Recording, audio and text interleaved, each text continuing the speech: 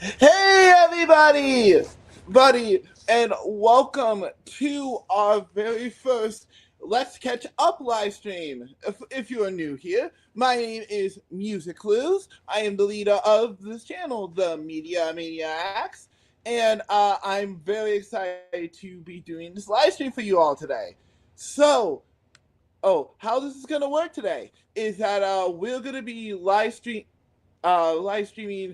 showcases from early in 2025 all the way to today. Well, the latest one that we've had. I will be showcasing a whole bunch, so pretty much I'm going to be live pretty much all day. So feel free to jump on and off the live stream. I will be shouting them out the whole live stream, but I do want to do our two first channel shout outs. I'll be doing this for every Let's Catch Up live stream. But first two shout outs are in the chat. Playtester, they are a site where you guys can keep an eye on the latest demos and playtests, hence the name Playtester, for Steam, Switch, Xbox, PlayStation, and so many others. So please be sure to check them out at playtester.io. And yeah, I also want to give a shout out to Outright Games. They just announced some brand new updates for Bluey the video game. So if you are a fan of that, there's a new update available right now. So if you own Bluey the video game, well, go hop back in. They added some new costumes, and I believe they added some more difficulty settings for some of the mini games in that game. So yeah.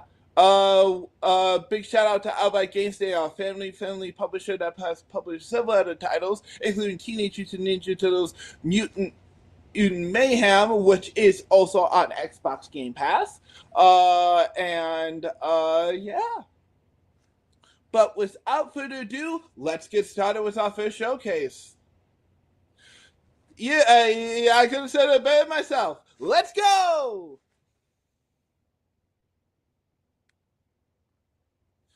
All right. So, I already have a first one queued up.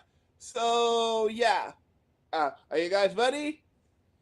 This is the Dojo Showcase. This happened earlier in January. Actually, let me take a look. I have it all written down on my phone here, so give me a second.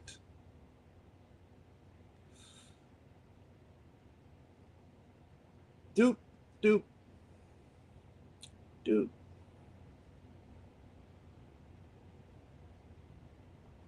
There it is. Okay. Perfect.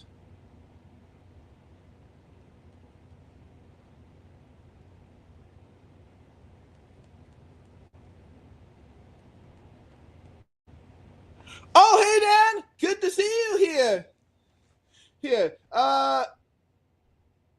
For those who don't know, who just joined Daniel Semlo, he's one of my pals from high school. It's good to see you, dude. How you doing?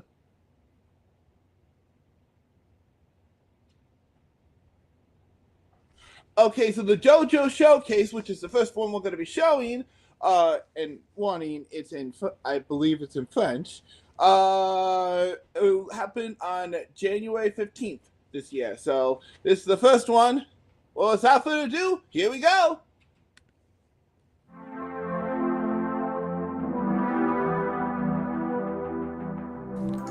Bienvenidos a la primera edición del Showcase de Dojo System.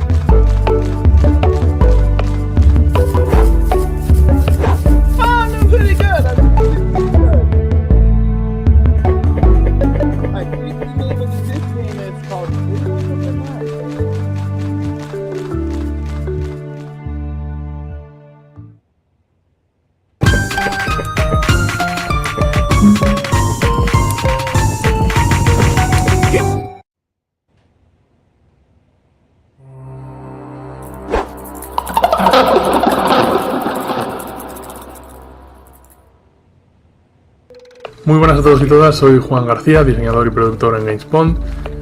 En esta aventura nos ponemos en la piel de la pequeña Abby, una niña de 8 años que viaja a una isla de fantasía que está hecha completamente de juguetes a través de un sueño, a través de una fábula que le cuenta a su madre para irse a dormir.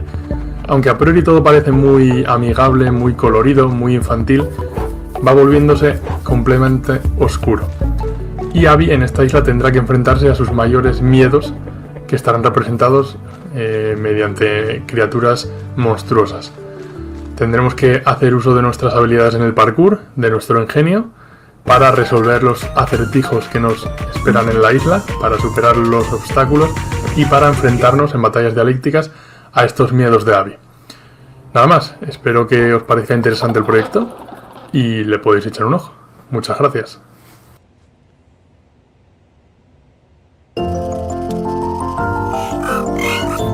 Ava, walking robot.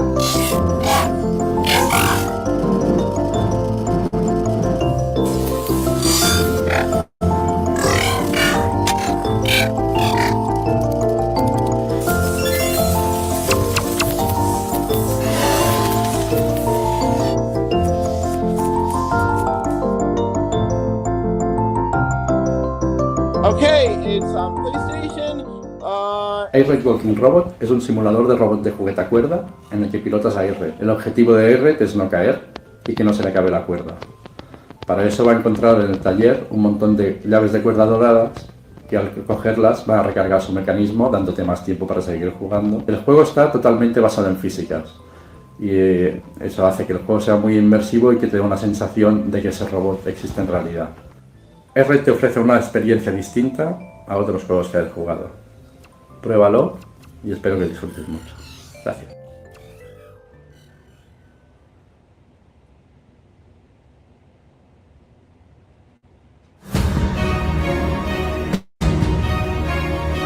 The bear and the last.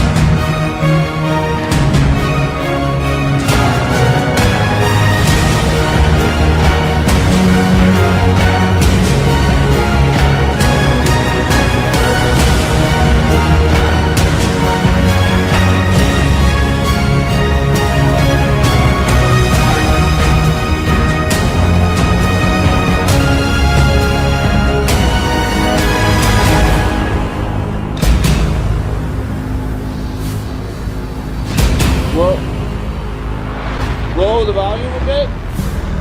Okay, can do that.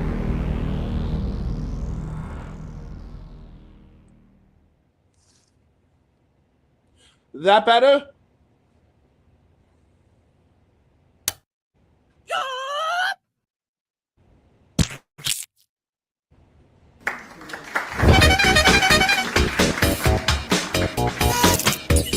Oh, I like the look of this one.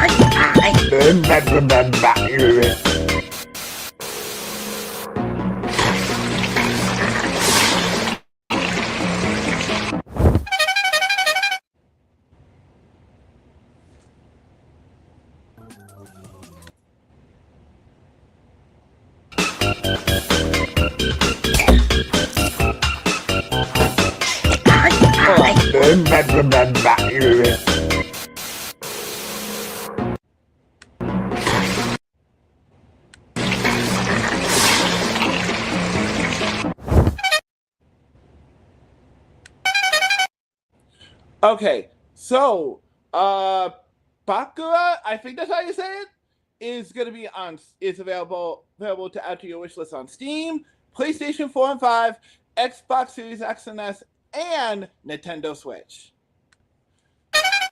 The good news is because I did download the VODs, we don't have to worry about Hola, the muy stream buenas. quality. Mi nombre es Ibelliz Purba y soy el único creador de Barraca. Como veis, Barraca es un juego hecho completamente plastilina Claymation y es un juego de exploración, puzzles y minijuegos. Como tema del juego, controlaremos a la niña pequeña llamada Ainhoa. Su madre es churrera, entonces pasan todo el verano de pueblo en pueblo, de feria en feria. Y resulta que en esta feria se encuentra con una bruja muy malvada que decide maldecir la plaza del pueblo y entonces toda la gente está atrapada. El objetivo del juego es derrotar a la bruja, pero la verdad es que esto es una excusa para poder disfrutar de todos los tíos vivos y barracas del juego y así subirnos a diferentes niveles. Nos encontraremos con niveles de puzzles, de aventura, de acción y también nos encontraremos en niveles más arcade como los autos de choque, los matamarcianos y demás. Si os digo la verdad, he disfrutado mucho haciendo este juego de plastilina, aunque tenga su trabajo, y espero que lo disfrutéis, la verdad. Muchas gracias. ¿Y yo?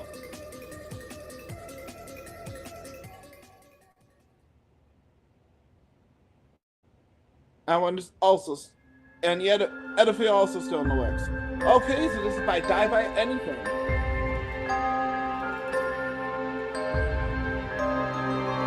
Oh wait, I think that's the name. Anything.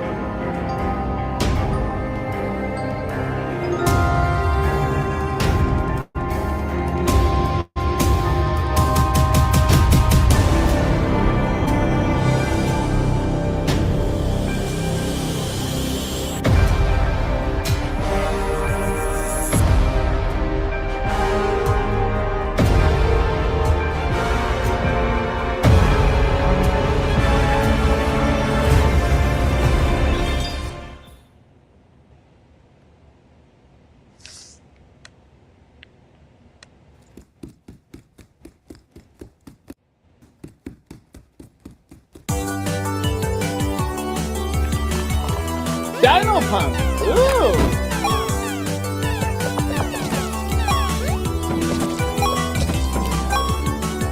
And Die by Anything is... Oh! That's actually available right now on Steam, PlayStation 4, 5, and Switch!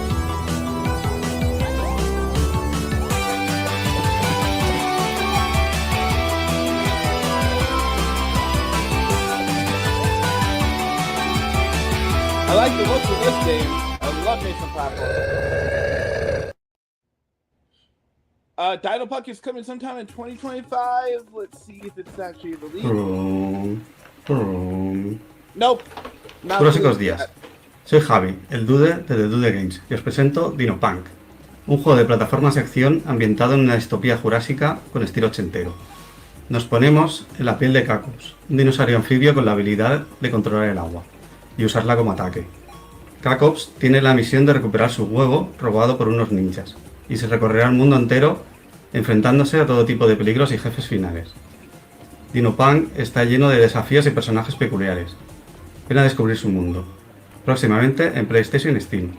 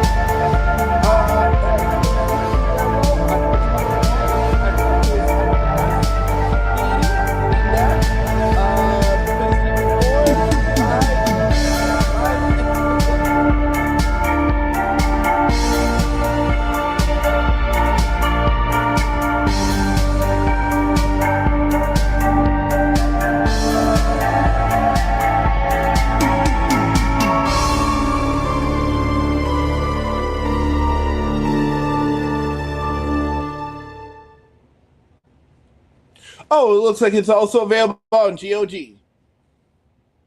Nice.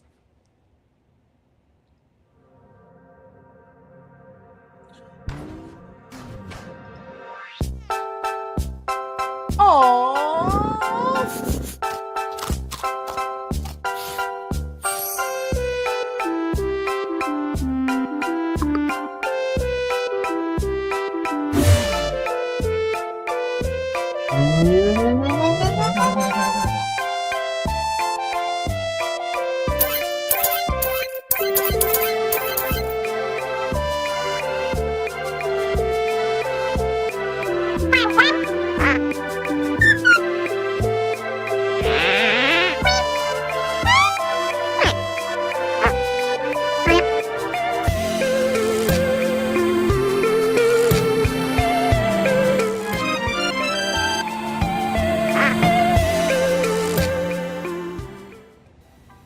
Bueno, Impulse es un simulador de gatos virtuales donde no solamente tendrás que cuidarlos, alimentarlos y jugar con ellos, sino además decorar la habitación en la que viven.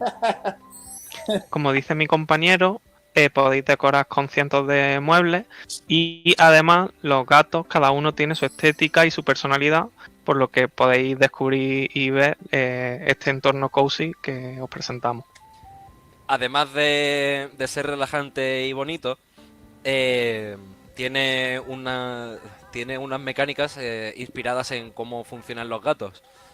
Podréis superaros a vosotros mismos en los laberintos o podréis relajaros en los jardines que podréis hacer vosotros. E incluso si sois curiosos, a lo mejor descubrís algún otro minijuego del que no os hemos hablado.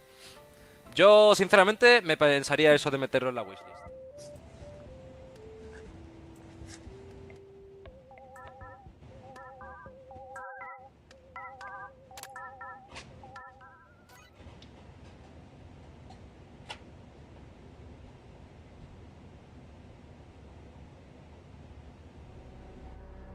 Barbie es un juego de aventuras narrativos en el que acompañarás a un soldado en el camino de vuelta a casa tras haber ganado una guerra. En el juego vivirás una aventura introspectiva en el que te sumergirás en los pensamientos internos de nuestro protagonista Barren, su mundo interior. En esta mecánica principal de Kaodi te permitirá tomar decisiones en algunos puntos de la historia, por lo que podremos ver cómo evoluciona algunos actos que tomemos. Además podrás interactuar con los diferentes personajes que conocerás a lo largo del viaje para conocer en más detalle el mundo que rodea a Barren y cómo la guerra ha afectado a las diferentes clases sociales. Kaodi cuenta con una presentación visual pixelar que combina la estética 2D con el 3D, mostrando un acabado monocromático que se inspiran en los trazos de las tintas chinas, con el que te sumergirás mucho más en una historia plagada de grises y puntos de vista diferentes. En Kaodi, Barren habrá ganado una guerra política por su reino, pero le queda ganar la guerra más importante, una guerra interna entre sus creencias, su experiencia y lo moral.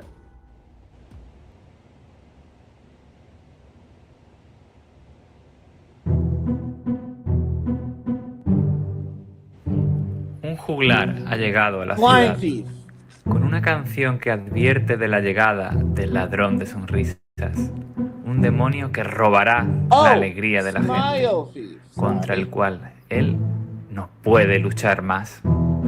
Nuestra protagonista, Eva, quien sueña con ser juglar, es la única que atiende a su advertencia y hará todo lo posible por ayudar a este misterioso personaje.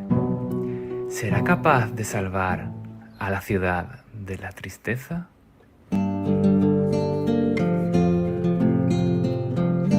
¿Tienes para pagar o no? Tendré que encontrar otra para Grajo.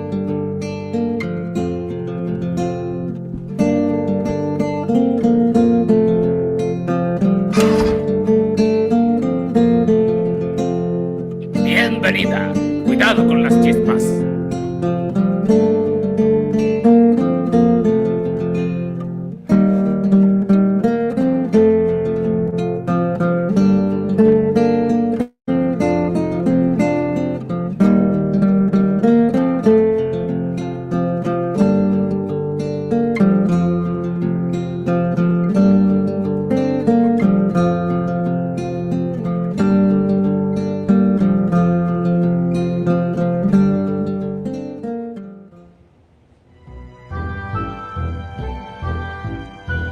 Hola, soy yo, la oruga. ¡Guau! Estás súper gorda. Cabías en la palma de mi mano. ¿Qué has comido? Tengo un empacho arácnido, pero escucharía algo de música. Ahora no puedo. Llego tarde. Aquí te espero.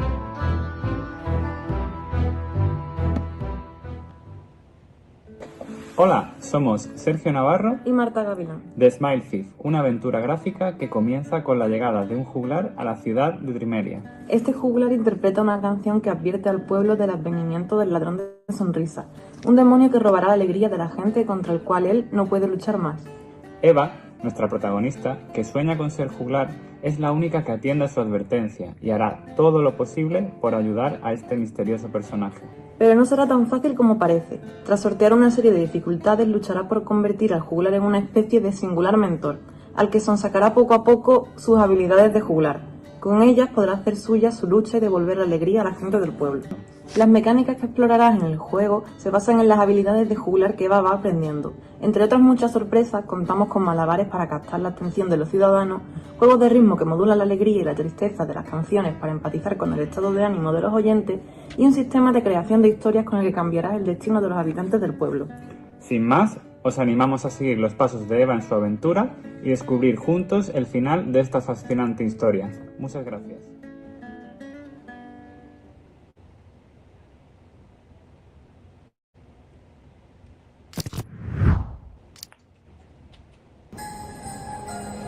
Amongst Ashes.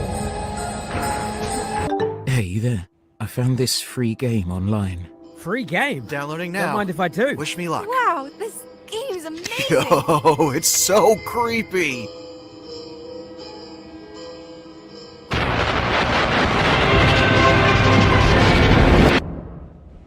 Why do I get the feeling that someone's watching me whenever I play this game? Something's not right here. I think there's someone here. In my house. Who was that girl? I think I'm seeing things that aren't there. Why would someone make this? We shouldn't have downloaded it. I think she's trying to show us something. It's taking over. What's going on? What does this mean? Whatever you do. Whatever you do. Whatever you do. You just have to Keep playing. Keep playing. Keep playing. Keep playing.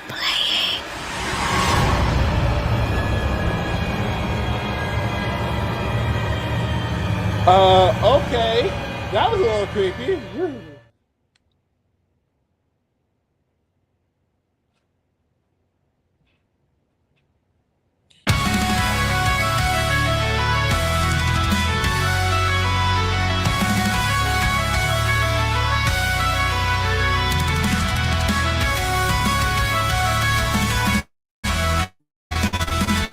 No.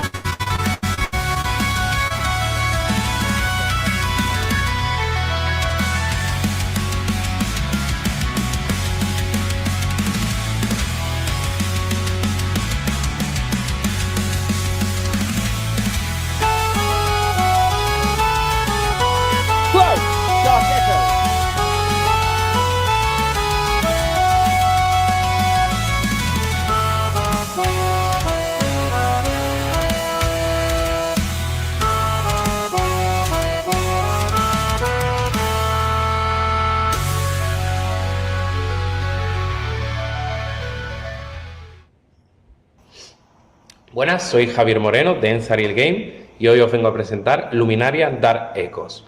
Luminaria es un roguelike estilo Survivor con gran énfasis en el modo historia y en la narrativa, donde descubres un mundo steampunk donde la luz lo controla y es la dueña de todo. Ahora os quiero hablar de las 5 claves principales de nuestro videojuego Luminaria. La primera sería el modo historia a través de 5 capítulos en una aventura lineal, donde dejando a un lado lo arcade. La segunda sería la jugabilidad roguelike basada en la luz y en los diferentes poderes y armas de luz, muy divertidas unas de otras. La tercera sería su combate adictivo e hipnotizante. La cuarta sería las grandes batallas contra esos jefes finales al final de cada capítulo, donde después te contarán su historia. Y la última sería el cooperativo local para hasta 4 jugadores, donde puedes jugar con tus amigos y conseguir ese modo historia y atravesar esa aventura totalmente acompañado. Gracias.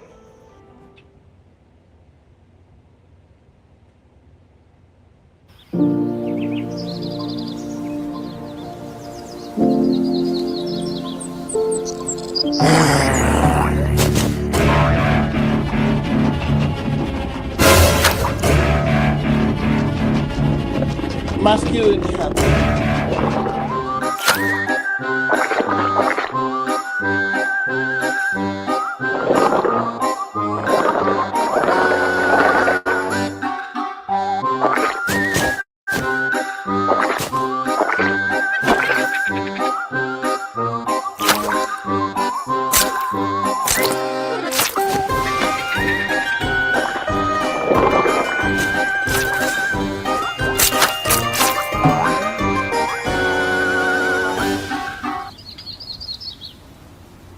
Coming soon to Steam, PlayStation 4, PlayStation 5, Xbox and Switch. Muy buenas, soy Lorena y estoy trabajando en Mycelium Heaven. Mycelium Heaven es un juego de puzzle de lógica en el cual juegas como una seta que tiene que devorar a todos los zombies que hay en su bosque. El juego busca que partiendo de unas reglas muy simples emerjan puzzles complejos e interesantes.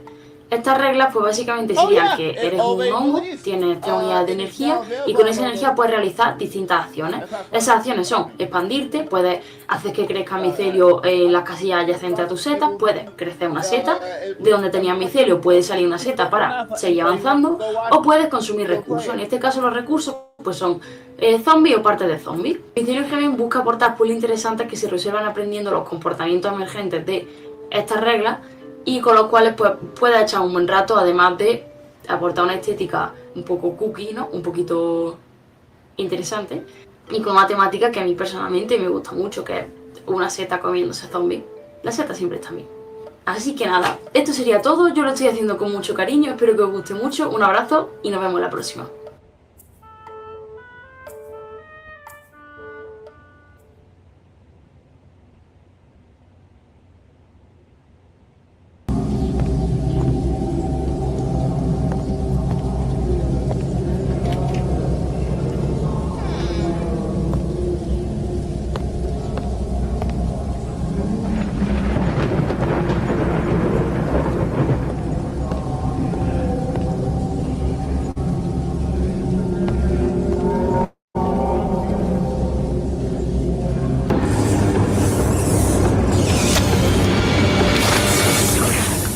The Sinking Forest.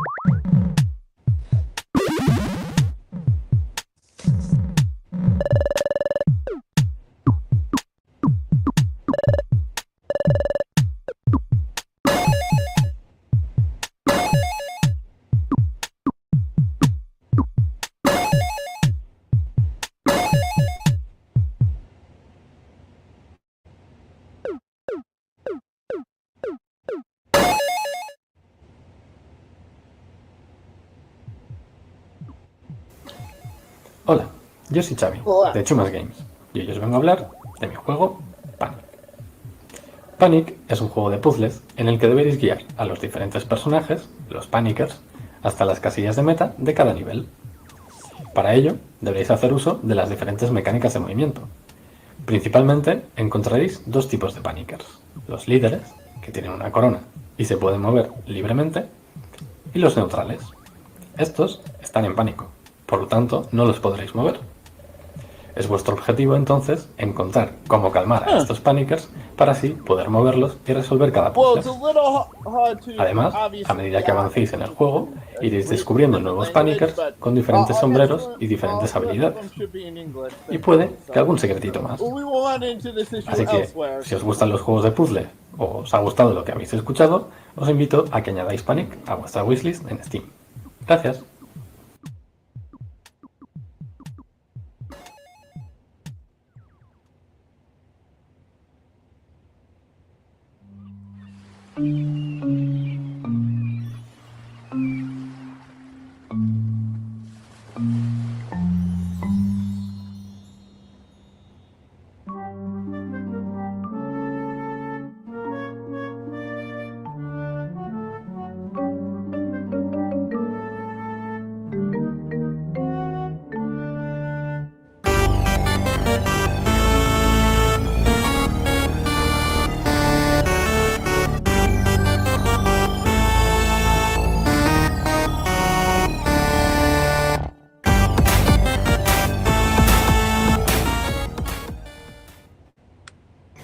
Hola, nosotros somos Red Monkey Studio, este es Rafa y el sector.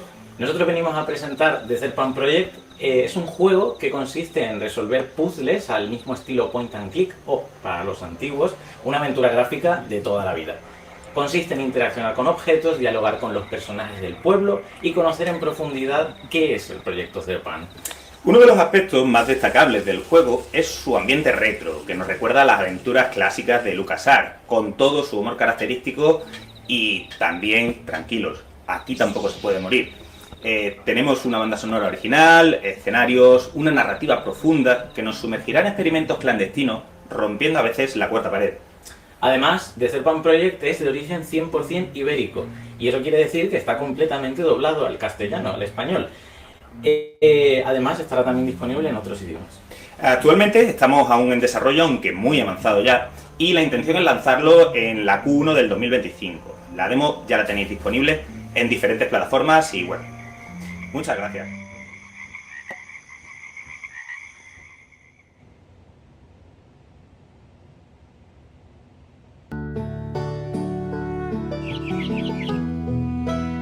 Why did the chicken cross the road? I'm not kidding. Why did the chicken cross the road? I'm flashing one more thing.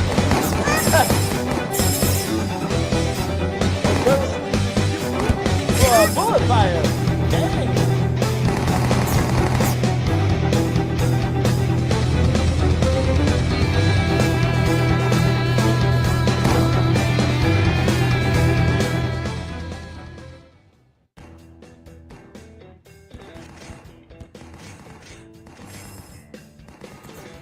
Durante millones de años, la humanidad se ha preguntado ¿por qué el pollo cruzó la carretera? Hoy en día, gracias a los avances en tecnología, al fin hemos podido responder esa pregunta. Si te gustan los roguelike de acción de disparos como Nuclear Throne o Enter the Gungeon, te gusta el sistema de sinergia y mejoras de The Binding of Isaac y el caos que tienen juegos como Vampire Survivor, te gustará Why Did the Chicken Cross the Road. En este juego controlarás a distintos pollos, cada uno con habilidades y mejoras únicas, que intentarán abrirse paso a tiro para dar respuesta a la eterna pregunta. En definitiva, si te gustan los roguelike o los bullet hell, o simplemente quieres ver al pollo comunista, deberías jugar a Why Did the Chicken Cross the Road.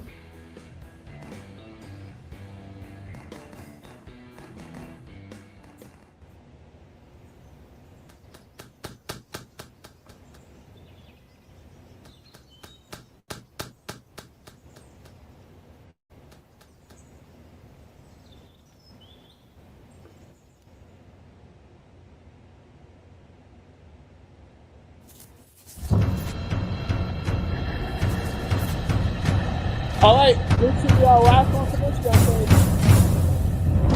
God's life is Excalibur.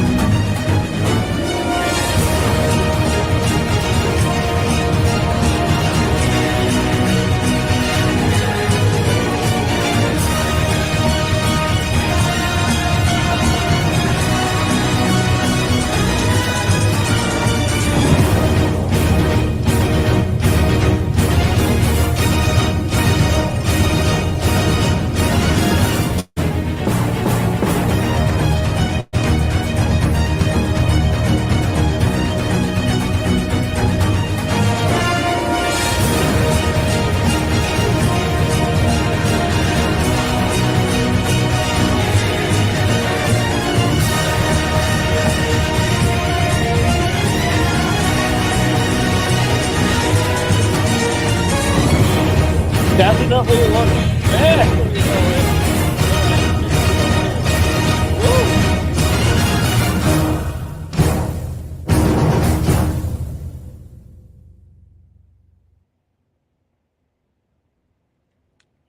Oh, hold on a second, guys. I think I missed that.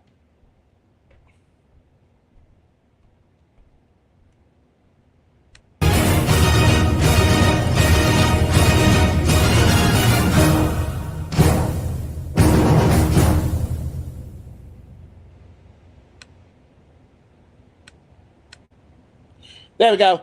Okay, so let's see. It's on PlayStation 5, Xbox Series X and S, Epic Game Store, and of course Steam. So yeah, it hasn't released yet, so it will be coming soon. And I believe that's going to be it for the showcase. Y esto ha sido todo. Muchas gracias por That's the end of the acompañarnos. showcase. Okay, guys, that was pretty good. All right, guys. I'm gonna put the be right back screen on. I'm gonna try to solve a bit of pacing issue with the video real quick before we start our next showcase. So I will be right back.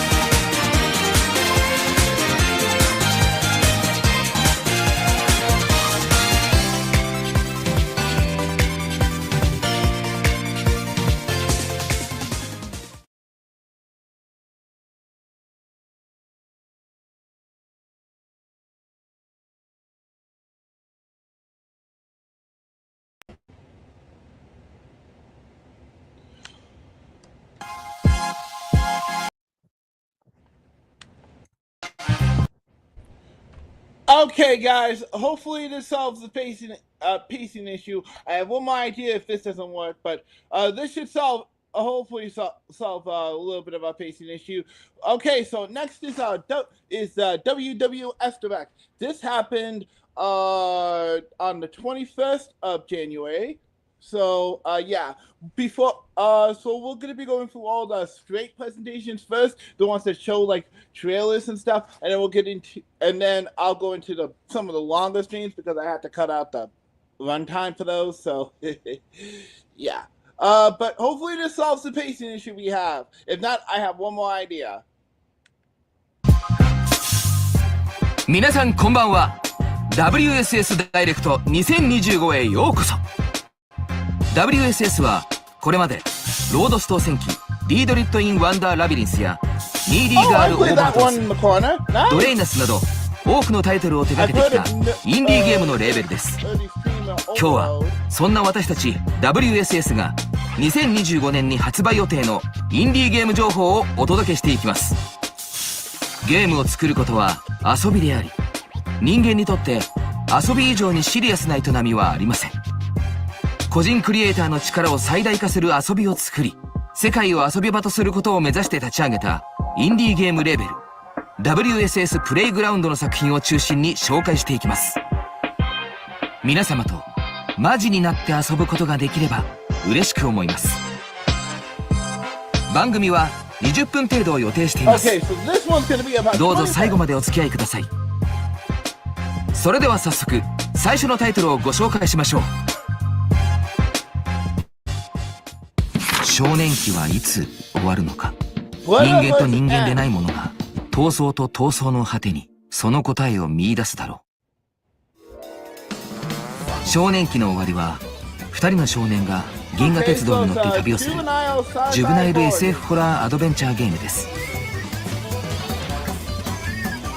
機械仕掛けのオーバーロード R カレルレンによって全てのことを人間スコアとして評価される世界で、全人類の中で最も低い人間スコアを持つ少年ジョバンニは変わり者の天才として有名な上級生カンパネルラに誘われるように運転手のいない銀河鉄道に飛び乗り、宇宙の果てを目指す旅路に巻き込まれます。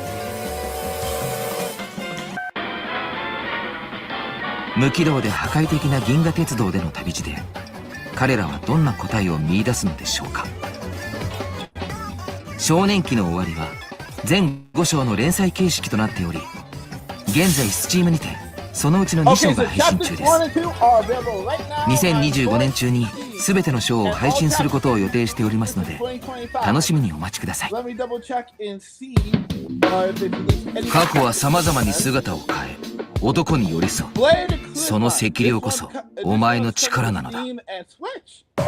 ブレードキメラは記憶を失ったヨーマハンターシンとなり、過去に干渉する力を持つヨーマルクスが変身した姿である妖系統と共に世界を探索するメトロイドバニア作品です。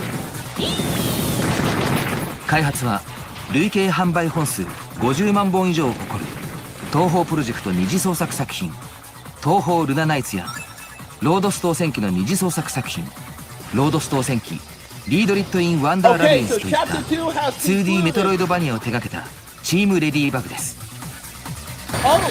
記憶喪失のヨーマハンターシンは敵を倒すことで自身について、失った妻や友について、そしてスキルを思い出していきます。スキルを思い出すことで妖系統は持つ者の意のままにその姿を変え、シンはより強くまた広い世界を探索することができるようになります。攻撃や防御だけではなく、さまざまな物体を復元する能力によって新たな道を作り、行動範囲を広げることができる魔剣を駆使し、荒廃した日本の大阪を探索しましょう。全ての記憶を思い出した時、どんな真実が待ち受けるのでしょうか。ブレードキメラは Steam、任天堂スイッチで好評配信中です。世界200万人を熱狂させたインターネットエンジェルがプレイステーションの世界でも登場。全世界累計売上本数200万本以上を誇るマルチエンディングアドベンチャーゲームニーディーガールオーバードーズが本日2025年1月21日よりプレイステーションストアで販売を開始いたしました。超絶才川天使ちゃんのピになって最高のインターネットエンジェルを育て上げましょう。彼女と生活を共にし、毎日の行動を決めて目指せフォロワー100万人。さらにスピンオフゲームアートワークス、サウンドトラックなどがついた Steam 限定デジタルデラックス版インターネットエンジェルパックも発売されました。インターネットエンジェルの魅力を余すことなく堪能してください。ニーディーガールオーバードーズは Steam、任天堂スイッチ、プレイステーション5、4で好評発売中です。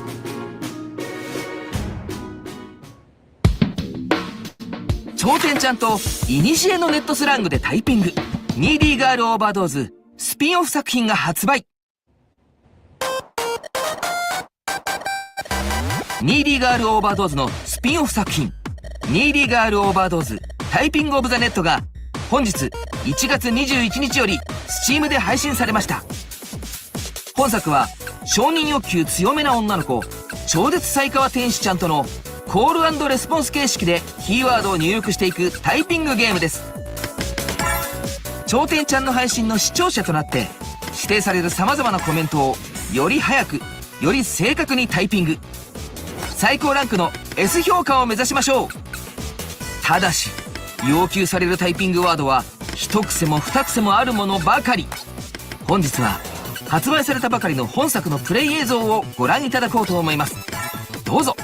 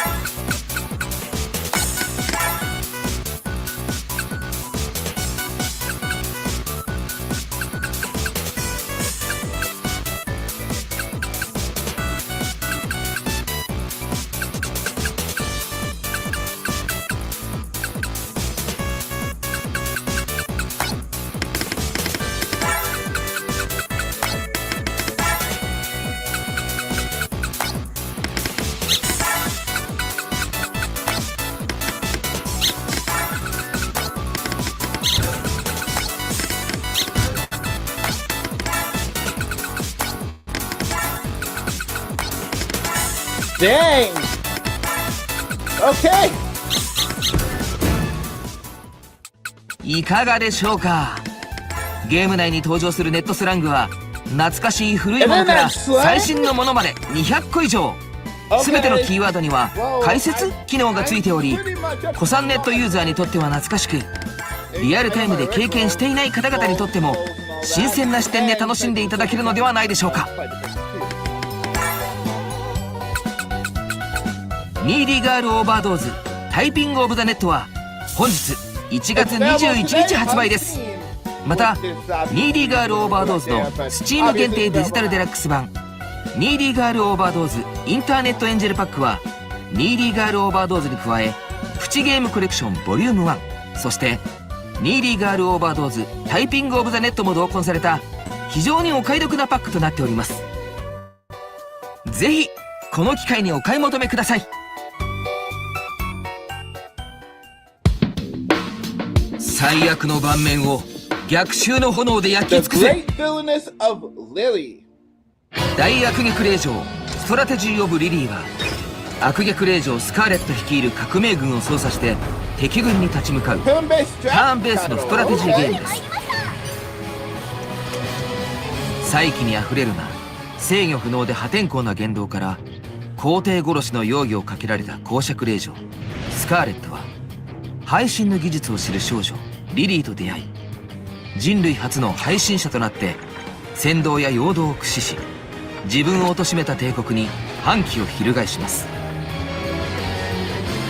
圧倒的不利な限られた戦力下で逆襲を果たすには自軍だけが使用できる空中戦艦配信艦を操作し戦場をコントロールすることが肝要です。スカーレットとリリーしかいない自軍を敵将を捕獲して引き入れることで強化し強大な帝国に革命の嵐を巻き起こしましょう。そして本作はこの度現在公開中の体験版にアップデートを加えることにいたしました。皆様から多数いただいたメッセージをもとにより良いゲーム体験を目指しコマンドバトルの操作性敵軍バランスの見直しを行っています。さらなる改善も計画しています。ぜひ体験版をプレイして感想をお寄せください。大悪逆令嬢ストラテジー・オブ・リリーは2025年春 Steam にて発売予定です。ぜひウィッシュリストの登録をお願いいたします。アップデートされた体験版もどうぞお楽しみください。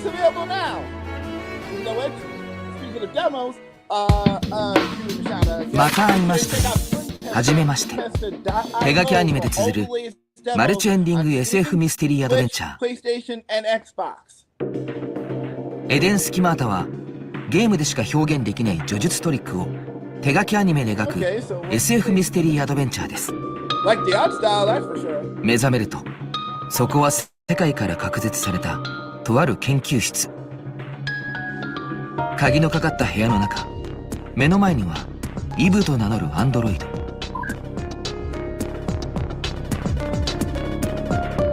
2人は足元にある博士と呼ばれる首のない死体に気づく。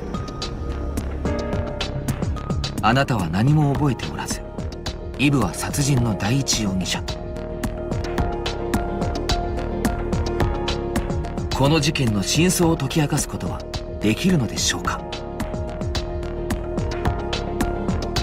本作は繰り返しプレイすることで明かされる新たな事実からゲーム体験が多様に変化するマルチエンディングシナリオとなっています。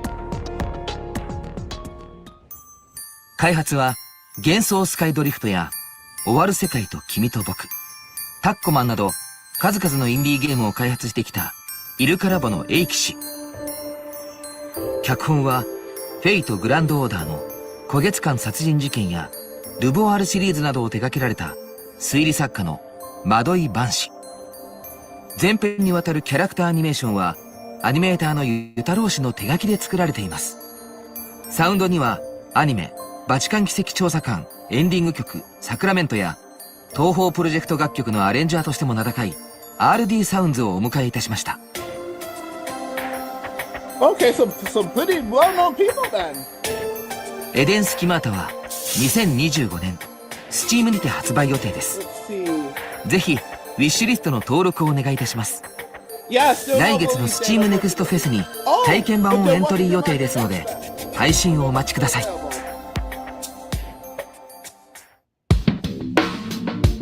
腐れ切ったこの街でポーカーで成り上がれ。オ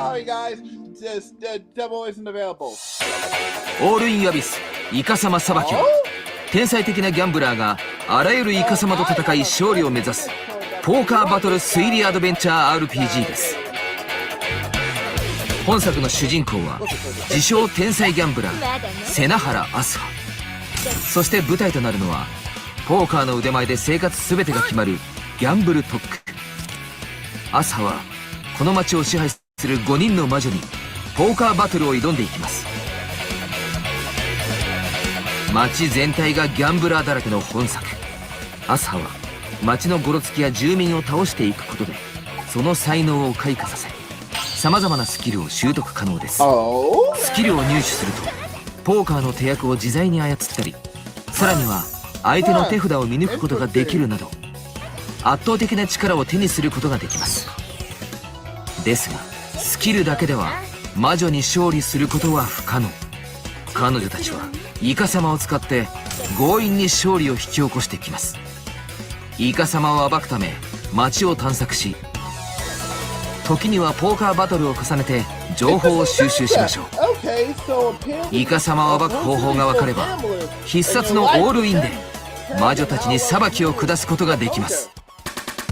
この度現在公開中の体験版に新要素の追加を含めたアップデートを実施します。実際のゲーム映像とともに本作のゲーム体験について詳しくご紹介していきます。ギャンブル特区には快適なギャンブラーライフを謳歌できる全てが備わっています。様々なアイテムを買える商店街やいつでもフリーバトルができる工事現場、もし掛け金を全て失ってしまっても工事現場で働けばギャンブラーとして再出発するための資金が手に入ります。今回のアップデートではポーカーの勝負にひたすら没頭できる新モードポーカーロワイヤルが実装。連戦連勝を重ねれば多額の賞金だけではなく貴重なアイテムも獲得できます。そしてギャンブルといえば勝った後には豪遊するのがマナー。新規開店したお店クラブオールアウトでは派手に遊べば遊ぶほど次のバトルで使える運気ポイントを増やせます。稼いだお金で豪遊し次の勝利へとつなげていきましょう。オールインアビスイカサマさばきは2025年4月10日発売予定です。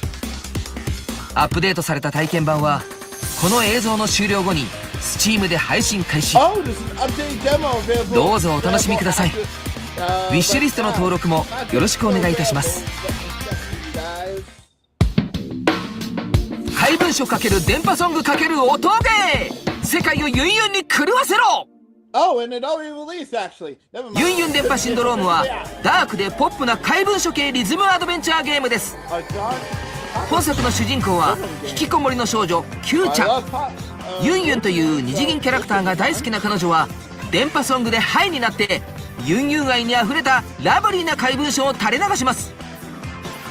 リズムゲームで遊べる楽曲は全て電波ソング。インターネットオーバードーズ、インターネットやめろをはじめさくらんぼキッス、ミコミコナース、幹部で止まってすぐ溶けるなどの人気電波ソングを多数収録。リズムゲームをプレイすることで SNS に怪文書をポストし世界をユンユンに狂わせていきます。どうして少女は引きこもりになったのか、どうして怪文書で世界が狂うのか、負け組オタクの少女にハッピーエンドなんてあるのか。その答えはビンビンに飛び交う電波と狂気の果てにたどり着けるでしょう。ユンユン電波シンドロームは Steam にて2025年発売予定。ウィッシュリスト登録をして引き続き続報をお待ちください。続いてはワイソーシリアス新ブランドのご紹介です。この度私たちワイソーシリアスは WSS プレイグラウンドとは異なるコンセプトとして個人作家の創造性への没入感をより重視した新レーベルバロンド・ジュブナイルを立ち上げることにいたしました。 WSS 代表の斉藤大地ではない熱血編集長をいただく新レーベル。この場をお借りして創刊の辞を述べさせていただきます。諸君、ジュブナイルの心は誰であろうと思っている。プレイすることでより美しく、それを育むのがバロンド・ジュブナイルである。痛みを伴う青春の終わりに一つでも希望があると信じて。そんなバロンド・ジュブナイルは個人作家の創造性、作家性にゲームであること、プレイすることを通じて没入させることに重きを置くレーベルです。バロンド・ジュブナイルの今後にご期待ください。バロンド・ジュブナイル編集長宮本徳。ではここからは早速バロンド・ジュブナイルのタイトルもご紹介させていただきます。私たちは初めから地獄に落ちることを定められた魂だ。田舎町モーナンに住む男オリバー。閉塞的な町で彼は錯乱し傷害事件を起こします。悲しい記憶とかつての思い人に苛まれ現実と妄想の区別がつかないまま禁忌に立ち入り救済を求めると、あなたはそんな友人を見守る弁護士エドワードとなり一緒にポイント&クリックで犯罪の片棒を担ぎましょう。Oh, it's a point and click? Huh, I thought it was... ライムの森で待つはバロンド・ジュブナイルブランドタイトルとしてスチームにて好評配信中です。Okay, so the game's now available on Steam and that matches up actually. 可愛らしいアリスも戦わないローグライトアドベンチャー。Lady Alice. 種に寄生されてしまったアリス。現実世界に帰るために女王の城へ向かう。アリスは殺されずに帰ることはできるのか。ちょっとだけ残酷、ちょっとだけ奇妙、そしてとっても可愛い不思議な世界へあなたも旅立ってみませんか。スレイジアリスはバロンド・ジュブナイルブランドタイトルとしてスチームにて好評配信中です。ここで WSS パブリッシャーセールのご案内です。 WSS プレイグラウンド作品は現在 Steam でセールを行っています。 2D ガールオーバードーズが 60% オフ、少年期の終わりが 20% オフ、そして今月発売したばかりのブレードキメラ 2D ガールオーバードーズタイピングオブザネットも 10% オフとなります。ブレードキメラにはさらにお得なコラボバンドルもございます。他タイトルもセール価格にてご案内している大変お得なイベントとなっておりますので、セールページをチェックしてみてください。 WSS パブリッシャーセールは日本時間2025年1月30日午前3時までの開催です。ぜひこの機会にご利用ください。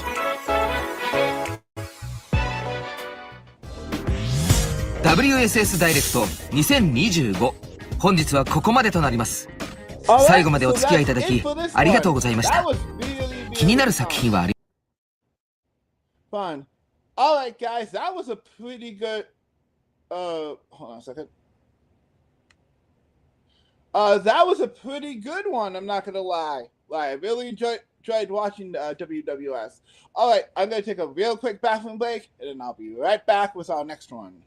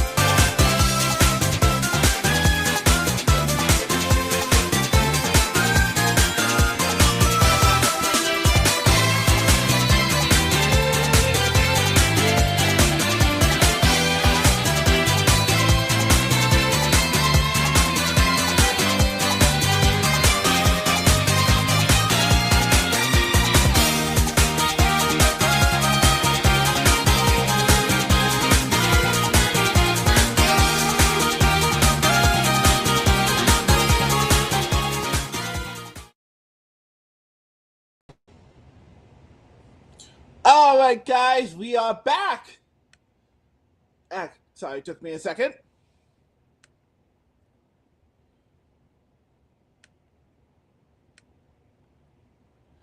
Okay, so let me just see what our next one is going to be.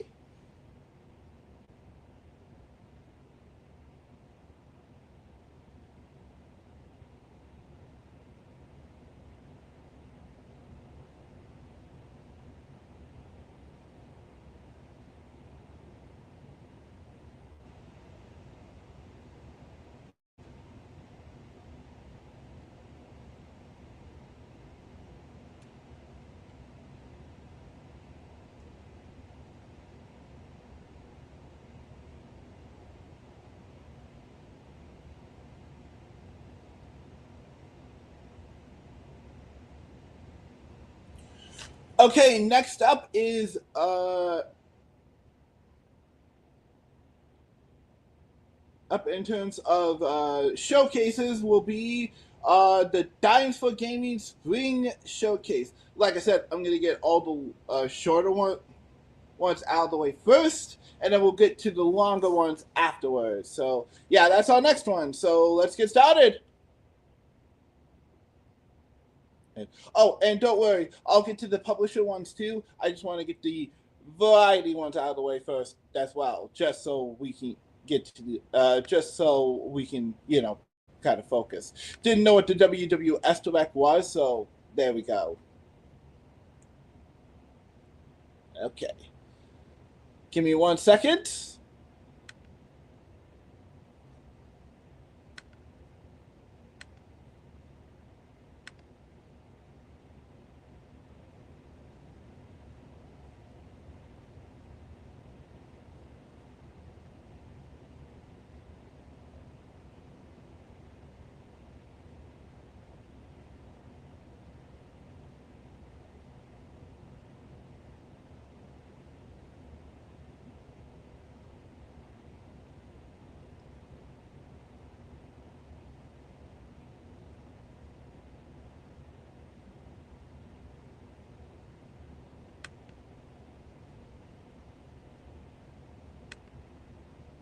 There it is.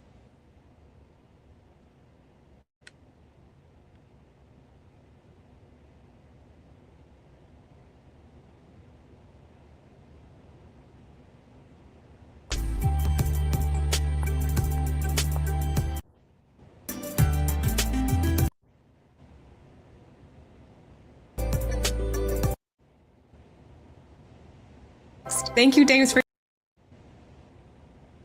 trying to conquer the world.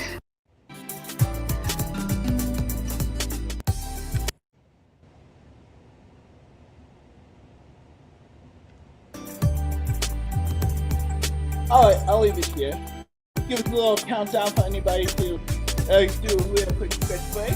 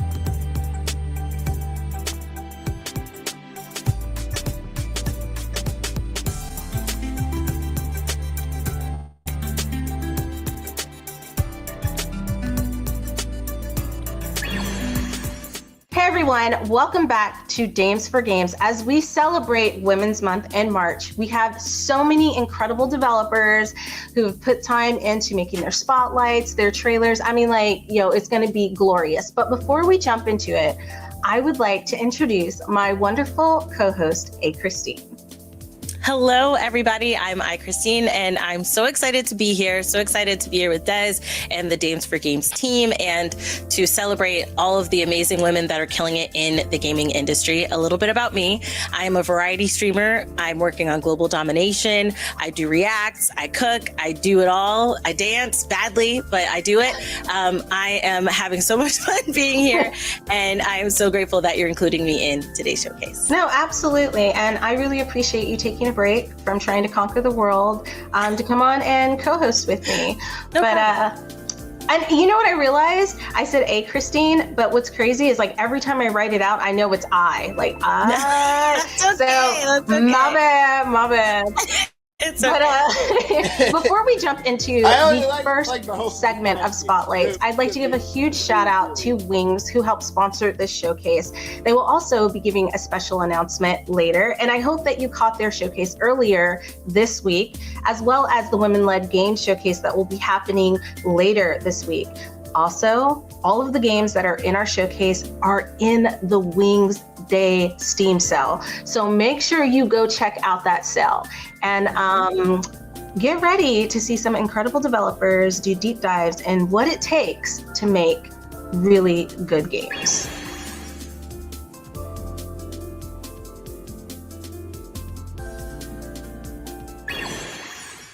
Hi everyone, my name is Katrin and I am a programmer and co-founder at Spellgarden Games. We are currently developing our biggest project yet, Ritual of Raven. Ritual of Raven is a narrative farming game set in a witchy world. But you don't do the farming yourself. Instead, you learn to enchant arcana constructs with tarot cards to do your farming for you. You can also meet and befriend a cute bunch of weirdos, decorate your farm, and of course collect and forage lots of different plants to fill your Book of Shadows and perform rituals. Spellgarden Games is actually a pretty small studio. We have Sophie, our artist, who does all our amazing pixel art. Then we have Zoe, our game designer, who does all of the concepts for all the cool mechanics. We have Cassie, our programmer, and then me, and I'm also a programmer. The first game that we released was Sticky Business in 2023. And with Ritual of Raven being a bit of a bigger project and Sticky Business also still getting some updates, we decided to bring someone new to the team just last year. Hi everyone, my name is Malene and I'm the social media and community manager at Spellgarden Games, so you might have seen my face on our social media channels. I studied international business administration with a major in marketing, and when I finished my studies in 2020, I completely fell in love with cozy games and started sharing my love for them on my own channels. And then I joined the Spellgarden team when development of Ritual of Raven was already well on its way, and it's been really interesting to see how many different steps are actually needed to make a game. And then seeing all the different parts really come together in the last couple of months has been incredibly fun. Being in a small team like this also means that we don't necessarily have our set roles and only can do those few things, but instead it all sort of overlaps as far as our skill sets allow that, of course. So Kathleen, for example, has also been really involved in the game design process, and whenever any sort of decision comes up, we all kind of get to put our own opinion in, whether that is regarding a gameplay feature or a UI choice, or also what character customization options we would like to include. So it's been a really fun and certainly challenging at times journey, and we are very excited to see where it leads us next. Thank you, Dames for Games, for having us. We hope you have a wonderful day. Ritual of Raven is available now on Steam. Hello gamers, I am Gwen Moore. I run GSC Studios, which exclusively makes otome games. I do a number of things, anything from the programming to the game design to the trailer editing. I like to think of what I do as taking all of these pieces from the very talented people that I work with and sort of gluing them together to make a final product. I'd like to talk to you guys about Keepers of Estrella, an otome visual novel where you play a writer whose characters turn out to be not so fictional. Here's a little more about the game from my partner for this project, the very talented indie author, Brenna Stone. So what's the game about? It follows the story of my novel Vision, which is a new adult dark fantasy novel about an author who writes fantasy books about her dreams of a necromancer named Thana who can kill people just by touching them, and her phoenix companion named Emrys. Thana in Emrys's world is actually being corrupted by an age-old darkness that is slowly killing it. Eve is attacked on Earth by a corrupted Australian beast. Emrys actually reveals himself and begins to tell her that, hey, you know, these books you've been writing and these dreams you've been having, they're actually happening in another world even though your book's got a few details wrong. And you know, the darkness is just now invading Earth, and it's going to also kill Earth and any other realms that it invades. It's everything from solving various mysteries and the problems that characters encounter to maybe even falling in love. We have Emerus the Phoenix as a male love interest for Eva. Also for my friends on the Ace era spectrum and anybody who's just not super into romance but still wants to experience a really cool story, we actually do have the option to toggle romance off. I'm the lead writer on the game, so everything that you see on screen. For the Women's Day sale, we are bringing you guys a major update. All of the sprites have been refinished to create a more cohesive look. We are also adding in a platonic version of Barbie's route. Thank you very much to Dames for Games for giving us this opportunity. Please check out Keepers of Estrella or any of the other GSE Studio titles. Hi Dames for Games, my name's Natasha and I am the narrative writer and marketing manager for Frogrin. Frogrin is the debut game for our studio, Arc and Pixel. In a world ruled by vibrant frogs, the kingdom of Calidria beckons. You play as Rill, a frog prince on a quest to find his lost sister in the midst of a royal conspiracy. Using your tongue as a grappling hook, you swing through the world fighting enemies and eating bugs. As the writer, I work closely with our artist and designer to ensure the story comes to life through the different characters and zones. I work on the big picture of world building and lore creation, and the smaller details of dialogue writing and item descriptions. Working on the micro and macro elements of the story mean I get to hide a lot of Easter eggs and ensure everything flows together. When I'm not writing the story of Frogrin, I manage the marketing where I get to bring our game to the community through events like PAX, Supernova and South by Southwest, as well as through social media. Working in a small team means I get to wear a lot of hats and feel involved in decision making. As a woman who's relatively new to the industry, it's been amazing to work on this project. Hi, my name's Rebecca and I'm the Quality Assurance and Playtesting Coordinator for Frogrin. I've played video games my whole life, so having a role now where I get to playtest and be a part of the process has been really rewarding. My role in QA is all about player feedback. I do preliminary playtests, after which I organise playtest sessions with our playtest volunteers and draft up reports based on feedback. We're really prioritising player feedback early in production to ensure a diverse range of voices are included, and our playtesters love being a part of the process, and I really enjoy being able to bring forward solutions and opinions to our devs. Frogrin has seen significant improvements in both gameplay, art design, and narrative since implementing routine playtesting and prioritising community feedback. We are constantly working on improving the game to make it the best that we can, so if you'd like to check us out, wishlist us on Steam or head over to our Discord for updates and sneak peeks. Thanks Dames for Games for including us, and we hope to see you again soon. Hi, my name is Anna and I'm an indie developer, writer and a game designer for the cozy game The August Before, which is a game about cleaning up, packing your things and saying goodbye, made by 4 female game designers. I like collecting physical evidence of everything that ever happened to me. Like I collect dry flowers, cards, posters, gifts, and it gets out of control pretty quickly when you're moving or trying to start a new chapter in your life because you simply cannot take it all with you.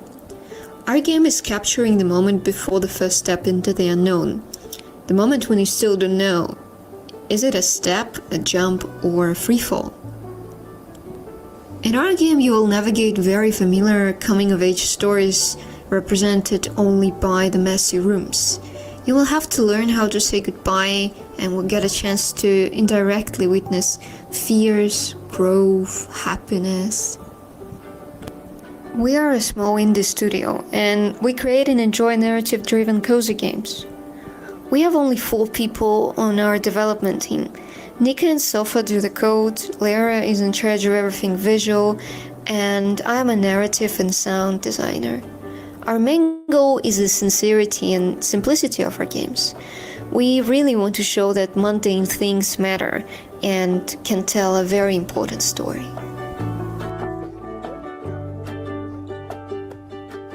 Oh, okay. The August Before is available to wishlist now. Hello everyone, my name is Asha and I work as the art director at Yasa Games. Nice to meet you. Today I want to show you the work that our wonderful women do on our upcoming game, Scriptorium Master of Manuscripts.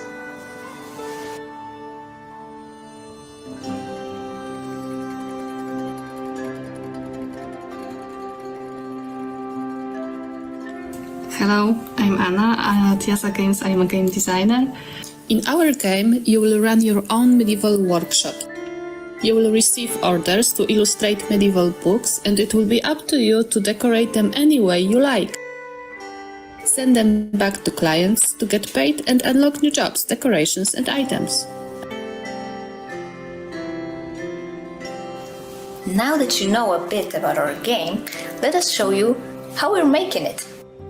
We strive to include as many elements as possible in the game, allowing players to create truly unique manuscripts. We do a lot of research on real medieval manuscripts, drawing inspiration from their rich history for our game. Every illustration is drawn from scratch, carefully adapted to fit our game's distinctive style, characterized by bold line art and a touch of playful, cartoonish mischief. Thank you so much for watching and spending that little bit of time with us. We love the medieval ages and manuscripts as an art form, and I hope that after seeing this video, you will love it just a little bit more too. And if our game has piqued your interest, you can find Scriptorium Master of Manuscripts on Steam and add it to your wishlist. Thank you for watching and enjoy the rest of the show. Bye! Hi, my name is Laura and I'm the creator of The Merry Fairy. The Merry Fairy is a cozy idle game where you can practice the art of scrapbook journaling in a fairy tale environment. I designed my game to feel like a magical window that you can open to step into an enchanted place, deep into a beautiful forest, far away from the stresses of a rushed modern life. You become a cherished guest at Fairy's cottage called the Merry Fairy, where your very own beautiful journal awaits. Here, you can soothe your mind by choosing the weather and by lighting candles and fairy lights, and you can explore Fairy's enchanted desk for journaling inspiration. You may gather whatever you wish to use as decorations and create wonderful journal threads. Every now and then, Fairy's whimsical friends will gently knock on your window and ask if you wish for company. If you have a spare moment to chat, they will tell you interesting stories about Fairyland and guide you to discover your own magic. I developed the Merry Fairy largely by myself, and I draw inspiration from my gentle, slow life in the countryside of Western Sweden. When I'm not at my computer, I love to forage, garden, crochet and sew, and overall live a life that is very close to nature. This is a new life to me, and one that I longed for ever since my career in game development started 25 years ago. Leading teams of all sizes across Europe as a producer and game director, I learned that I thrive in simple, quiet spaces, and that presenting myself as an artist feels much better than as a game developer. Beyond its cozy charm, the Merry Fairy holds a deeper purpose. It is my love letter to introspection, an exercise in discovering my own magic, and a reminder that we need more spaces, both in game and in life, that encourage us to slow down and befriend ourselves. I hope I can inspire others to discover their own magic, because I want to live in a world where more of us dare to lift their wings and fly towards their true dreams. Thank you, Dames for Games, for making this presentation possible.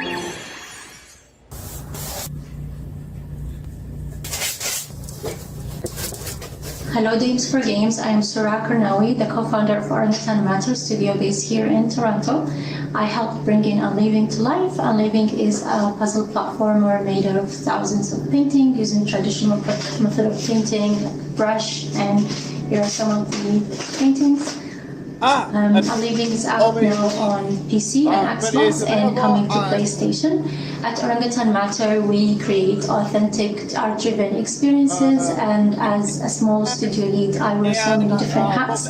One of the biggest roles I take making Unleaving, leading the art direction, making over 22,000 paintings, all while balancing motherhood.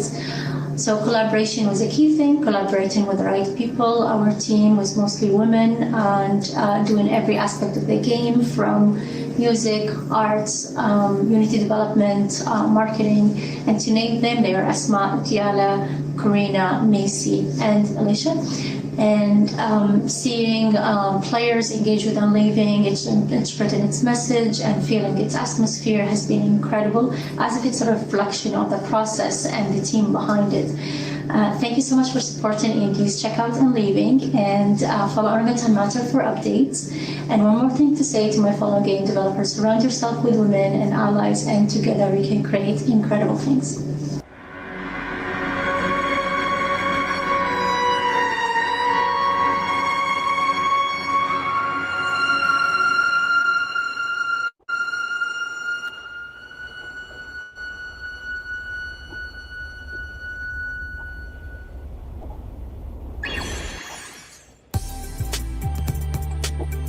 Oh, an exclusive announcement. I'm Jess. I'm the CEO and co-founder of Wicked Saint Studios. I'm so excited to talk to you about our studio and about our game, World Reborn. I lead Wicked Saint Studios with two phenomenal women. First is Alicia. I used to train young movement leaders as an activist all over the world, and that's where I met Alicia. Alicia is a behavioral science researcher who's done groundbreaking research in cognitive psychology. Daphne is our CTO. She's Forbes' top 50 women in tech, was a senior technical lead manager at Pokemon Go, and we teamed up with the most wickedly talented, amazingly saint-hearted people in the industry, and Wicked Saint Studios was born. We're working on the first game of its kind called World Reborn. World Reborn is a graphic novel-style interactive story game. There's this cataclysmic event that fractured the world into multiple realities, and there's a secret underground group that's recruiting you because they need you to save this other reality that only you can save, or it's too late for everyone. Dun dun dun. Here's the truth that we know: you are already strong. What the game does is it reveals where your unique strengths are and then helps you to use those strengths to change your reality. We have these different core strengths that are backed by positive psychology. The choices you make within the game and the actions you choose to do in real life will sort you on where your inner strengths lie. So sign up worldreborn.com and we'll send you the game. It's coming soon, like within the next month. So join us, because we're gonna unfunk the world together. It's available right now, actually. So yeah.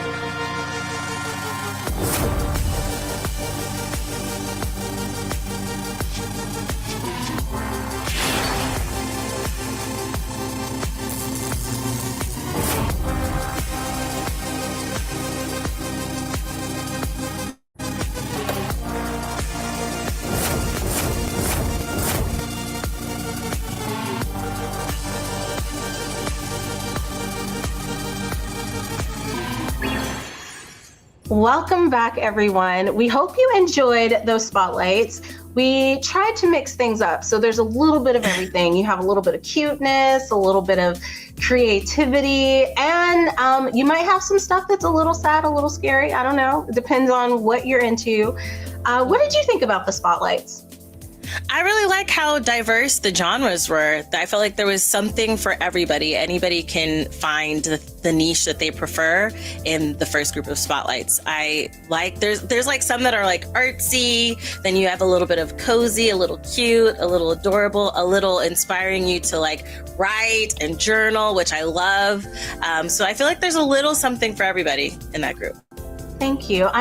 Listen, that's what I was trying to do. We wanted to make sure that there was a little bit of everything for everyone. So don't forget to check out the Women's Day Steam event, where you can find these games, wishlist them, and purchase them if they're out.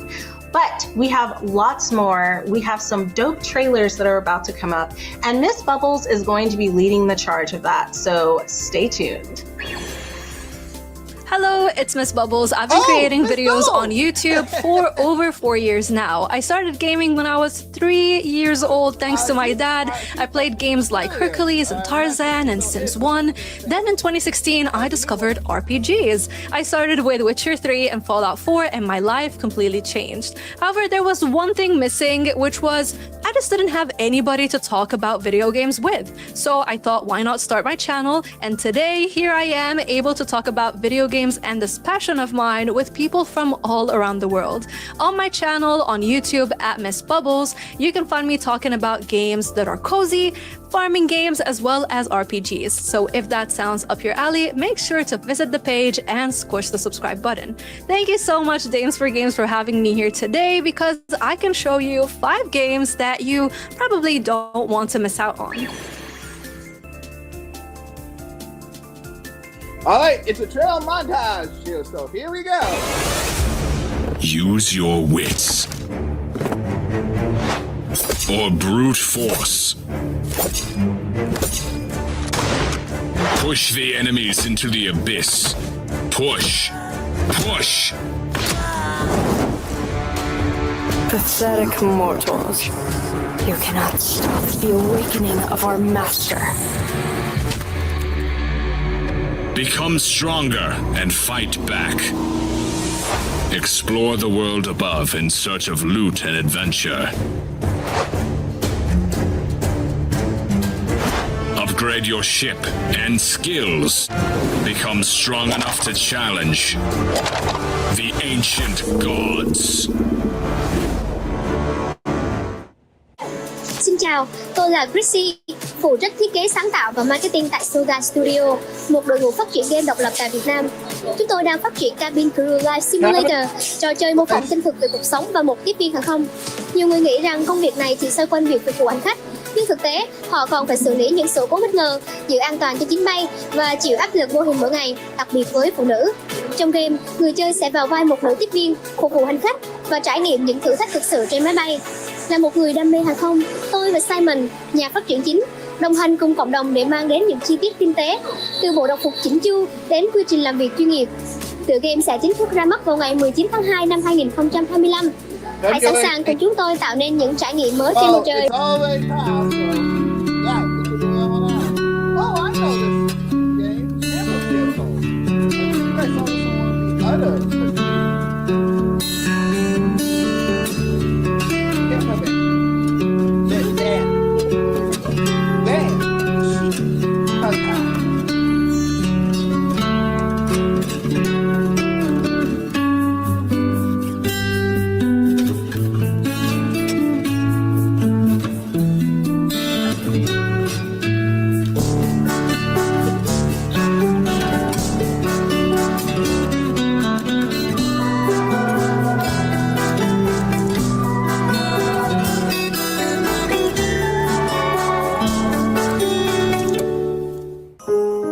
Welcome to Widow. This is a cozy, story-driven game about my happiest memory, summer in the countryside.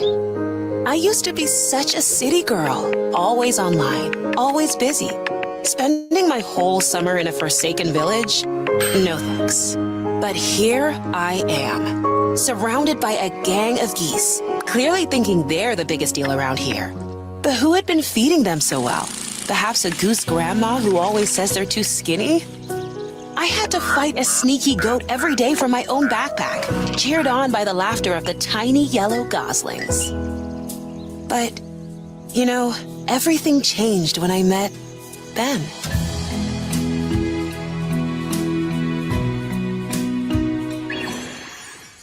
So what do you think about these games we just saw so far? I think there's something for everyone. I love the mix of different genres, and I actually have 5 more to show you. We've got a intriguing CRPG as well as a visual novel, but also one of my favorite genres, cozy games.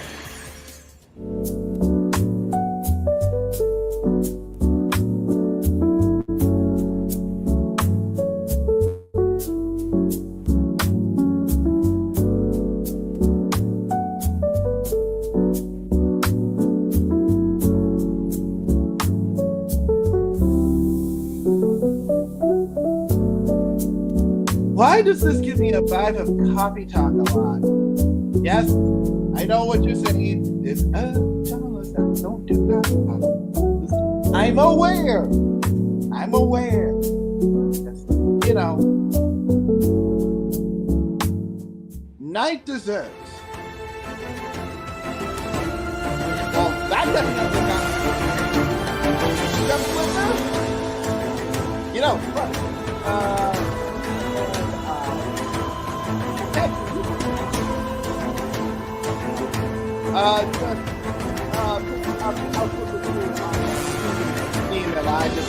play the game. From end. Give some mental press and stuff. Got it, right?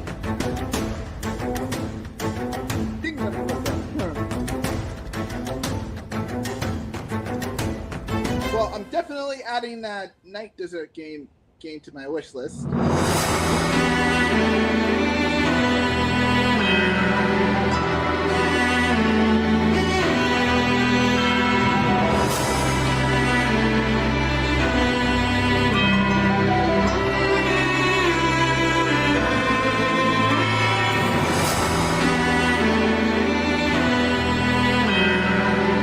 Oh, there's a demo too.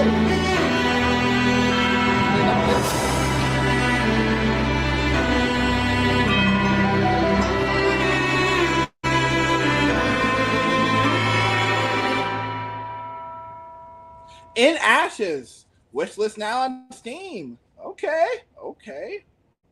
Hey everyone, this is Nia Denkova from Flat 28 Collective, and I'm excited to show you our game Glass House, a lockdown turn-based CRPG currently available to wishlist on Steam. You play as Weldmeyer, a pipefitter who's trapped in a crime scene during a lockdown while revolution rages in the streets of the fiefdom. Everyone is treated as a spy, so you venture into the depths of a broken society to investigate the dormitory and its dungeons and prove your innocence. Loot and craft your way to solutions, using books that grant you knowledge.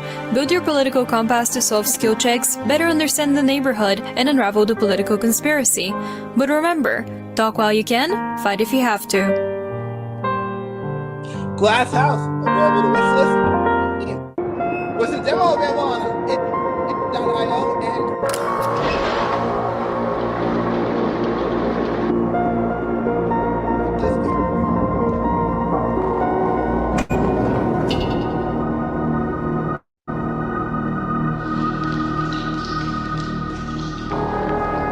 Midnight Girl.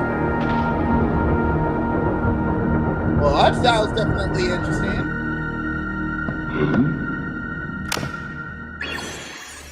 Thank you, Dames for Games, for having me here today and allowing me to share these amazing games with everyone. If you are looking for a bubbly community, a cozy community, make sure to subscribe to my YouTube channel at Miss Bubbles. I will be covering quite a few of these titles that we saw today, so I hope to see you there. Yo, after watching that, I'm ready to flip some kingdoms. Did you know Kingdom Flipper? Get it? Okay. I get it. I'm picking up what you're putting down. Okay, I'm glad you laughed because it was like, you know, the way I flipped into that. Okay, anyways, I loved watching all of those trailers. Listen, I'm a 90s baby, well, I'm an 80s baby, a 90s baby, all of those things. So Videoverse is right up my alley. Like, it made me think of like when I used to go on the weekends to Blockbuster. Yes, I am that old. And Blockbuster, I remember that. Right? I used to be able to pick out a video game and like play it over the weekend.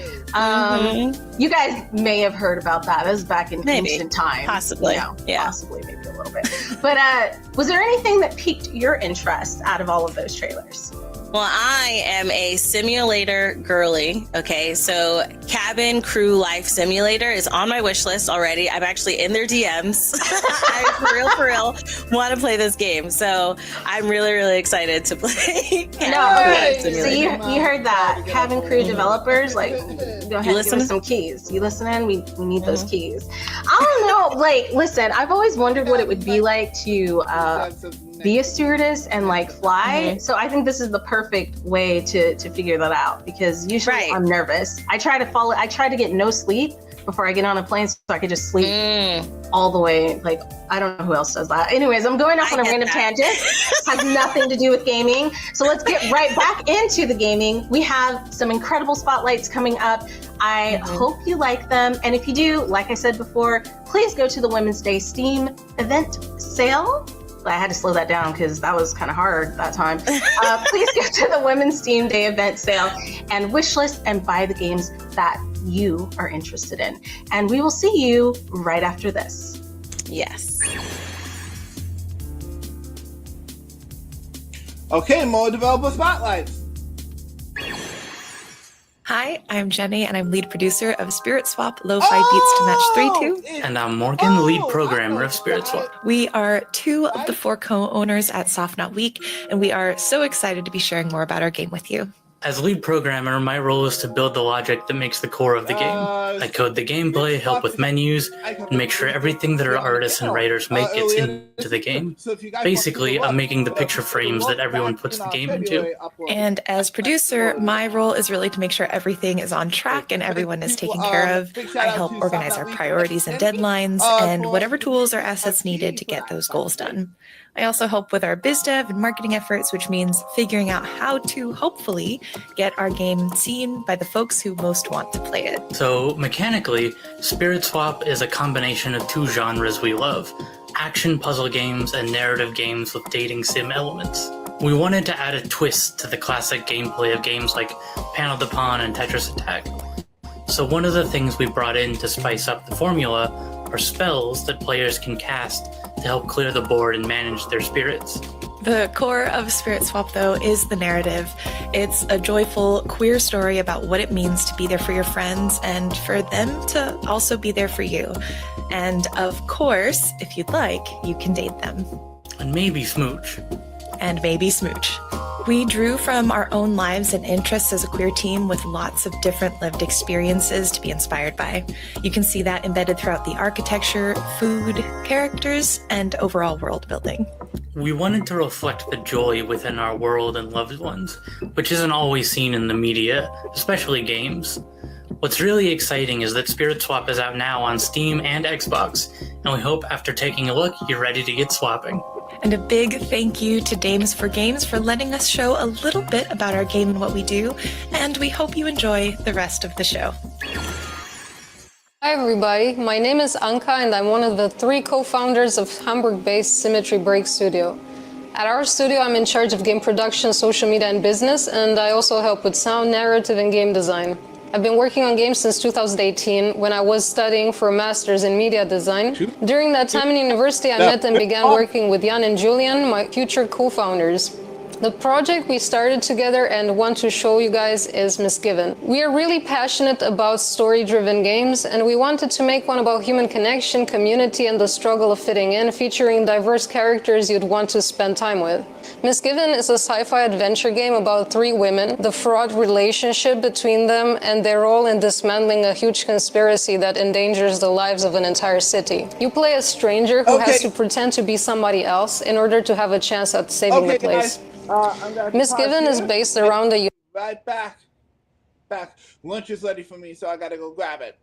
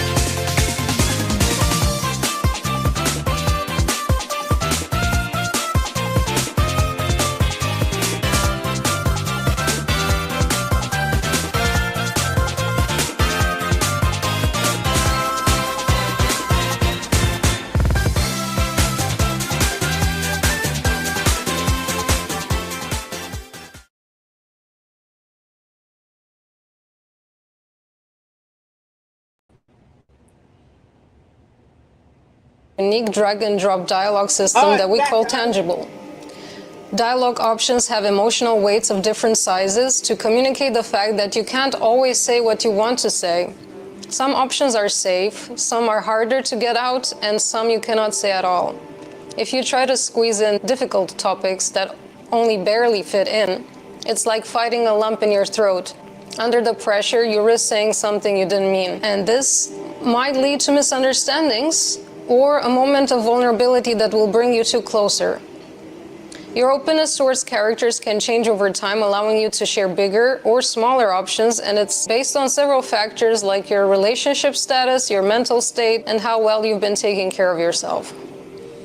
Misgiven for me is a deeply personal project that offers me a space where I can speak about and reflect on experiences of isolation, otherness as an immigrant, a woman in the tech industry, and a neurodivergent developer, and connect with others who resonate with these topics, which luckily has been very easy so far in our beautiful indie game scene.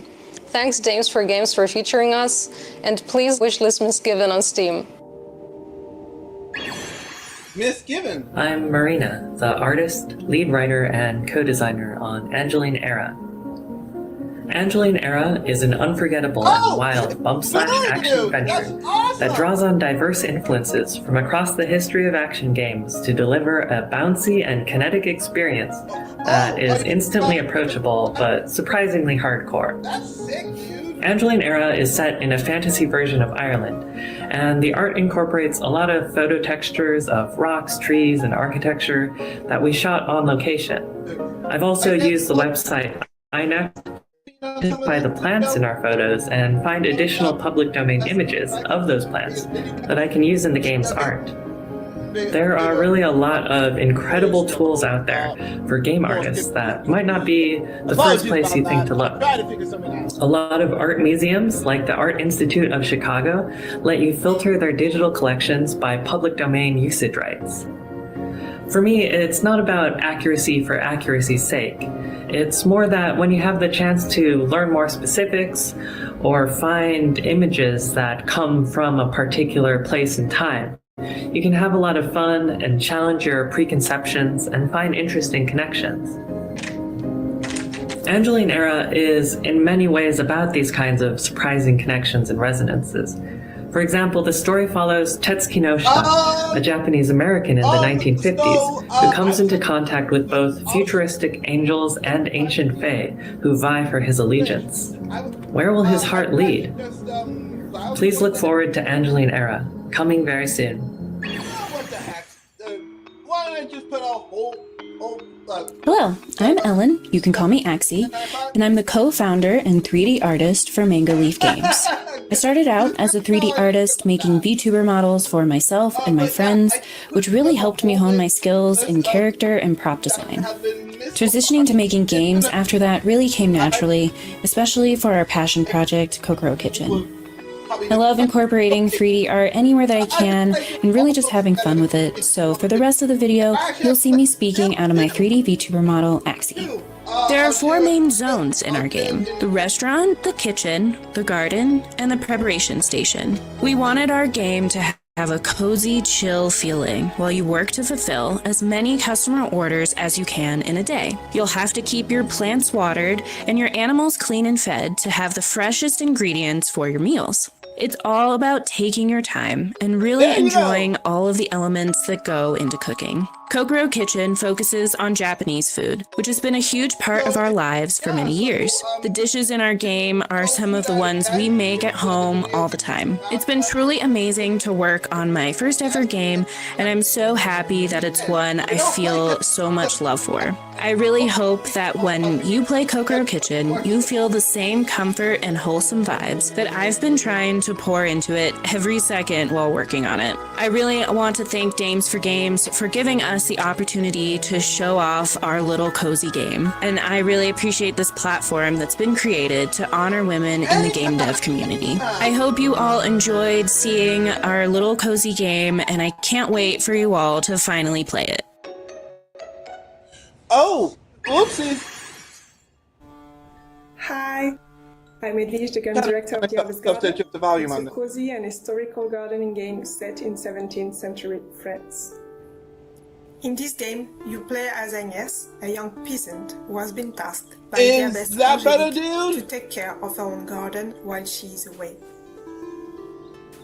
You will be able to make it your own by watering the plants, working on the soil, gathering seeds, planting them, watching them grow, and discovering the plants that have been brought here by birds or wind, like in a real garden.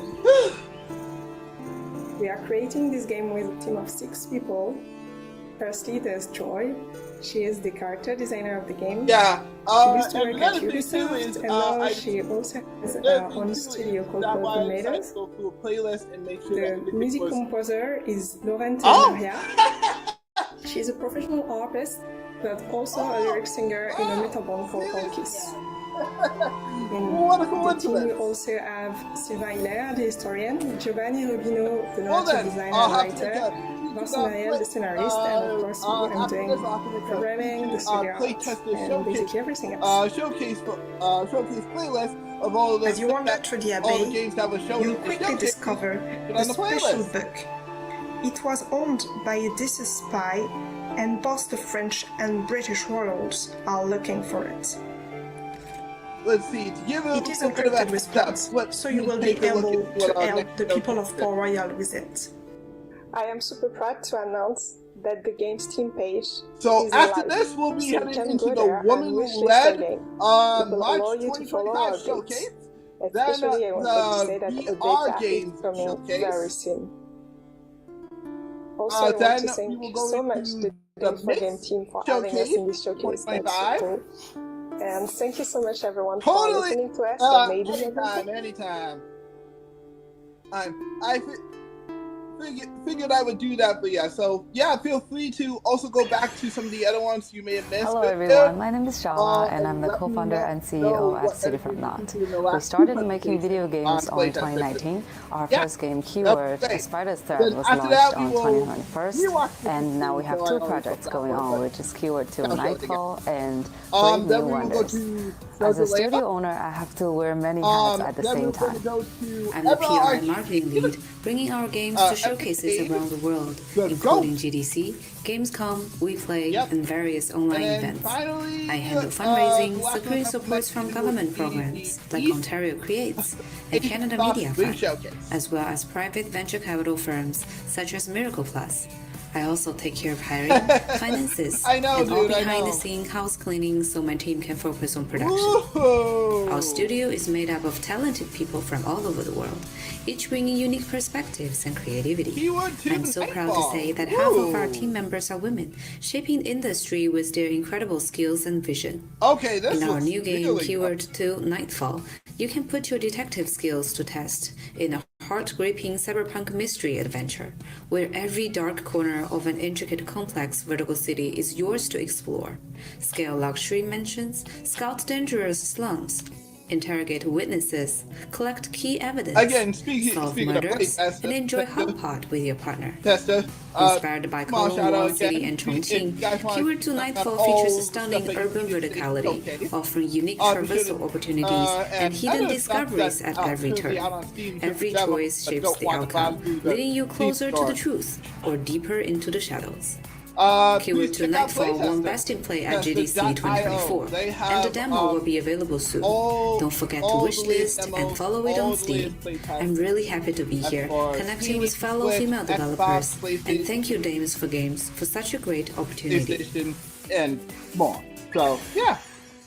Hi, my name is Natasha Naracher and I'm art director working on Cozy video game. That's a cozy video game? It's called Peppered, an existential platformer.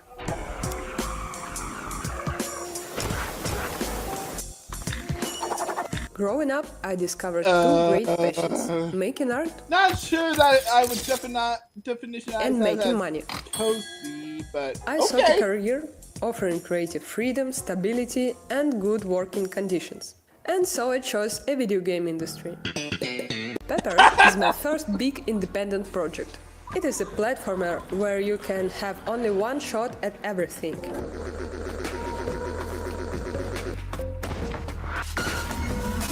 The The game will keep track of your every step. Every poor choice, wrong action, failed boss fight or challenge will remain permanently and determine the ending you will get and how wrong things will go.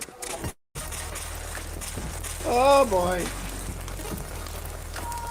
You will also get to talk to this guy and that guy. And many other funny characters we have in store for you.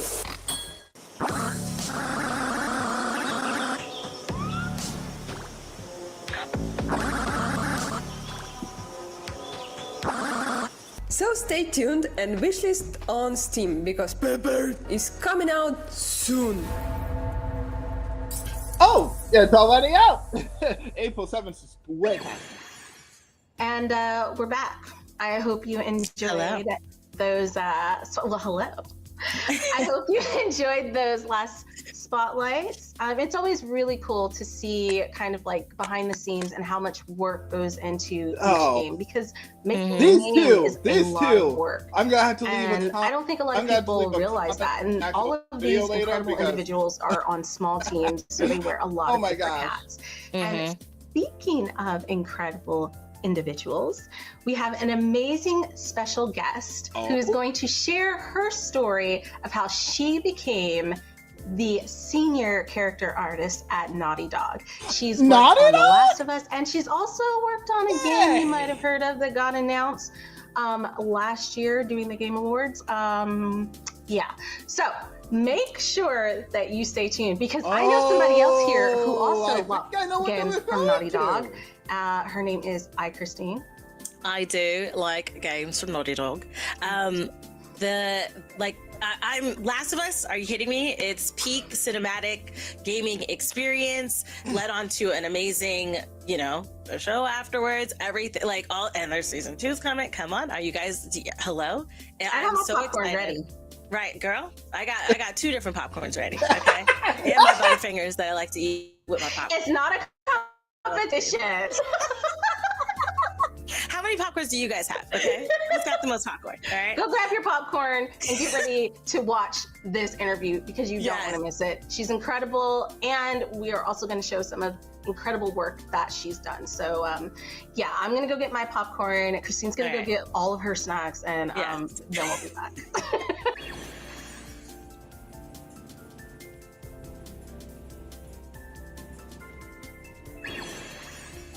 Hey everyone, super excited to be introducing our special guest. Her name is Colleen Larson and she is the senior character designer at Naughty Dog.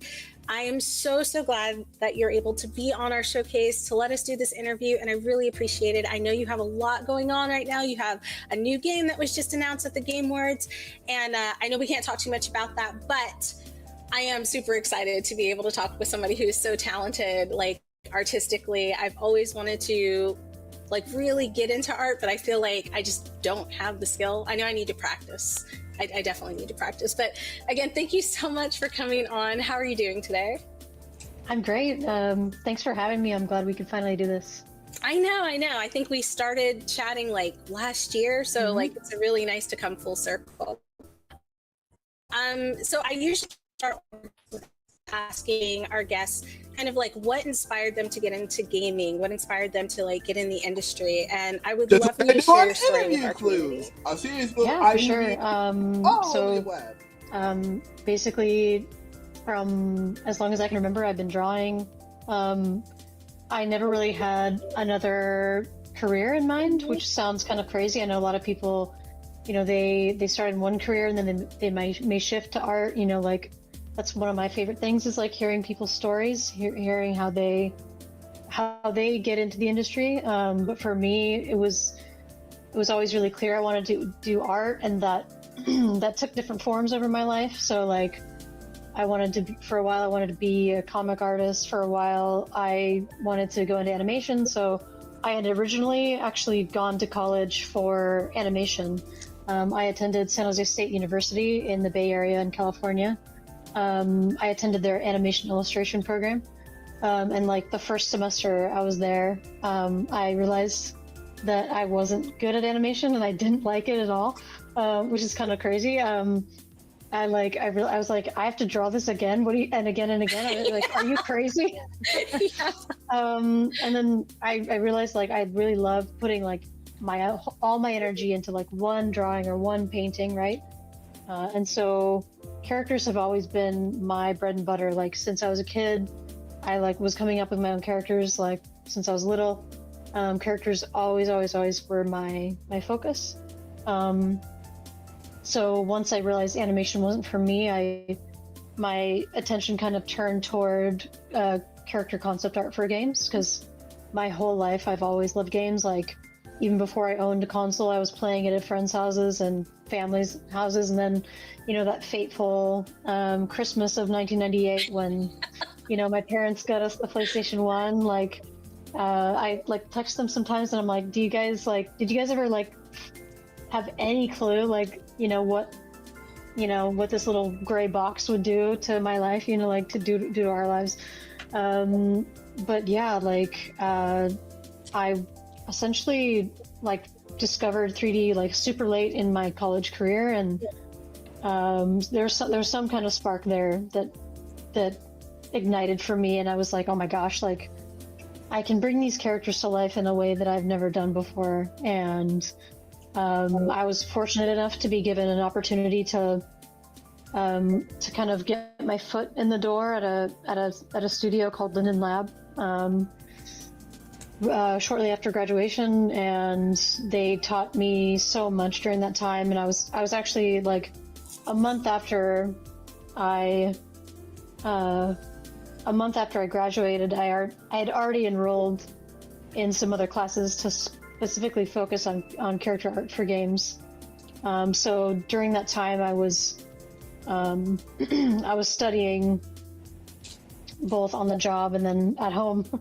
So I would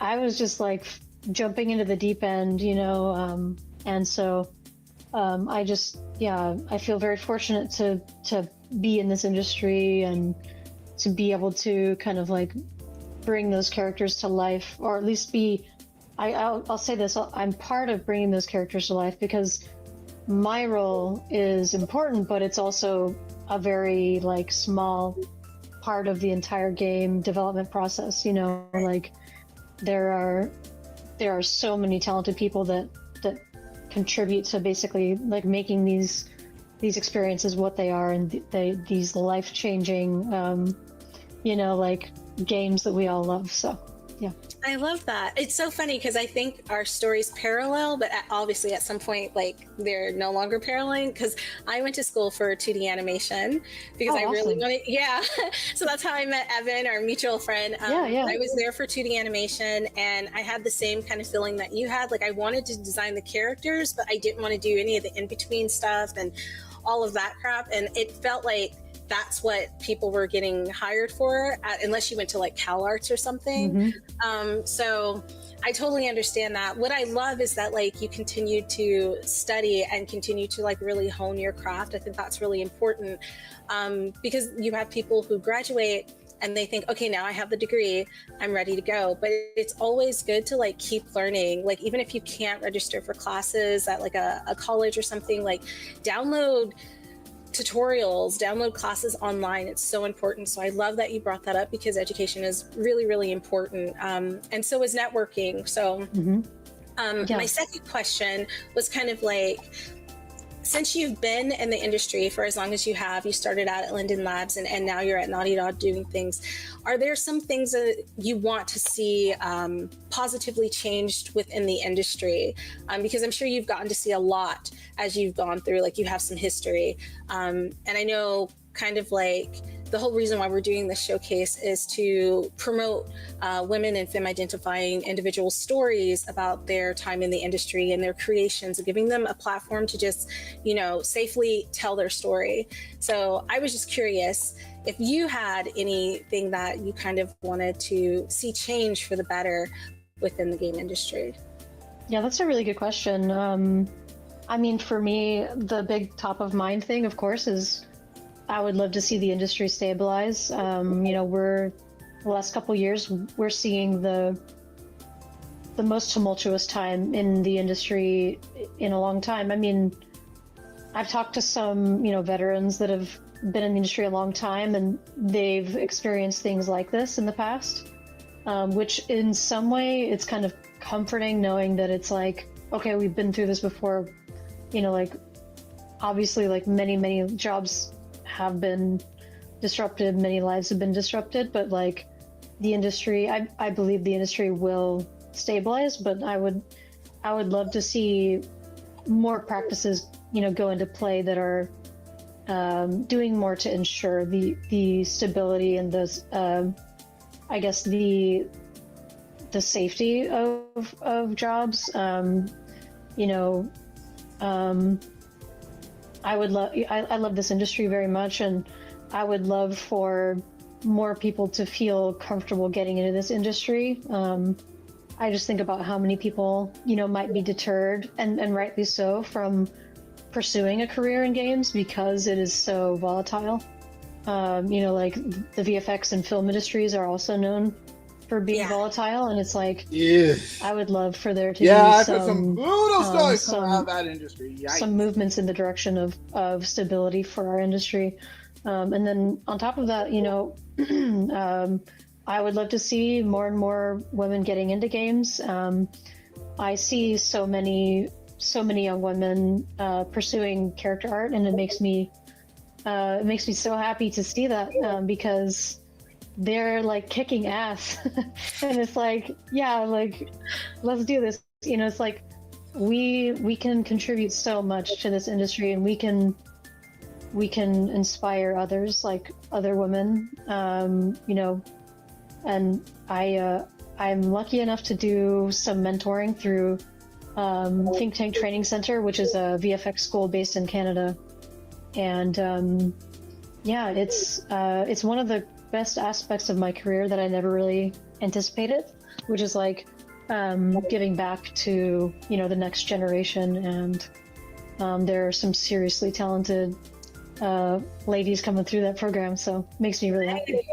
No, that's exciting to hear, especially because I know that's one of the reasons why we do this is to show that representation, to show that there are other women who are doing different incredible things within the industry, and if it's something that you aspire to be, you see people like yourselves in those places and you're like, hey, I can do that too. And I think that's very, very powerful.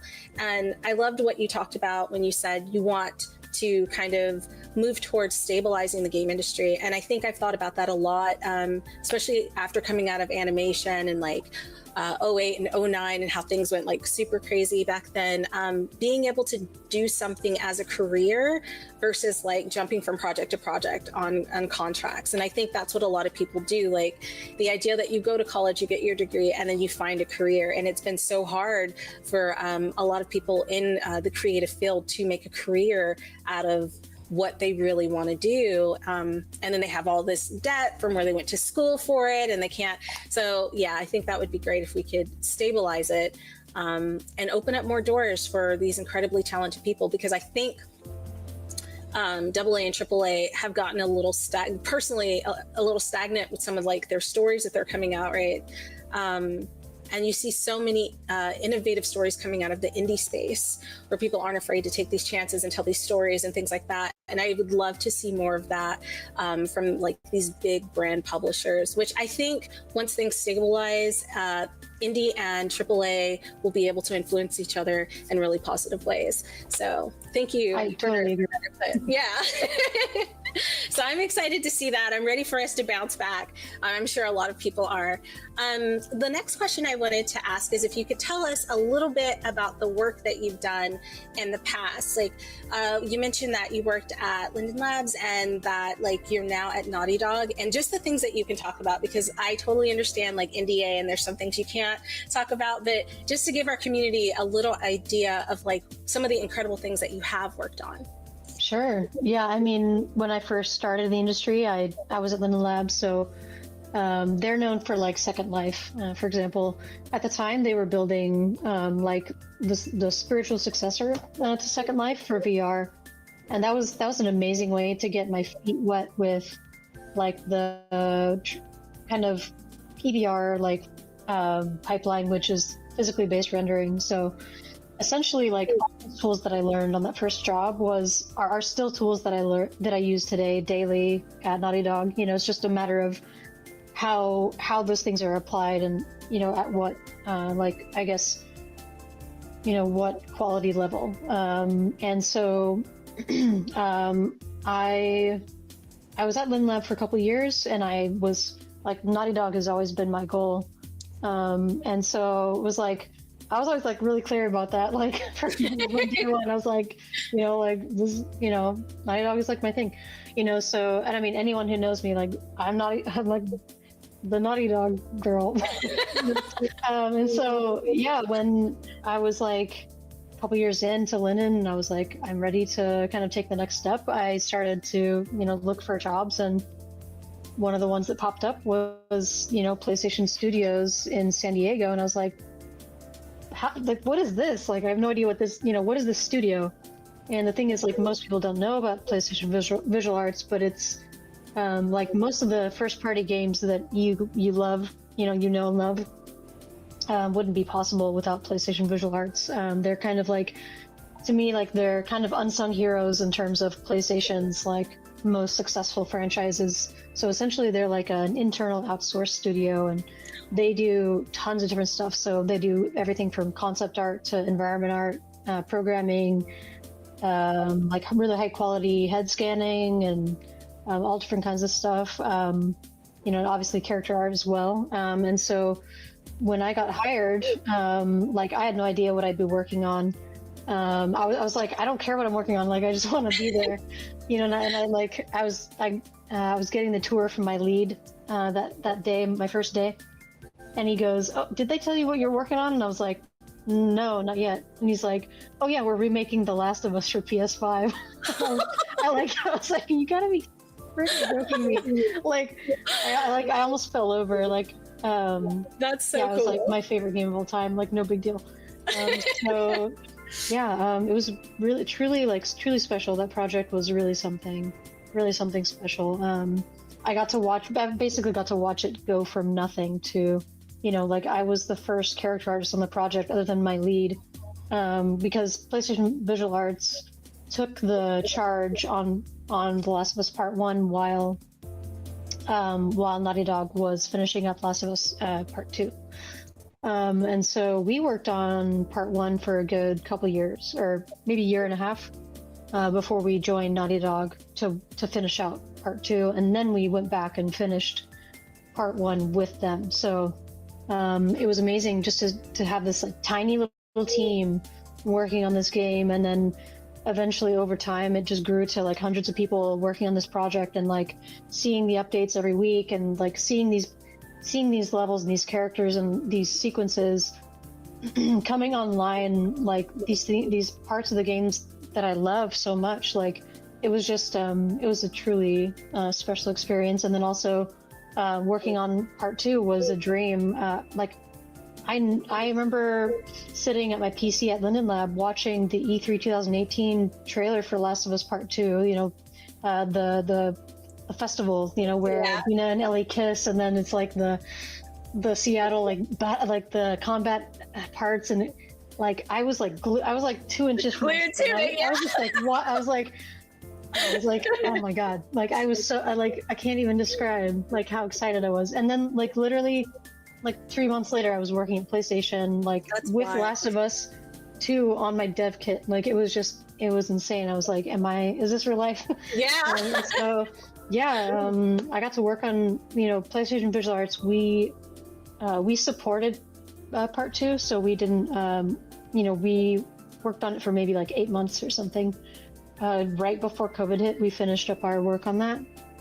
And then because I was on Part 1 for like 4 years, like I got to work on tons of different characters for that game. So my pride and joy being Riley from Left Behind DLC. Nice. She's like my baby now. It's like, oh my god. Okay, we're gonna show a picture of Riley. I'm gonna make sure we pop that up there so everybody can see.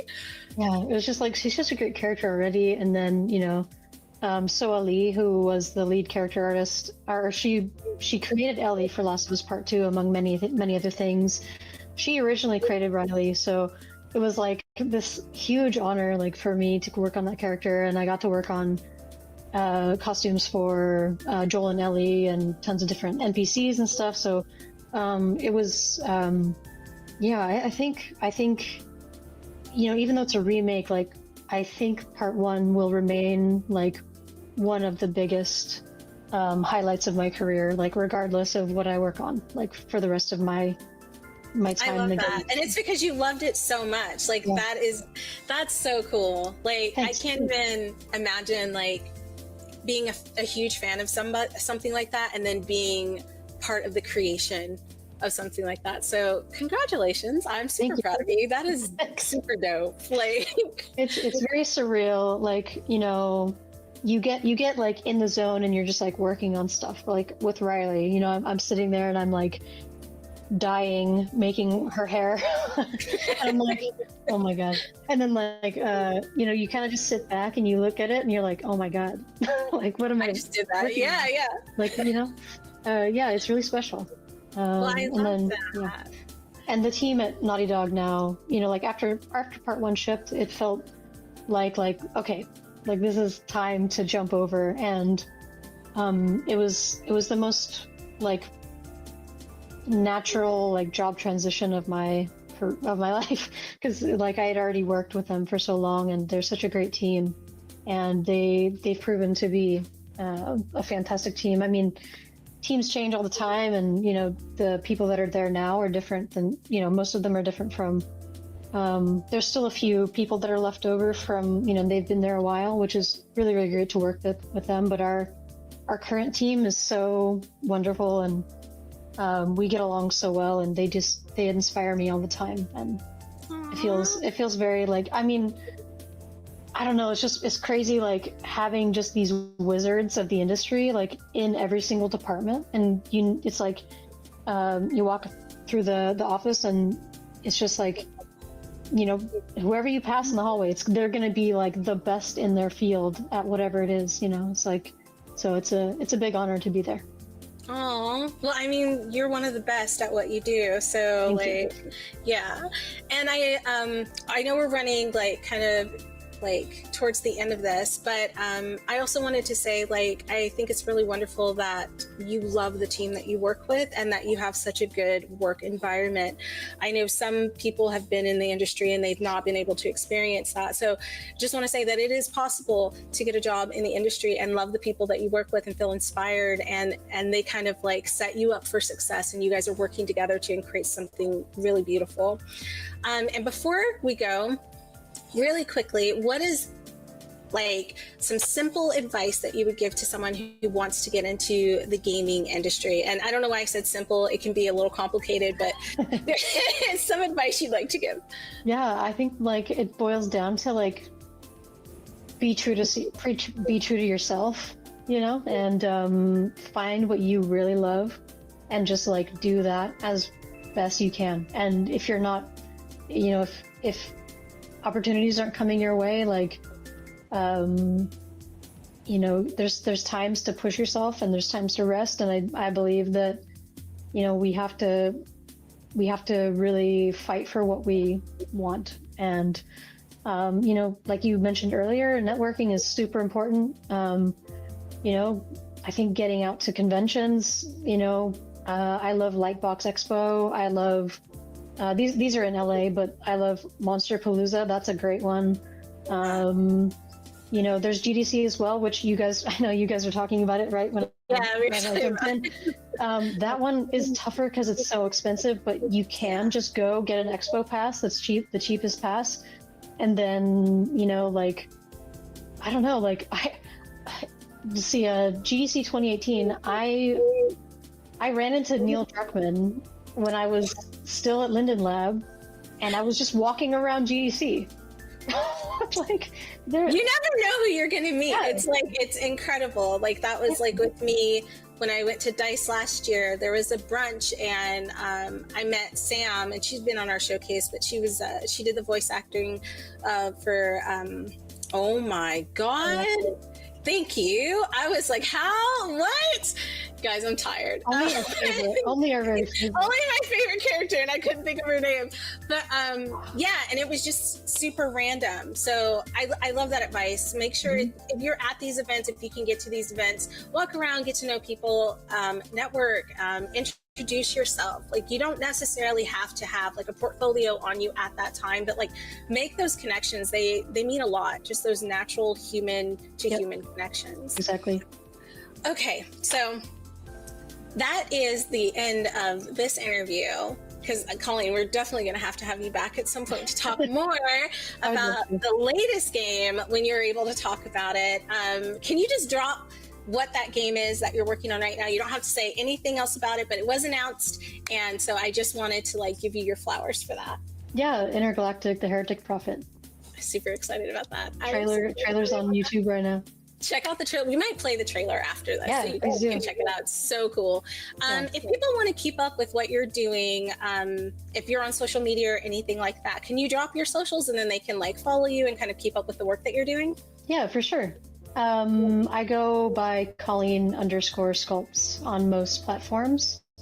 I'm probably most active on Instagram, but yeah, I'm out there. All right, so guys, make sure you follow Colleen, look at some of her incredible work, check out this trailer after this, and we will catch you very soon. Me and Christine will be back, and we have some more spotlights coming up. Again, thank you so much, Colleen. This was amazing and incredible, and yeah, that's a wrap. Thanks.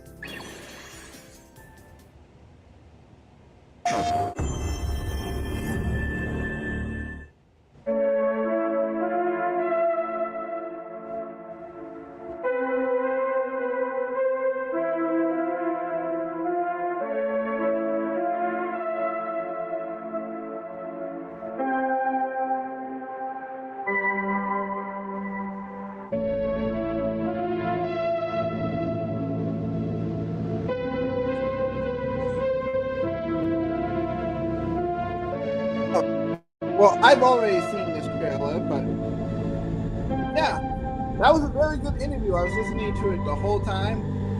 As you can see, I was just scrolling on the phone stuff because I was active game trailer. But I've already seen this trailer a couple times, and of course, we did a Game Awards live stream, so we saw it live. But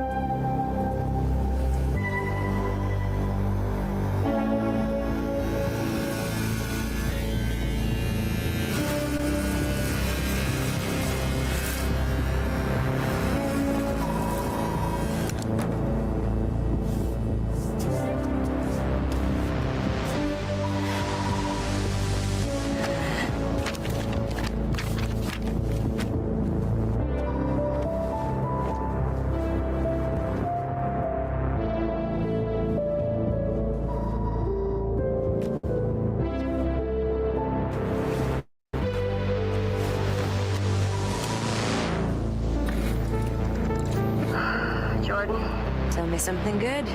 Well, you're right, it checks out. He's hiding out around the Superior Moon. Excellent. How is that excellent? He's next to fucking Superior. No one has left that planet in over 600 years. Anyone who even flies close to it is never heard from again. Superstitions. No. Superstitions are the crazy rumors about what happened on that planet. These are facts. You worry too much. You know what I worry just the right amount. I say we wait for him to leave, or how about we find a new lead? He's not worth it. I'm wasting my time, aren't I? Can you please claim him? I don't need another hunter swooping in. Who is swooping? No one is crazy enough to go there. He clearly is. He is clearly desperate. And so am I, so claim him, or I will find another agent. That's with all your fucking shit. Okay, alright, you know what? There, you're the boss.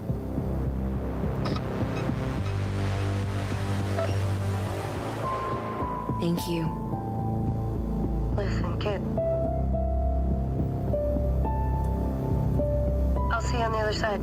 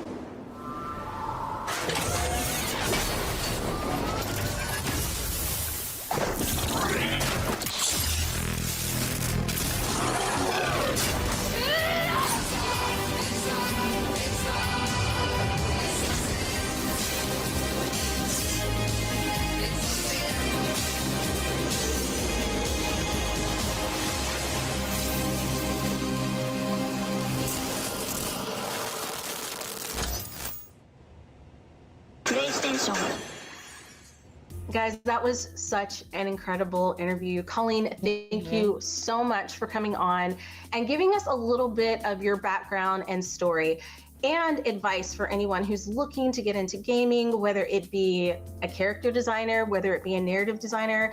I mean, I feel like I learned so much. And one of the cool things is that like, we both kind of started out the same. Like we both went into art school and we went into animation and we were both like, nah, this is not for me. I'm not trying to do this. So that was really, really cool. But just the amazing things that she's done and how grateful she is for the opportunities, and talking about how like great her team is, because that's so important, especially right now in the industry where there's just so much toxicity, there's layoffs and things like that. And one of the goals that she kind of expressed was like wanting to see the industry stabilize, because we deserve it, right? We're a part of it. And whew, that exhale, I felt that. Yeah, right. We're gonna bring her back, but I'm gonna throw it to Christine, because I know she was really excited about a couple of things that Colleen said. Yeah, it was really cool to learn about her journey. I always love learning about, when someone goes from place to place in their journey and we see them at like a peak moment, but hearing how they got there. I love things like that. And then also about how she gives back to the community, and the aspects of like you said, wanting to stabilize the gaming community. I think it's always an amazing thing when people are intentional with how they are influencing the industry and how to affect others in that space. So I really, really love that. And I am super excited for Intergalactic. I'm really excited. Me too. Especially because I think you and I talked about it. It's not very often that you have a person of color who is also a woman leading the charge. So that is really cool. We just don't see ourselves in those positions a lot. And being able to see that, like, listen, as soon as I saw her sipping on whatever she was sipping on, I was like, no. I was very excited about that. So me too. I love her. We haven't even played her yet. And I'm just like, that's my girl. I know. I'm girl. I'm ready. So again, Colleen, thank you so much. Once Intergalactic comes out, you guys better believe we're going to have her back so we can get some in-depth details about the process of making the game and her contributions. But before we end today's show, we have some special guests who are coming on to talk about the things that they're doing to change the industry. So stay tuned, and don't forget to go wishlist the games that you saw on here. Yes, and we'll be back to wrap things up. Hello. I hope you're having a good time so far. My name is Julian Belbonton. I'm a digital creative based in Toronto. I'm the design lead here at Dames for Games. And outside of that, I'm the art director and partner at Continue. So if you've ever wanted shiny bells and whistles around your game, like a trailer to submit to fantastic showcases like this one, with no game overs, Continue has your back. You can find me on Blue Sky or on Instagram at Balbontino, which is Balbonton0, or at We Are Continue. I'm also probably in the chat staring off over here and there, so that's another way to connect with me. Now, let's get back to the show. In this next segment, we're going to be giving flowers where flowers are due. Here are some other companies and organizations that are bringing positive changes into the gaming spaces around us.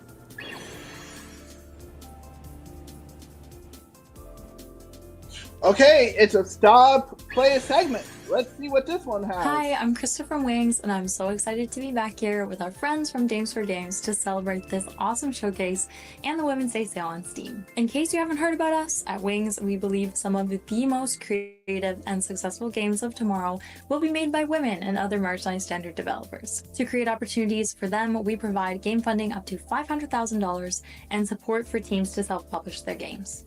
We put developers first in our approach. They get a revenue share from the first dollar, own their IP rights, publishing rights, and retain complete creative and business control.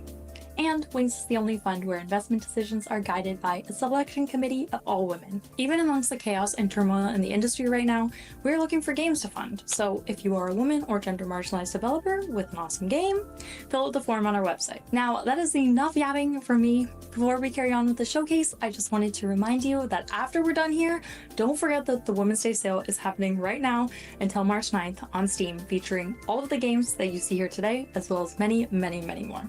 There's some awesome discounts going on and so many new demos to play, so definitely check it out after the show. Bye! Hello, I'm Elizabeth Howard, Chief Advisor of Services at Midwest Games. I have spent over 20 years in this remarkable industry at places like Bungie, 2K, and Aspire, and I have witnessed so many hardworking dames contributing to the games that we know and love. Midwest Games is a publisher dedicated to supporting developers. We recently announced a new vertical, Shadow Publishing, which offers access to our amazing publishing and production services in a for-hire model. This means developers now have an additional option for accessing critical publishing support via product strategy, sales, marketing, platform operations, first-party relationship management. The list goes on. Publishing is a big category, without having to secure a coveted deal or give away any of their residual IP rights. If you're looking for publishing services for your game, please reach out to us. And to all of you working on projects now, let me just say, you're amazing. Keep going. It's a tough business, but it has no shortage of heart, talent, and ingenuity. On behalf of Midwest Games, thank you all for being here and supporting the amazing titles showcased today. Enjoy. Ingenuity.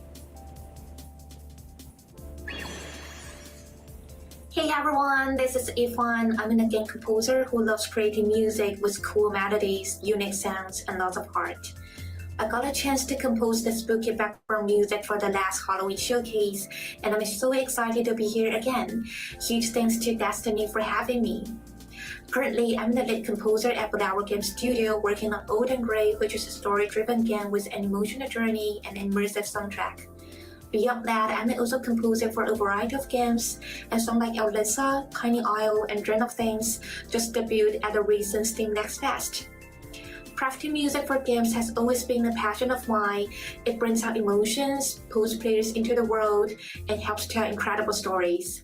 So if you are working on a game and looking for music, I would love to connect and see what we can create together. You can check out my work at evanchammusic.com or hit me up on socials. Thanks for watching and enjoy the showcase.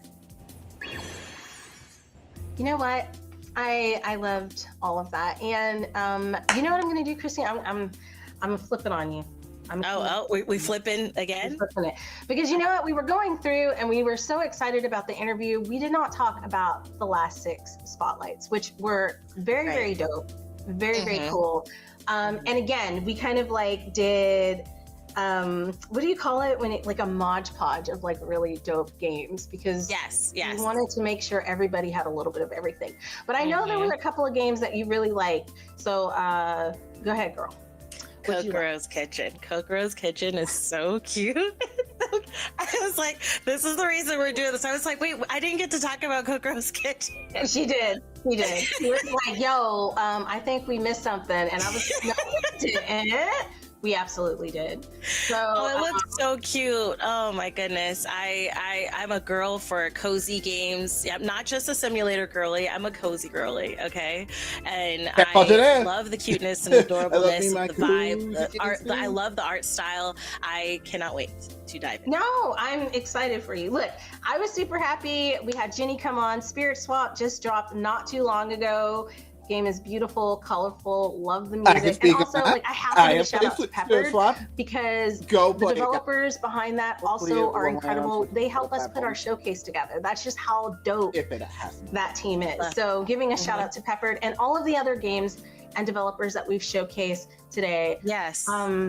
Just you really are an inspiration. Keep doing what you're doing. We appreciate you taking the time to make things, to come on and share your stories because it's so important. And I say this all the time. You deserve to be seen, heard, and respected. So thank you. And it is the end of the show. We do want to say another quick shout out to Wings for helping to sponsor this showcase. We really appreciate it. We love working with you. Well, that was a great showcase. Just give me 1 second. There we go. That was a great showcase. I'm not gonna lie, that was really good. Good. Really enjoyed that one. Okay, guys, because we've been going on to 3 hours for now. I'm not obviously gonna stop the stream, but I'm gonna take a 30-minute break to get some of the next showcases ready. So we'll be ready to go, and then we will be back once again with the next showcase, which is a woman-led game showcase. And then yeah, all right. I'll see you guys in a little bit.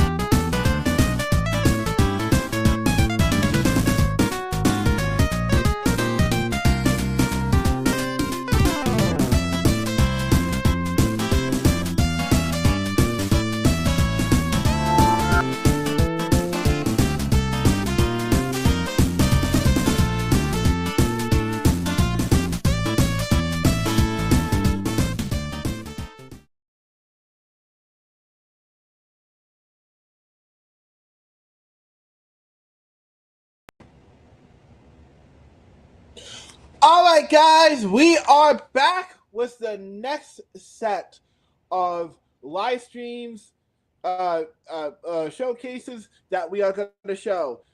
So unfortunately, I forgot to grab one. So during our next 30-minute break after this next set, we will go in. I will go in and grab that one I'm missing. That would be the future gaming showcase. Whoops. This is why I double check. But yeah, so our next one right now though is the woman-led game showcase. So let's get started with that one, shall we?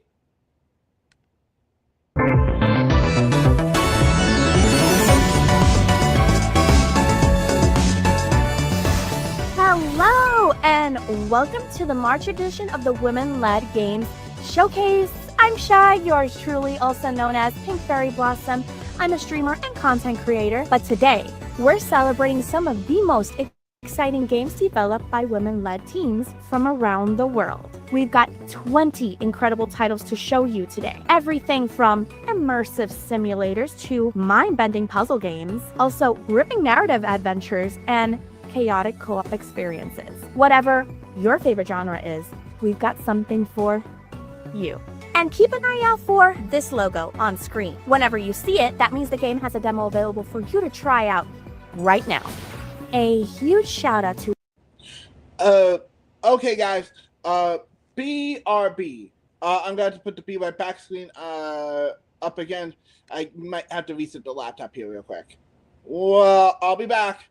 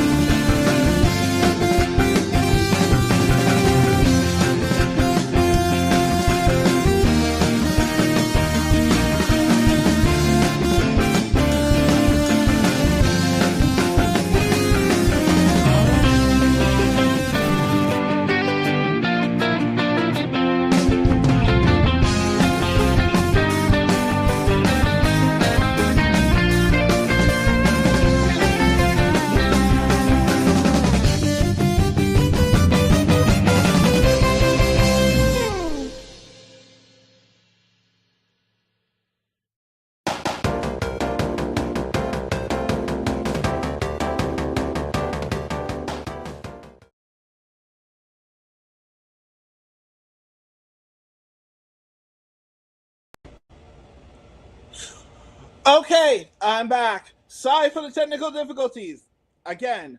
But it turns out that it might have just been StreamYard because they had just launched a brand new feature. I can now view chat on screen, so I can keep it on the media assets tab here in StreamYard, and still see your comments, which is very convenient. So shout outs to StreamYards. Yes, for just launching the feature. We're going to be able to get a good test send with this stream. So yeah. All right. Well, anyways, let's get back. As I said, next up is our women-led games showcase.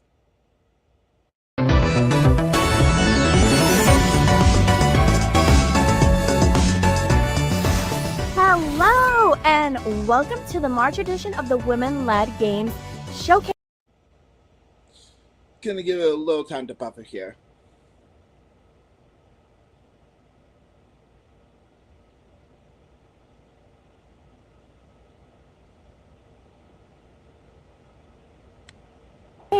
I'm Shy, yours truly, also known as Pink Fairy Blossom. I'm a streamer and content creator, but today we're celebrating some of the most exciting games developed by women-led teams from around the world. We've got 20 incredible titles to show you today. Everything from immersive simulators to mind-bending puzzle games, also gripping narrative adventures, and chaotic co-op experience. Okay, hang on a second, guys.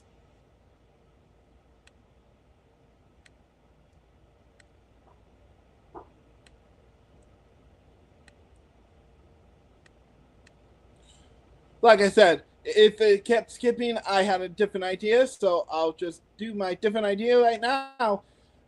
Sorry for the delay.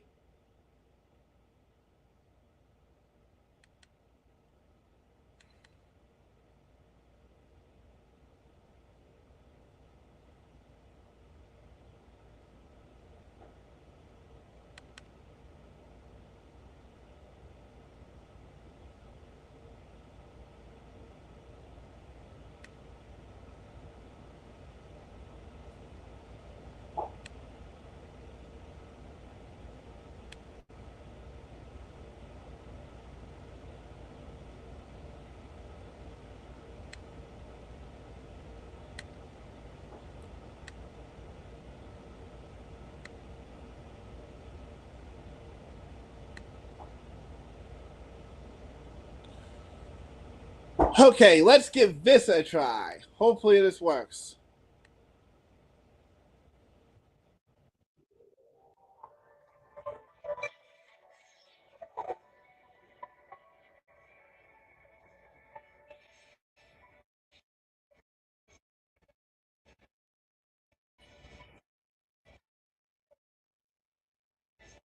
Much better.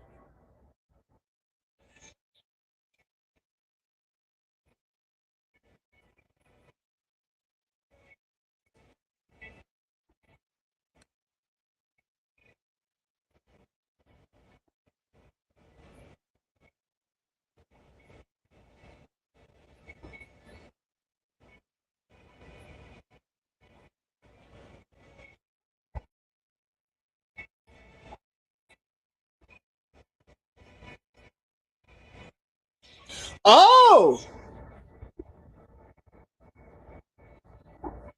Okay then, okay. Well, then for every one of those sponsors, I will pop up.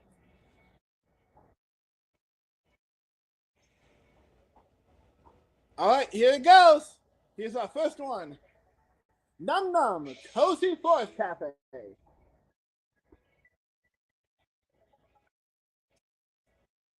Ooh, this looks cute and cozy.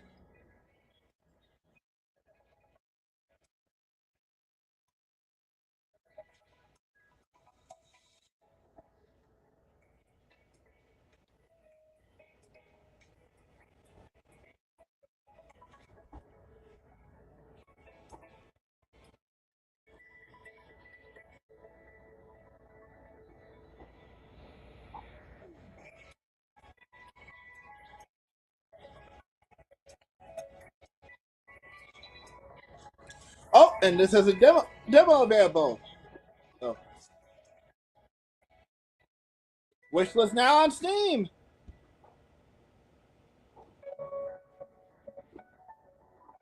Vehicle Cafe Simulator. I mean, Vacation Cafe Simulator, sorry.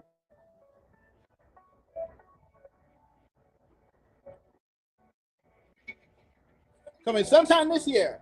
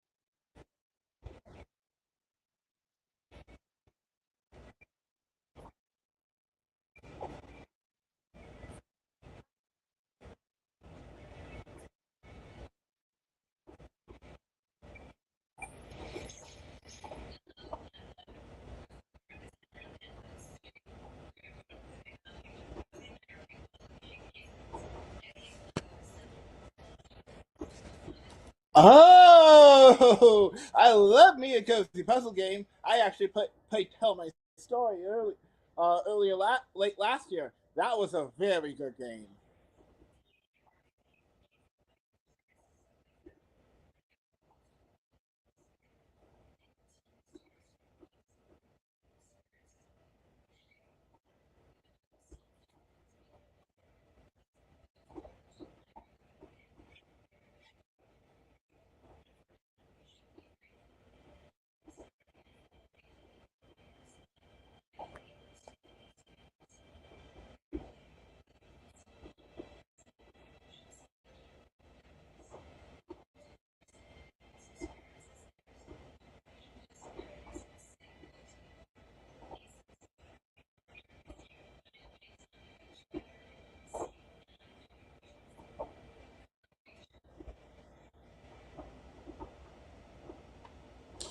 Yep, the demo is available now on Steam.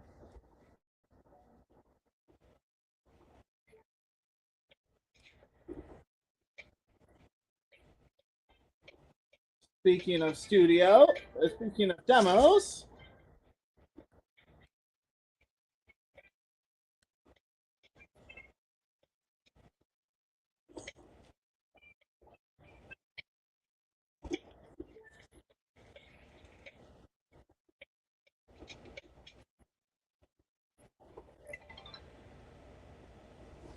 You like a game you see on Steam? Be sure to check out Playtester. Again, not a big thing, but a channel shout out for y'all.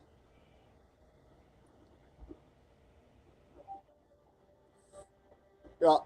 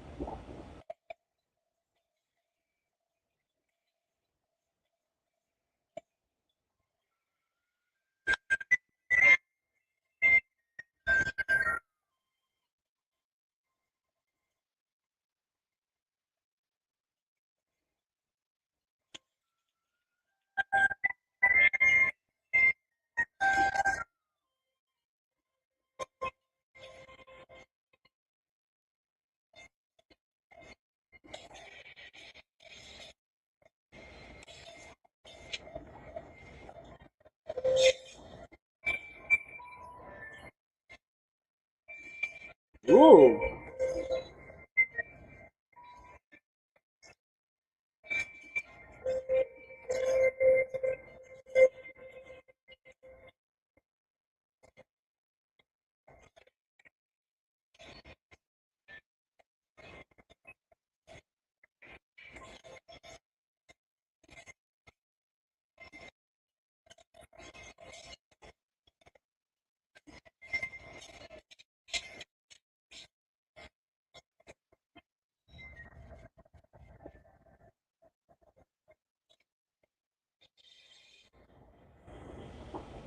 Cedapod, a culinary adventure. Interesting.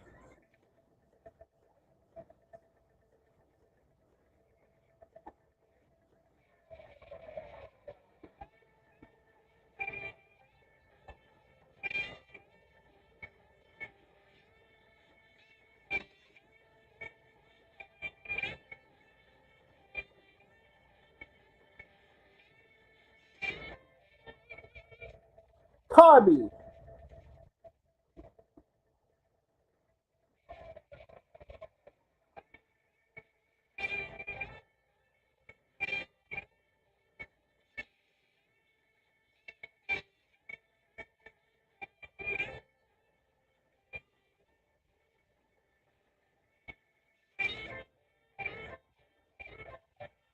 Demo available now. Wow, there's a lot of demos.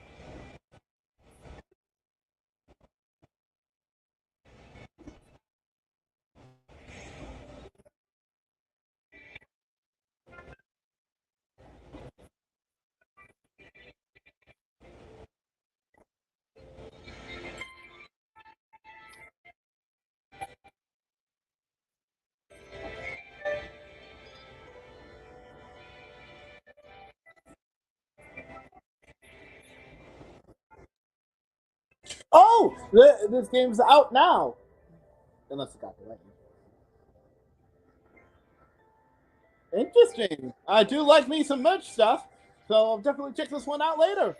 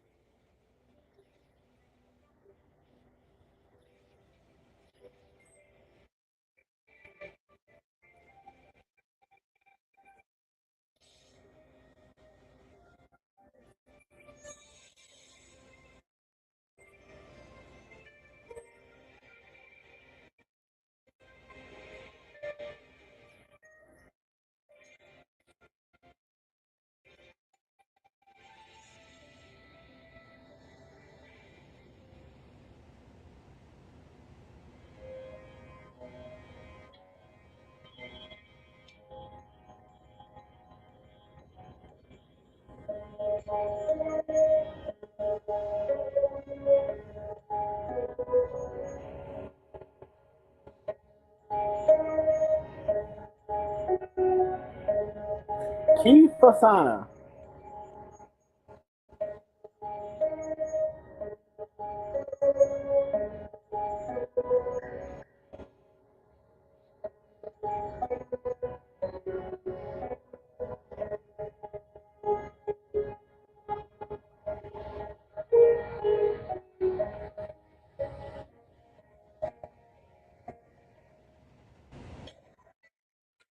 Rise of Elements.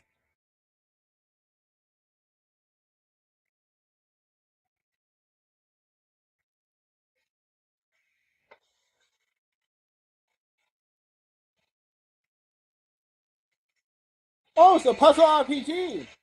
Oh, it's a Kickstarter. Nice, nice. The Kickstarter of the stream.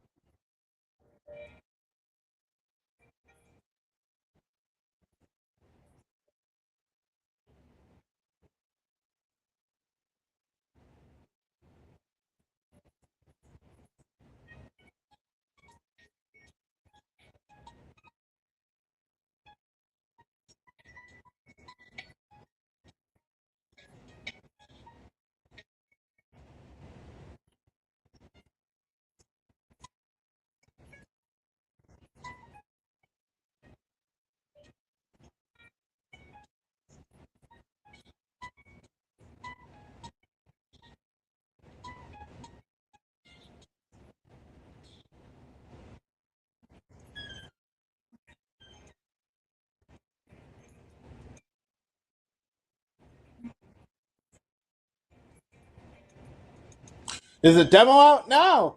I'm intrigued by this one.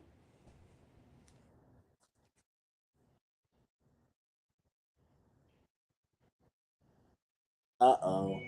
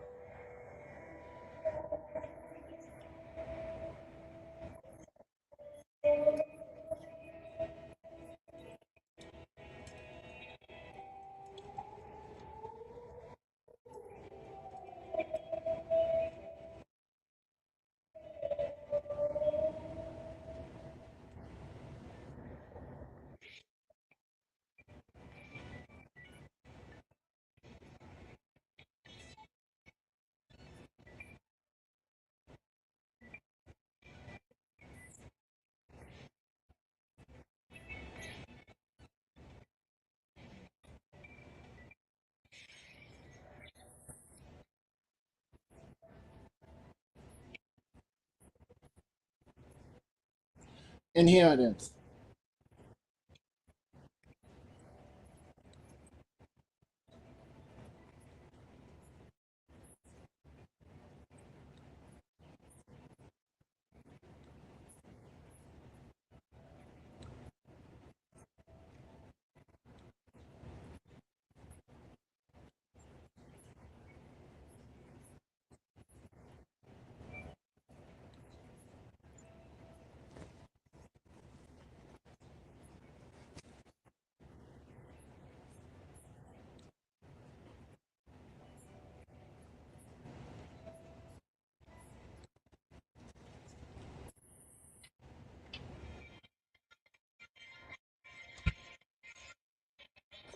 Oh yeah, we saw this on one of our last showcases. I think it was actually a showcase before this.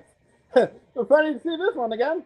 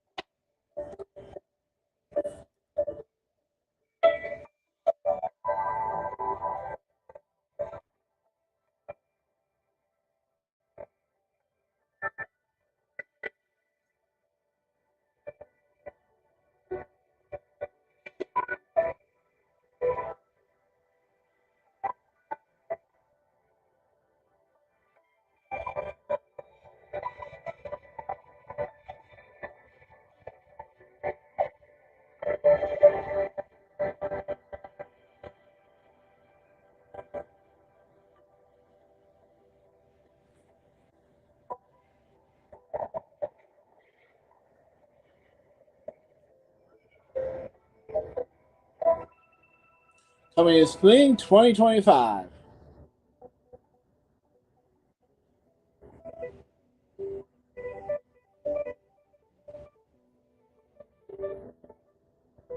Wonder what this game is. Like the style. Oh, Spilled! I know this title. I think I saw this in at the Nintendo Direct Indie World Showcase, or someplace else. I can't remember.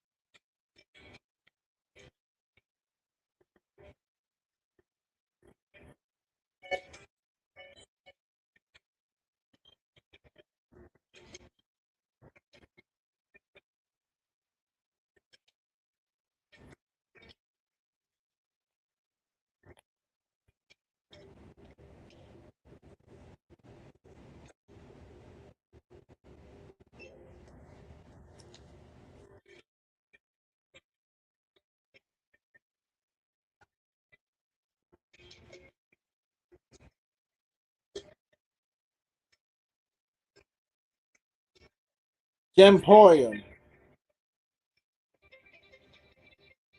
Coming 2025.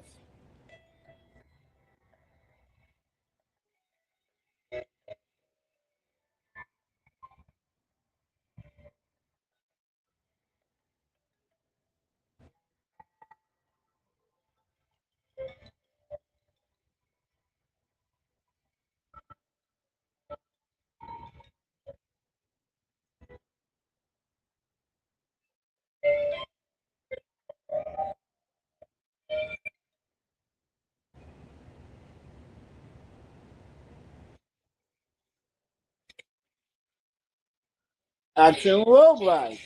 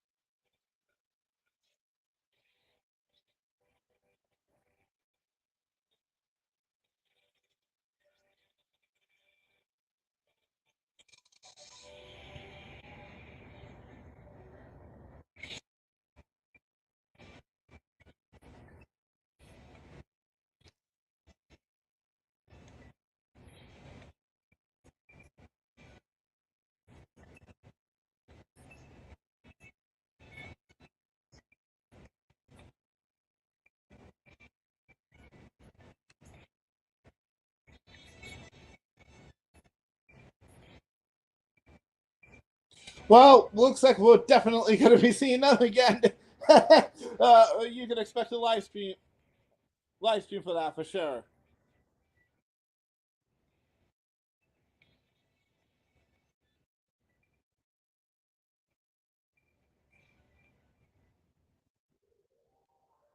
Okay. Whew. All right, so that was this one. I just gotta stop. Hold on a second. Can I switch screens?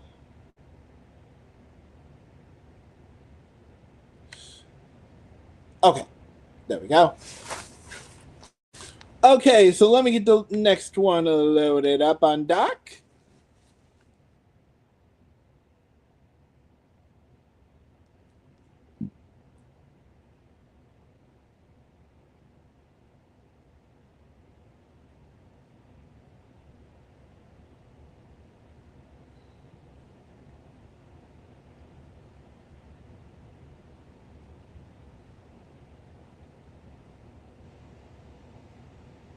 Where is...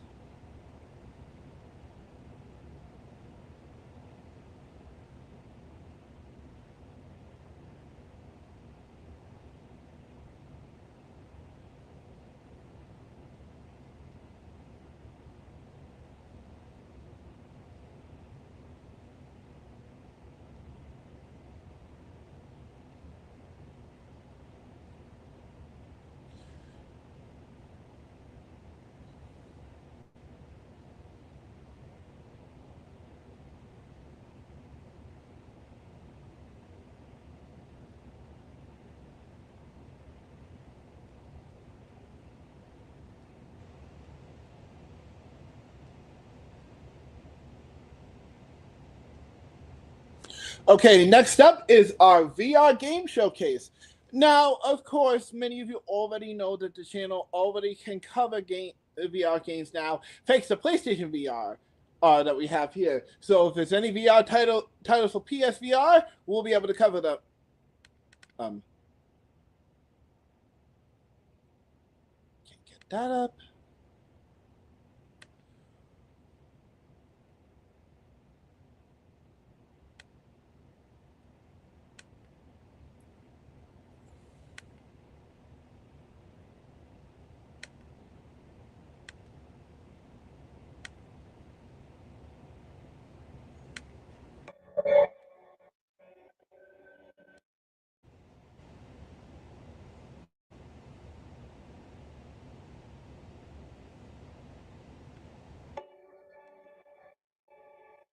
All right, there we go.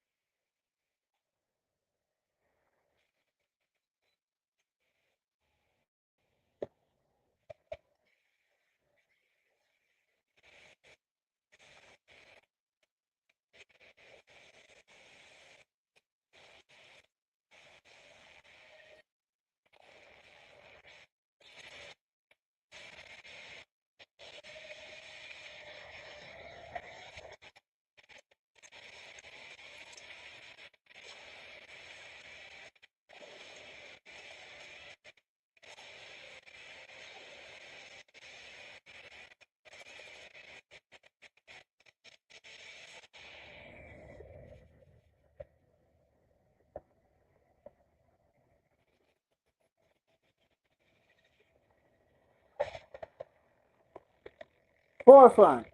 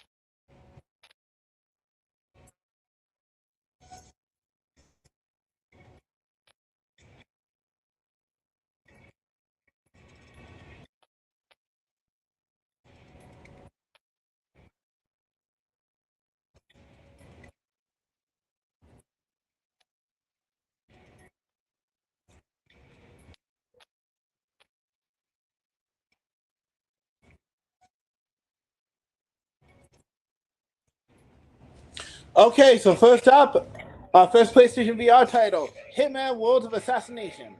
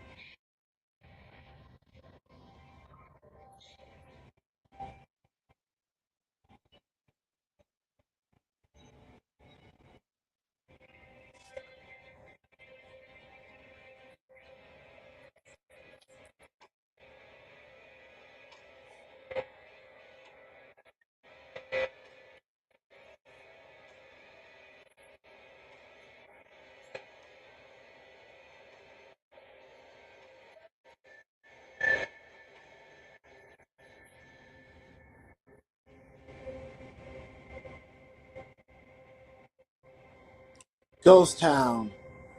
Oh, this one's also going to PSVR 2. Pretty cool.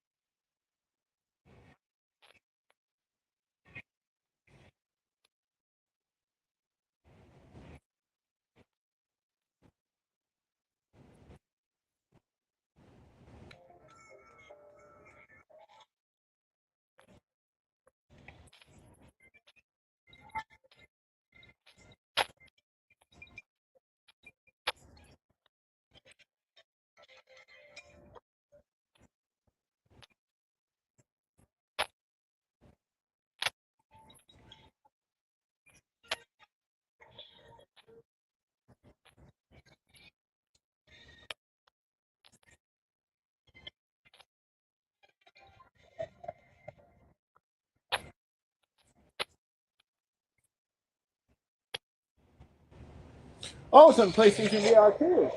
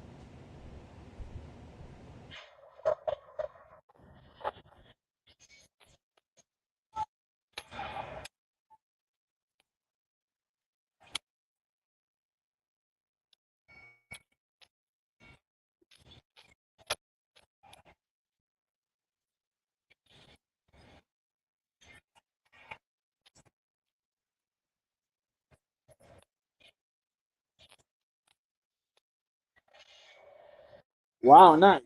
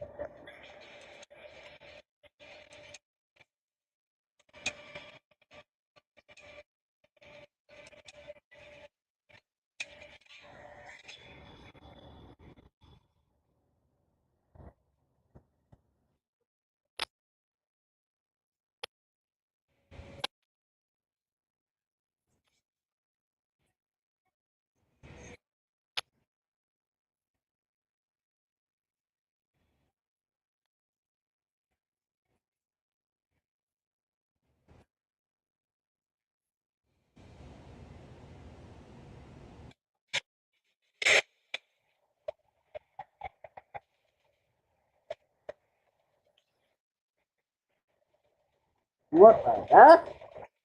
This one's brutal. Jeez.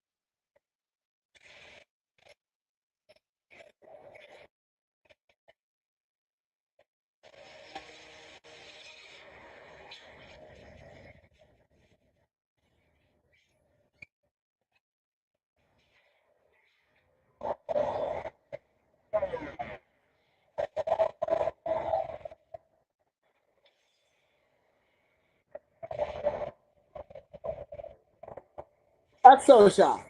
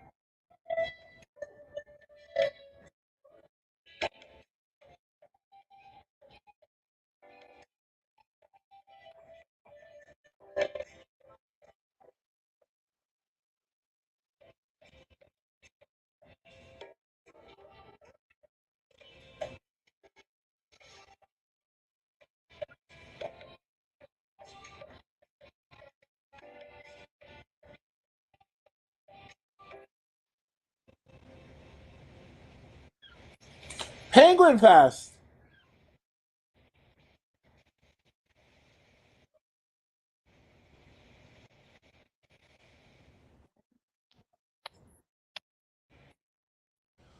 Ooh, that looks like it would be a fun game to play in PSVR.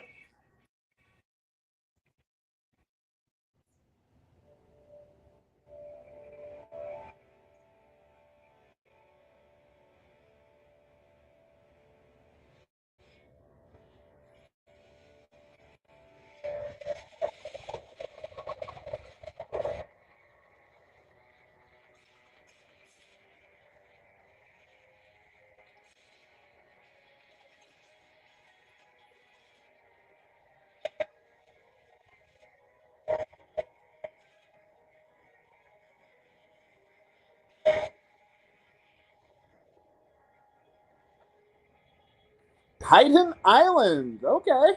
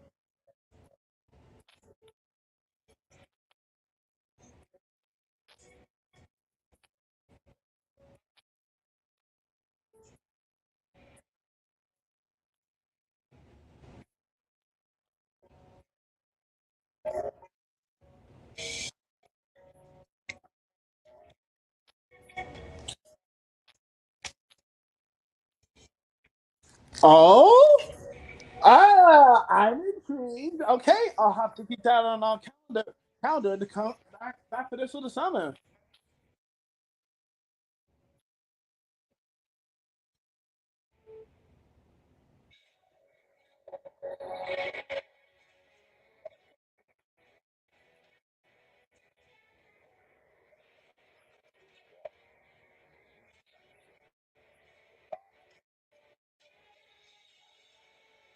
Coming soon to PSVR 2.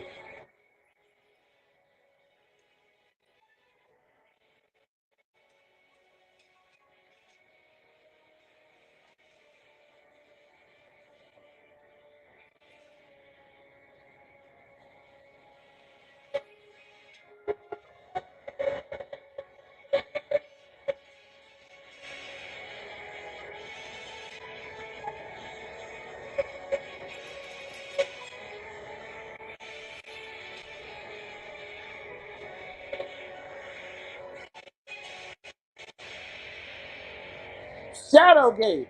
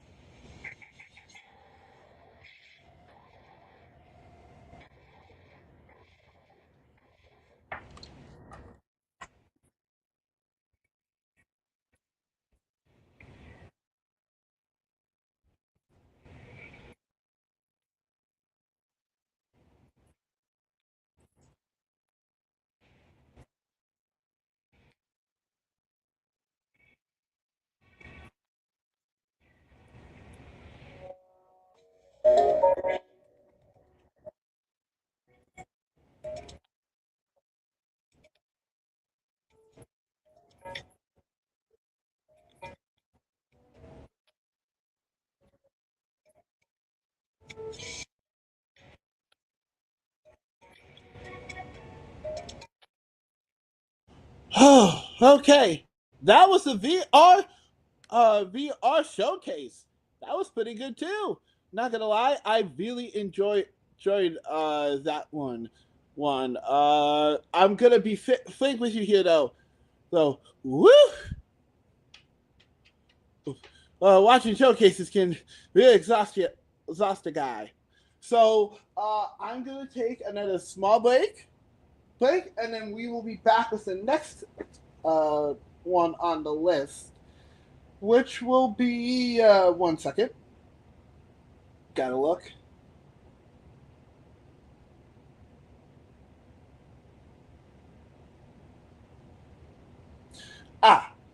Next up is the Mixed Spring Showcase. Okay, so we got quite a bit in here, so yeah, stay tuned. I'll be back from anywhere from 20 to 45 minutes.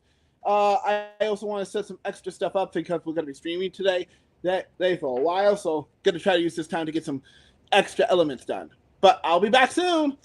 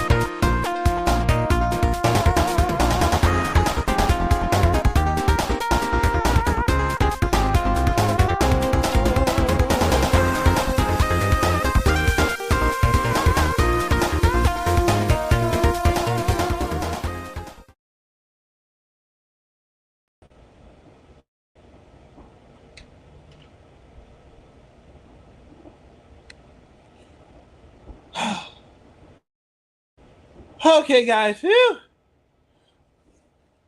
Ooh. Sorry about that. All right, we are back with the next set of showcases.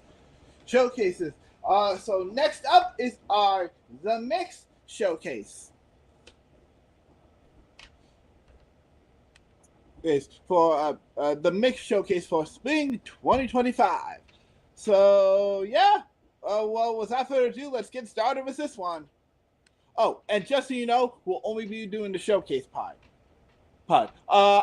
If you saw the link earlier in the live stream chat, you can check out the full stream in the playlist.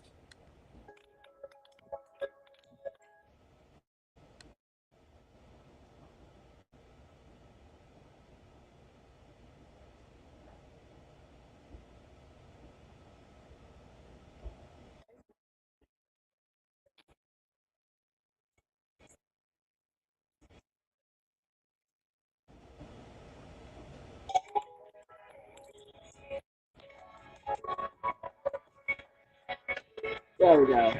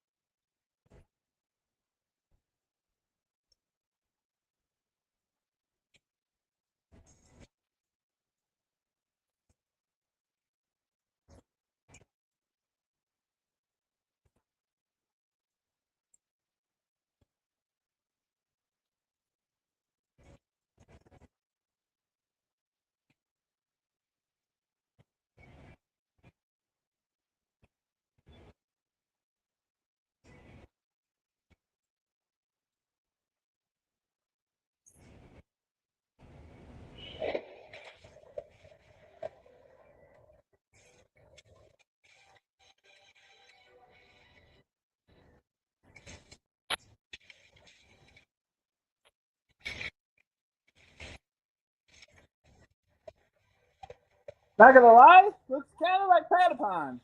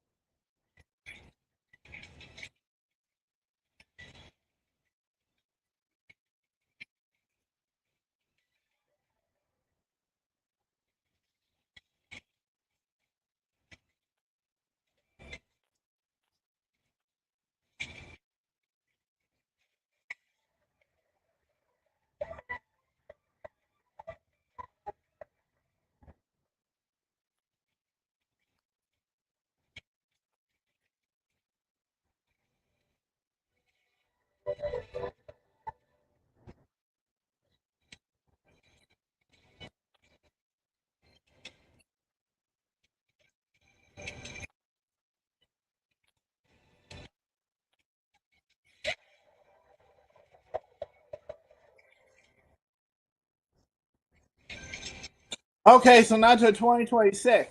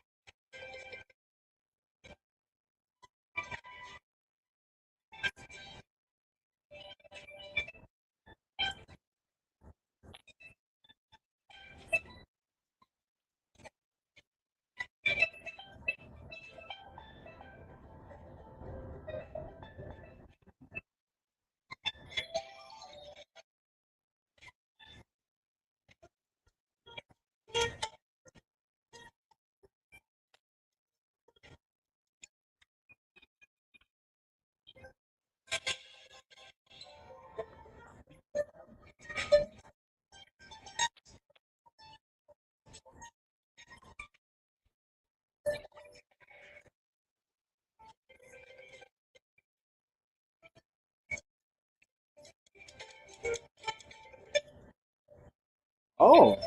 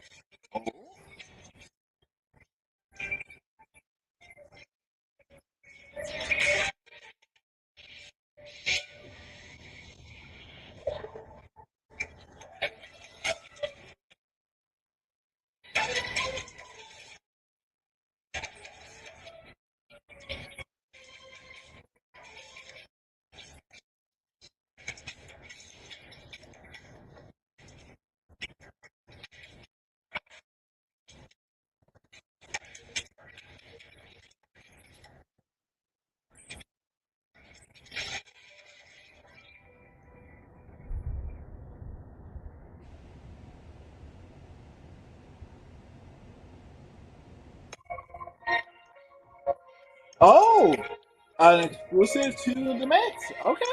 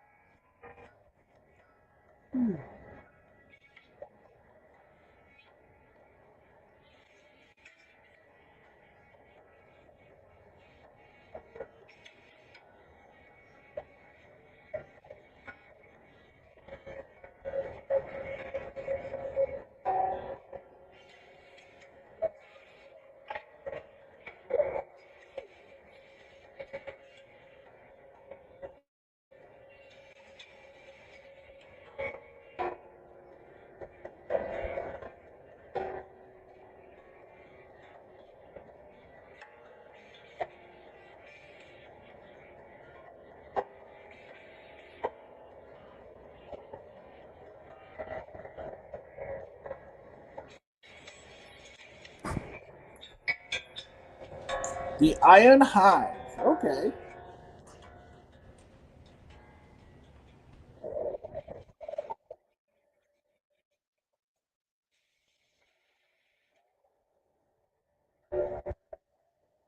Ooh.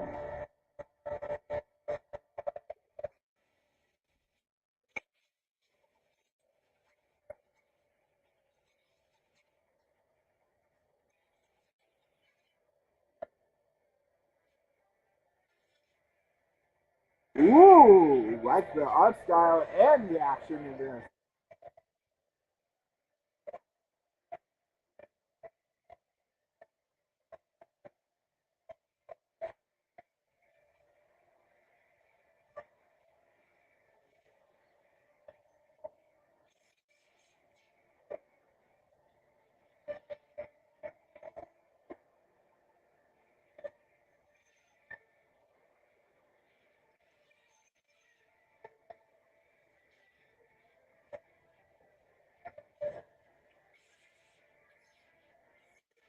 Uh-oh.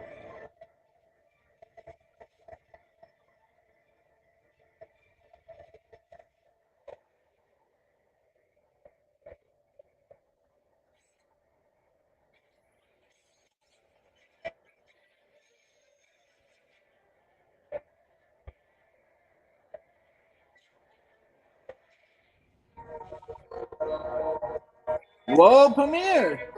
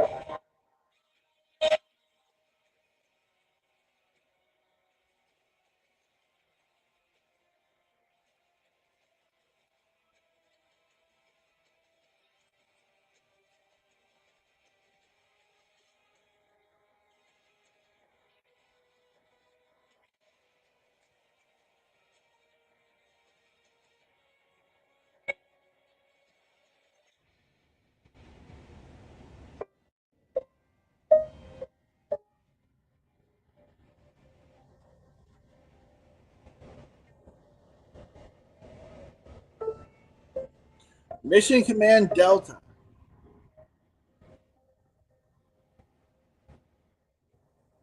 Coming soon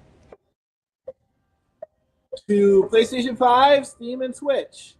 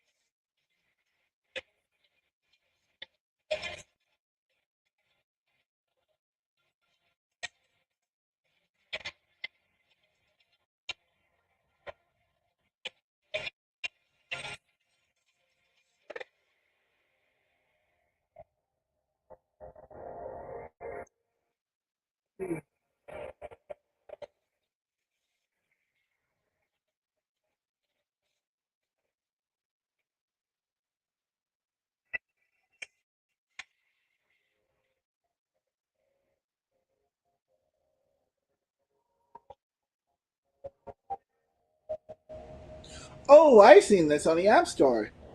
Yeah, I mean, on the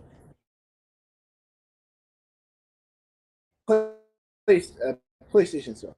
What I played so far is really fun.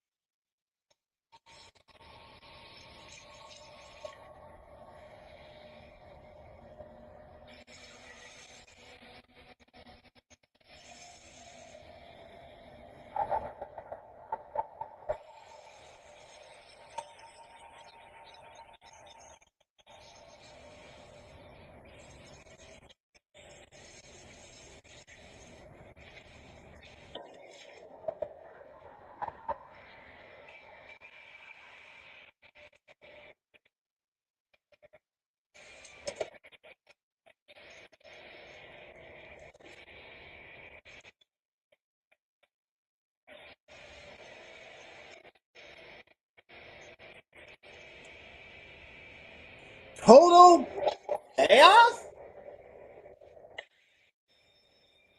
Play the free demo now.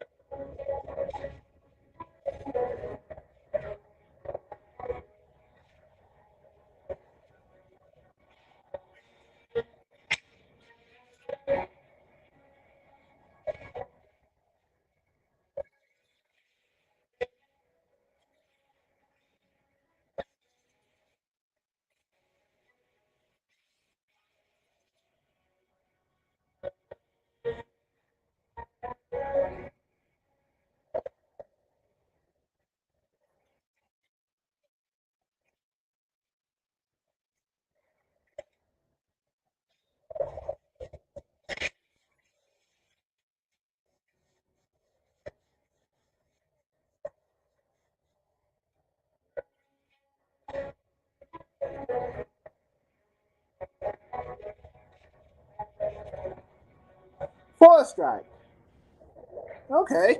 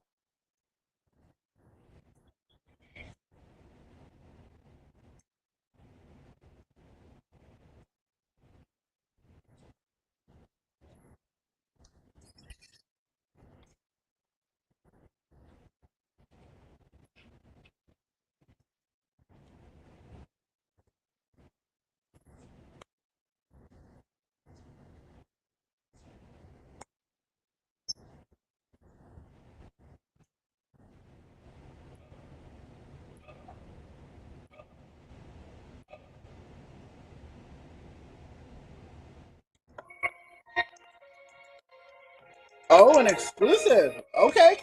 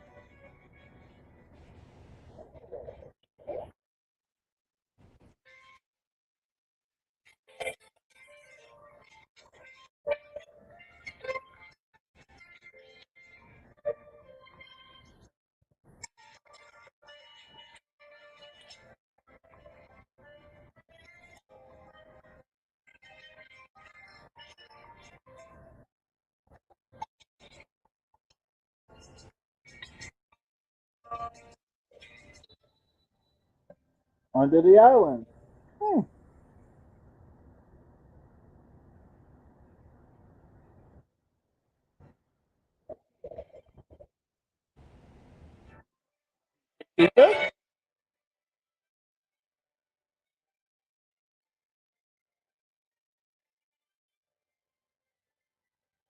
Ooh, this art style looks pretty interesting.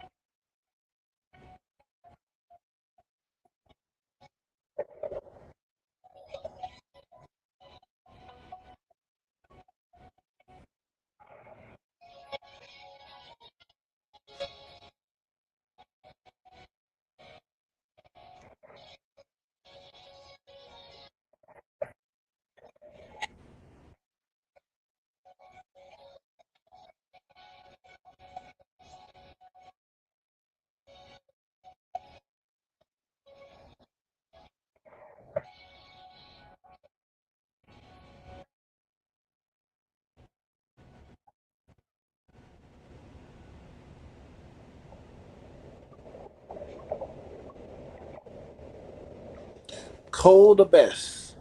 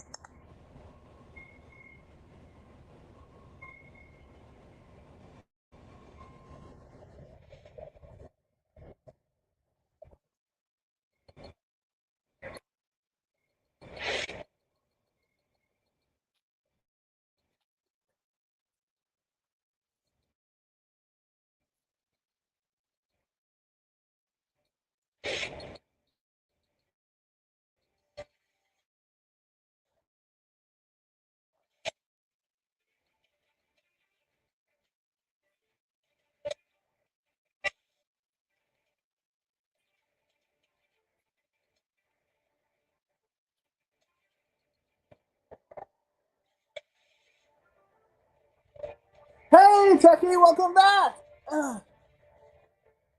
Let me pause this real quick. Okay, so you definitely missed quite a few showcases, my good sir. But you can go back and watch the VOD or watch the playlist, and definitely catch the rest of them. But right now we are on the Mix Spring Showcase 2025. Right now I'm going through the variety ones, and then later on, if we get enough time, we'll go through the publisher ones, and then after that we'll finally catch up hopefully with 2020. I would do more tonight, but I got something to do tomorrow, so yeah. But I still want to go to at least tonight, so yeah, let's continue.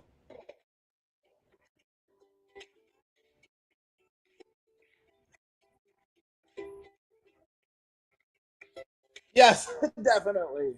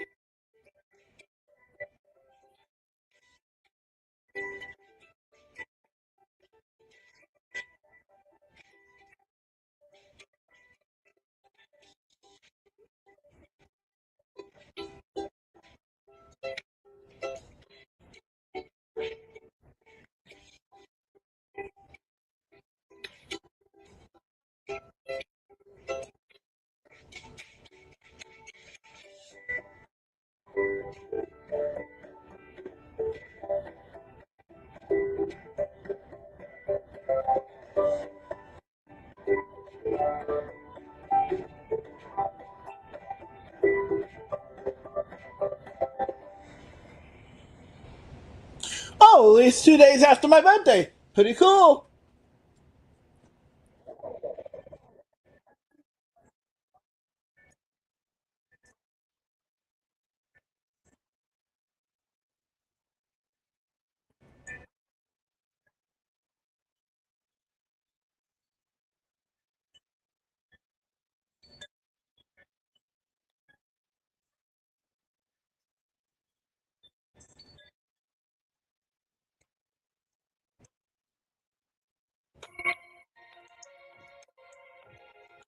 Oh, the Mix exclusive.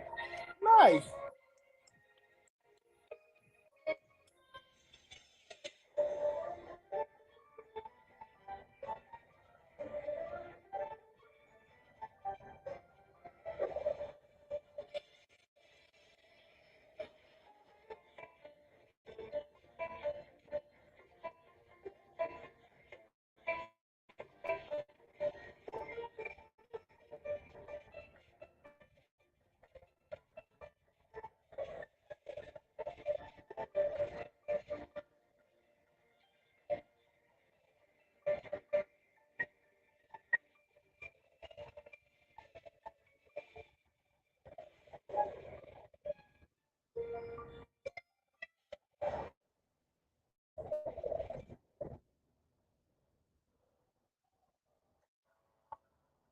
Shadow of the Road. Well, Japanese culture definitely has got me interested a little.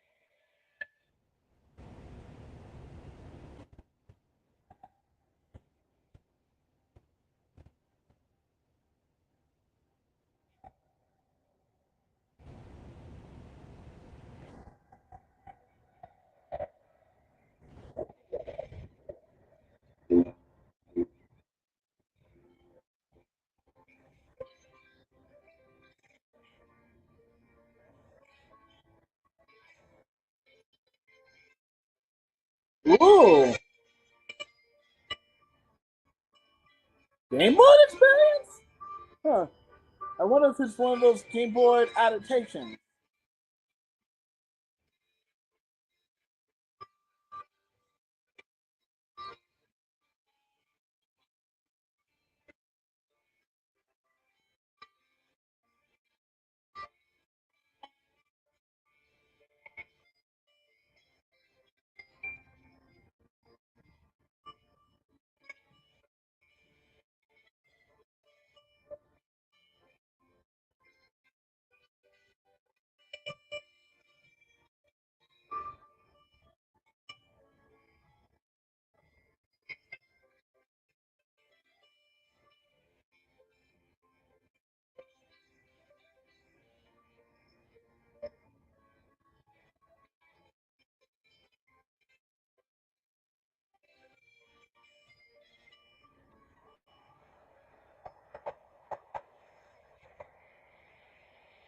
Second Patrol.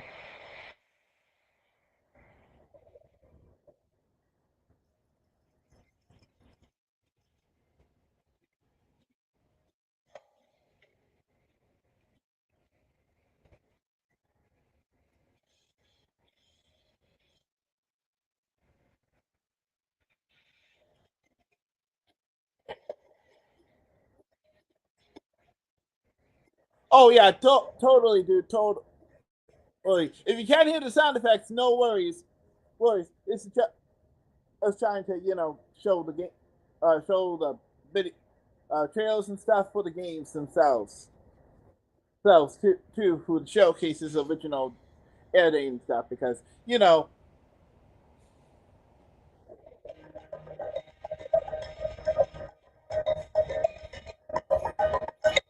Oh, yeah. You probably noticed this, dude, but when I was resetting StreamYard earlier because my laptop needed to reset, you probably noticed that I could see the comments on the screen now. Well, that was just a new feature that just literally launched when I was launching back into StreamYard. So, talk about it getting a full test on screen.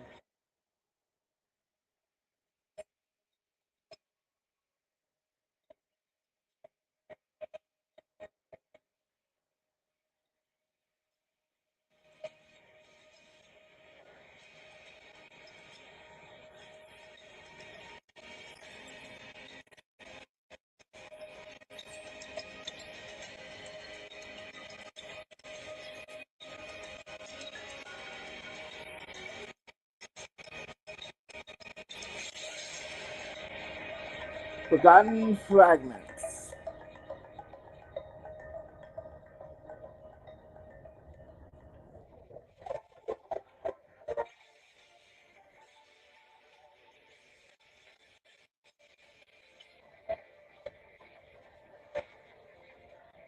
Yep, definitely inspired by Mega Man Battle Network.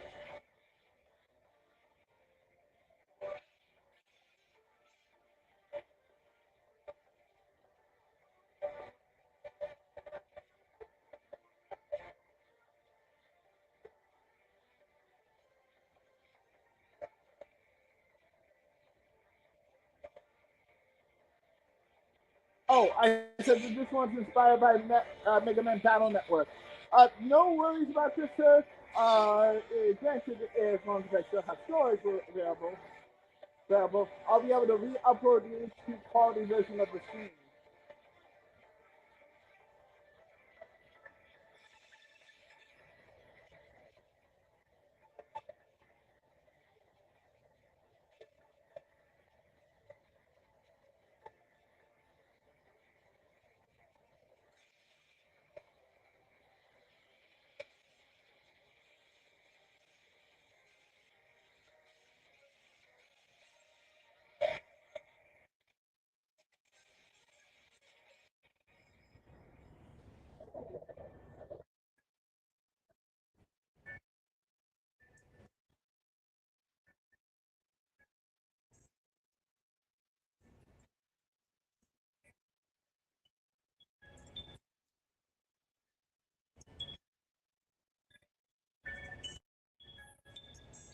I mean, dogs are cool.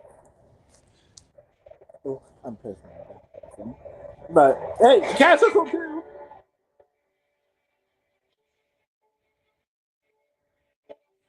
Whoa!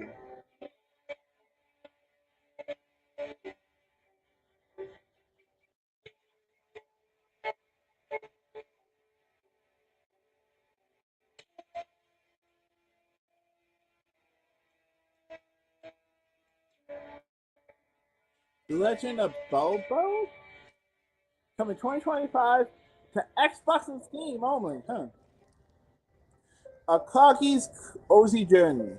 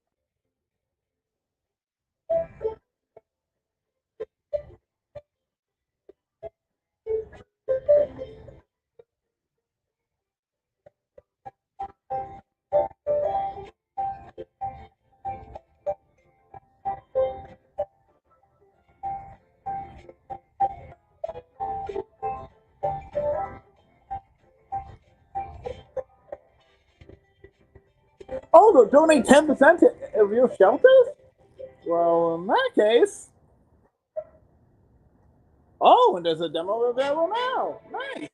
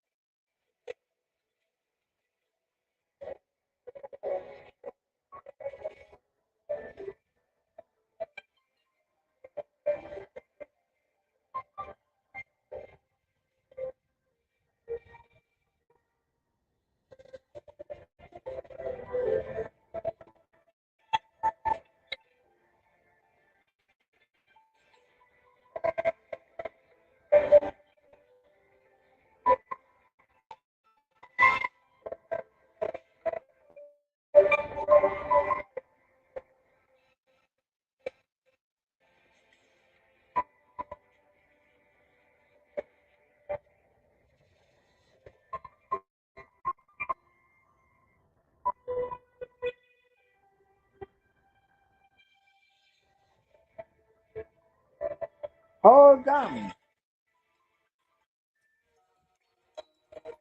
World premiere. Okay.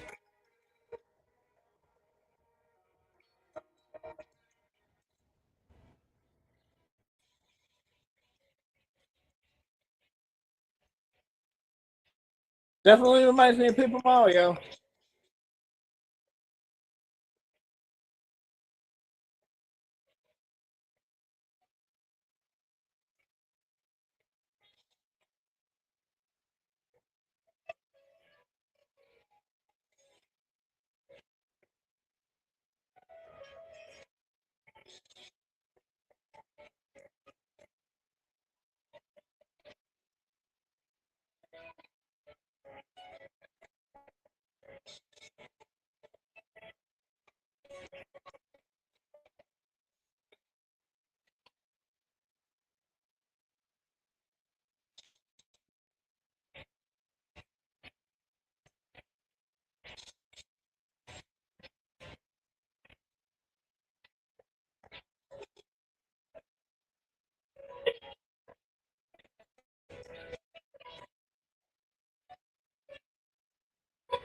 Very much so.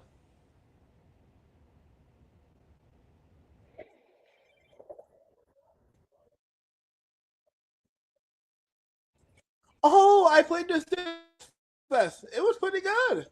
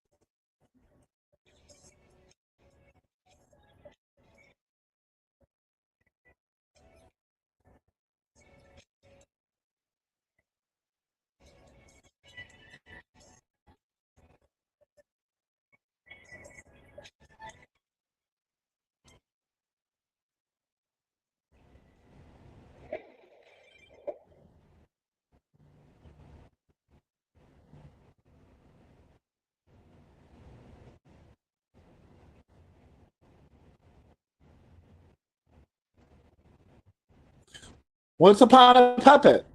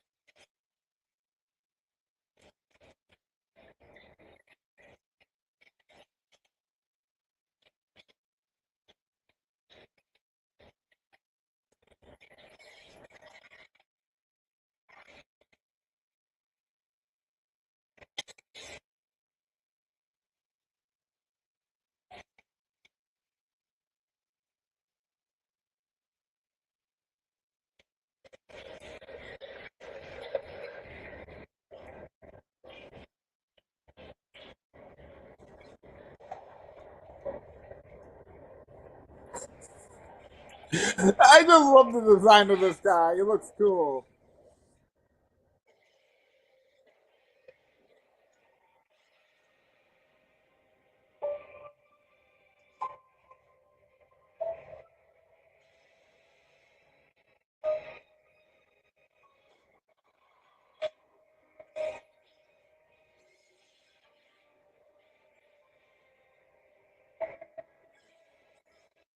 Oh! I didn't even notice. Good job. Good eye. Yeah, I guess it is from the same person that made those sticker tail games.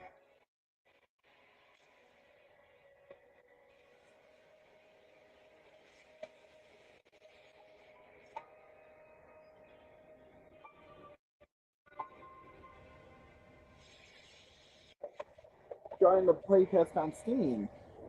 Speaking of playtest, again, a reminder, if you see anything or you want to keep an eye on any upcoming demos, check out playtested.io for more demos and stuff.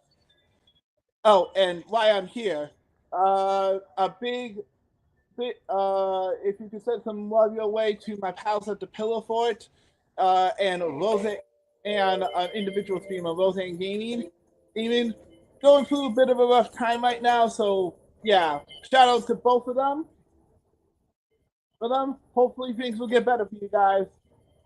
I love our community at the Pillow Fort, or so much. Hopefully things will get better for you.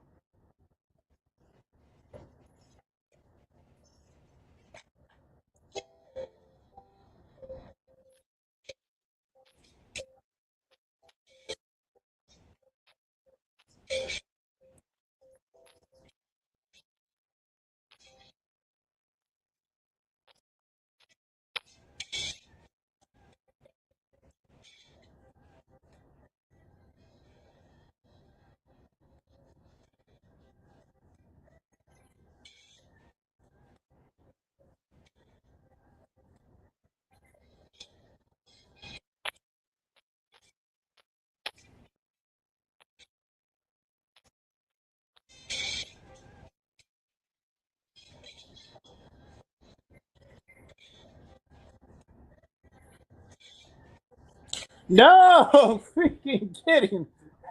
I know there's been a lot of shoes. I know there's a lot of games that take place in VR that don't really show your body, but this is a whole nother level of shoes.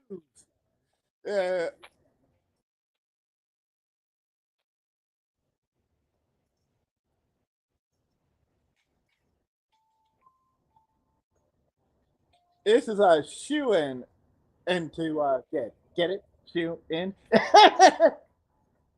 Oh, this is Rappa Tappa, the spiritual successor to Patty Pond, which is also getting to be released on Switch later this year. If you didn't see the recent Nintendo Direct, not Switch 2 one yet.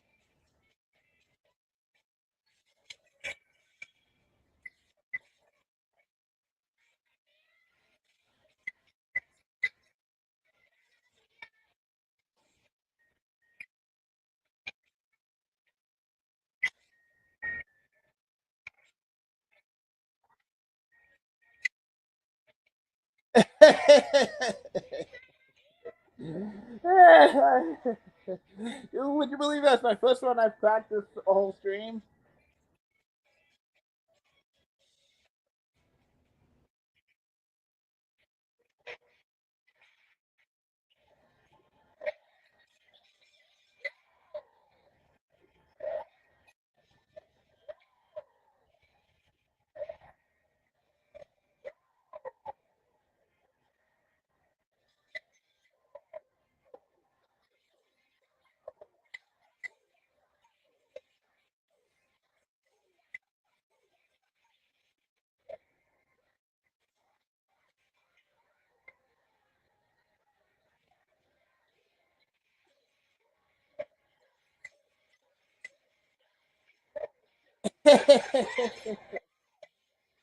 when you've been watching a whole bunch of games like I have, you don't tend to crack too many jokes. Besides, I've been trying to focus on keeping in mind what I need to cover for the channel too for the future, because we have any slow lows.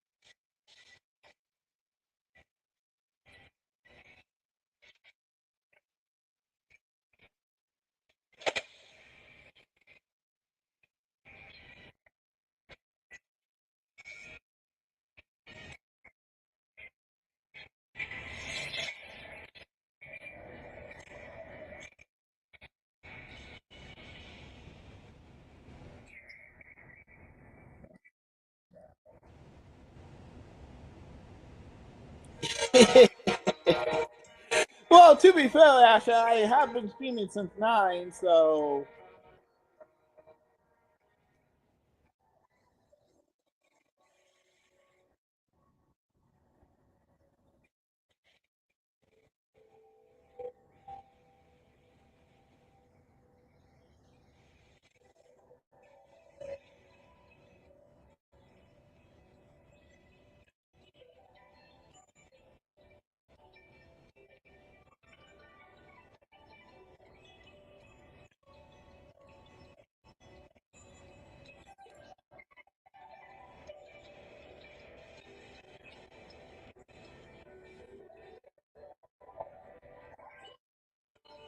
Okay.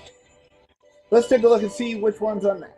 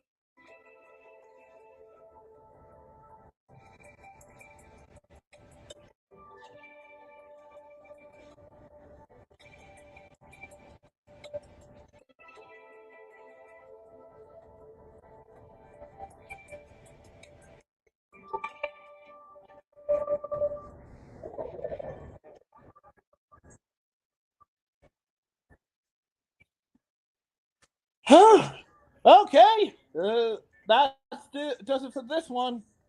Whew. Oh.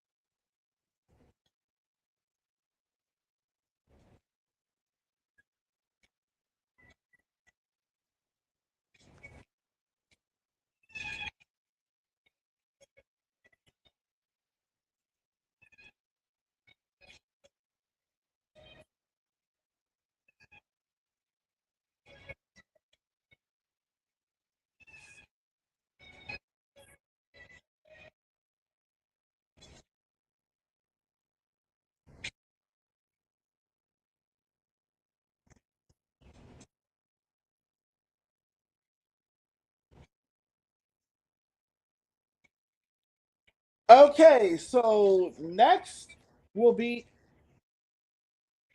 the single layout showcase, the Evercade showcase, and then the Goat showcase. Okay, we'll get back to the Future Gaming Show because I gotta take care of that one. So yeah, let me get the next one up in, which will be the Solden Leo showcase.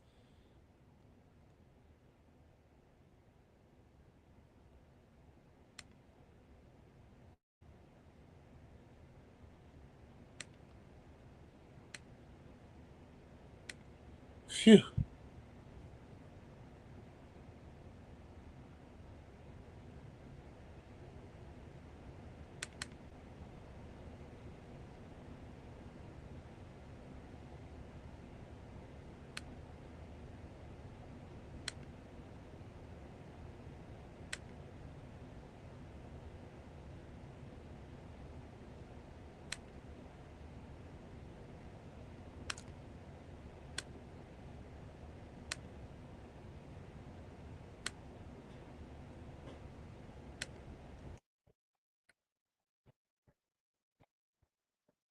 Here we go.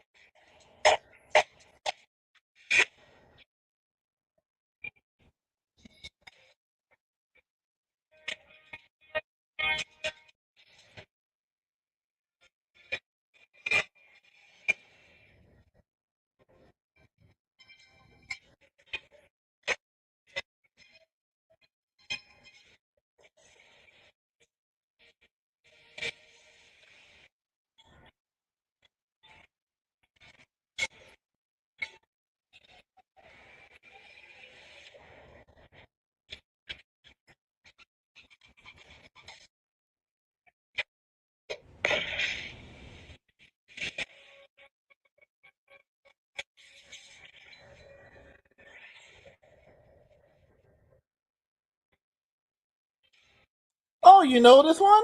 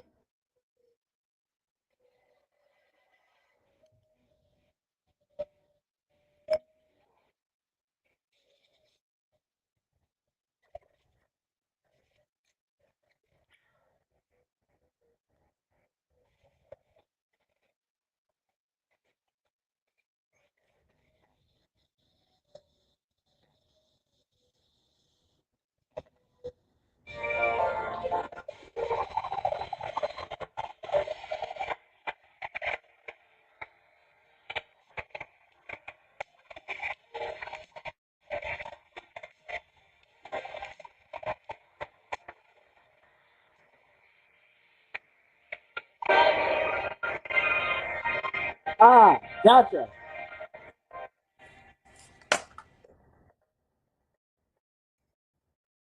Oscar, a game of songs?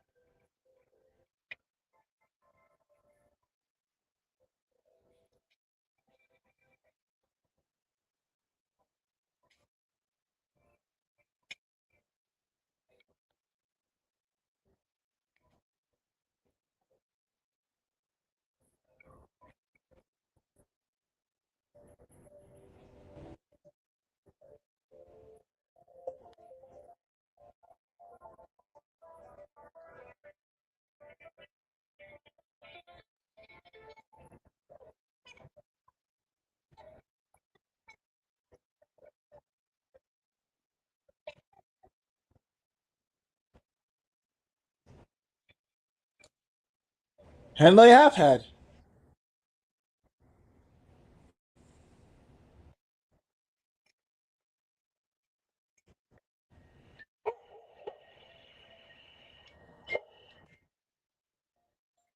Interesting. That last one was definitely one I'm going to put on my Steam wish list later.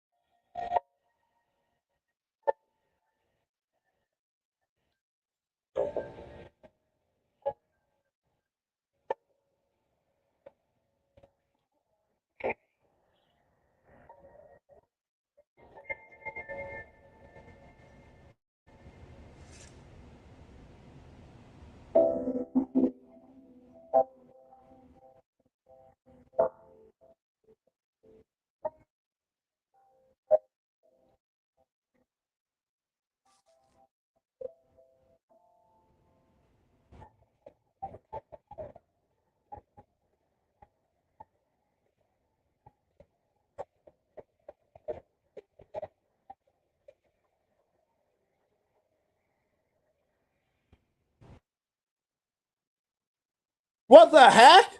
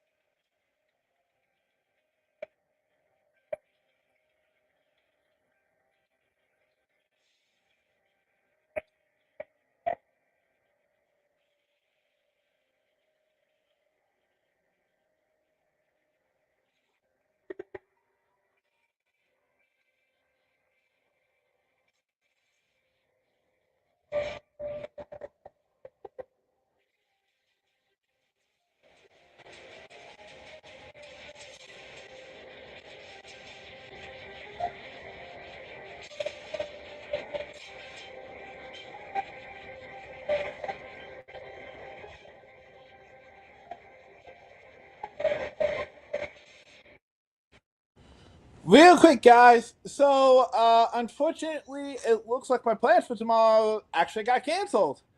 Sadly. So, I will actually be able to do an even later stream tonight. Was not expecting that, but hey, that works.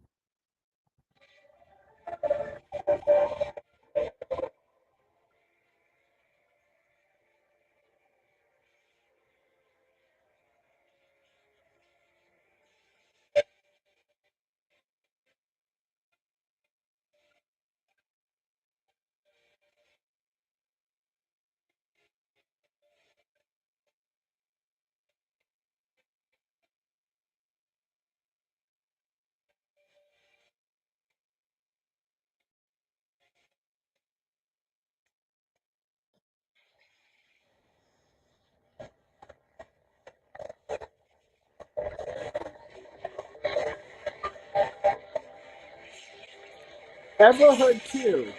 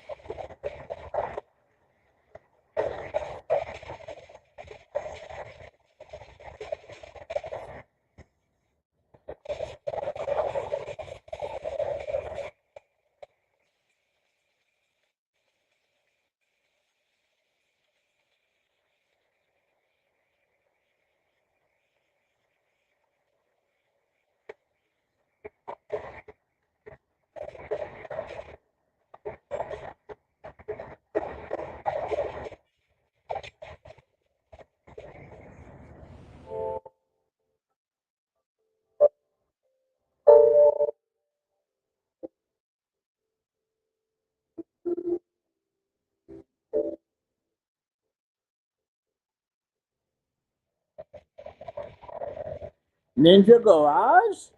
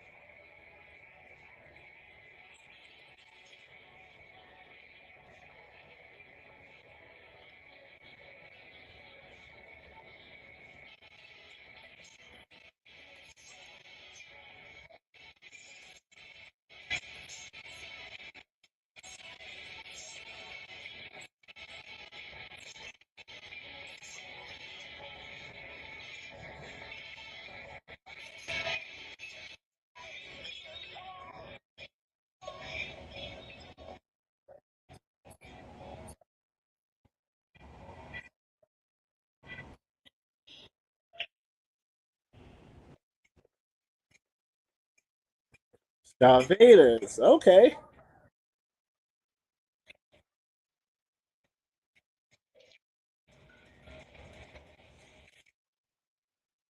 Hmm.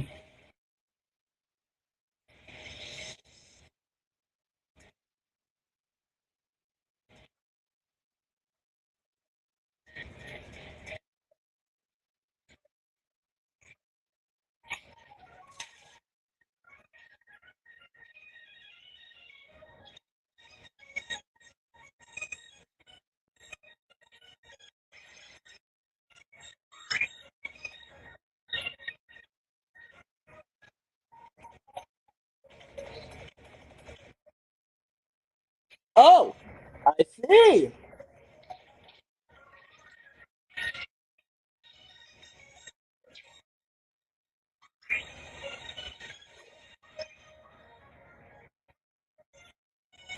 Ah, got it.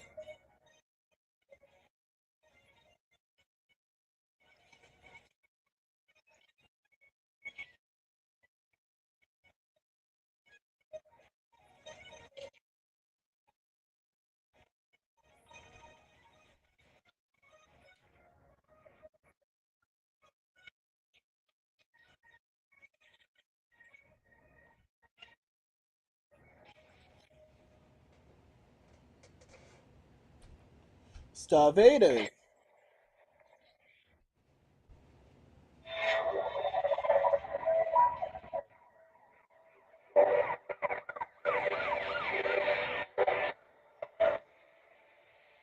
I'll be right back, folks.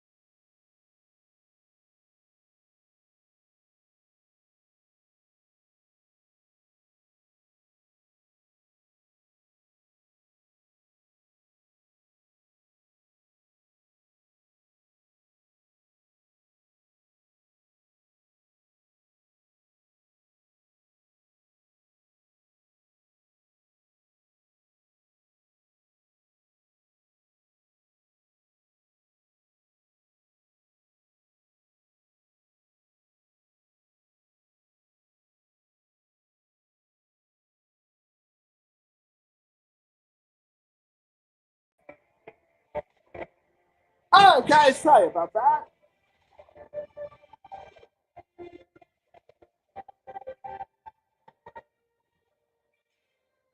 After we're done with this showcase, I will keep the stream up again, but I'm going to take about another 30 to 45-minute break.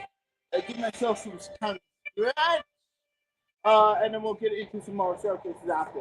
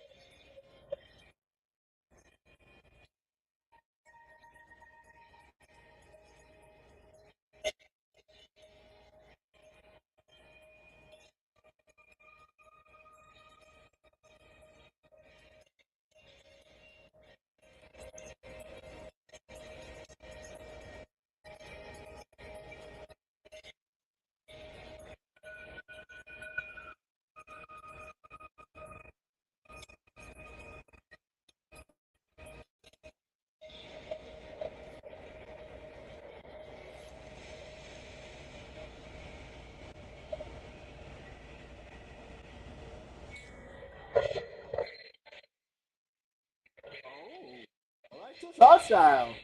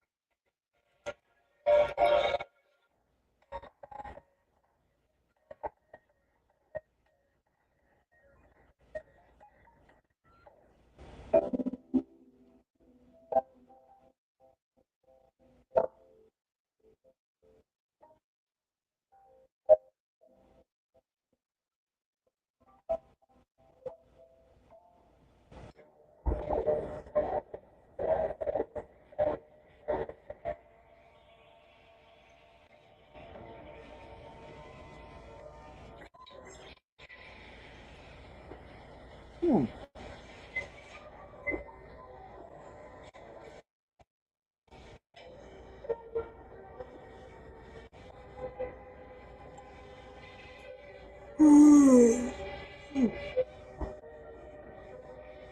is interesting.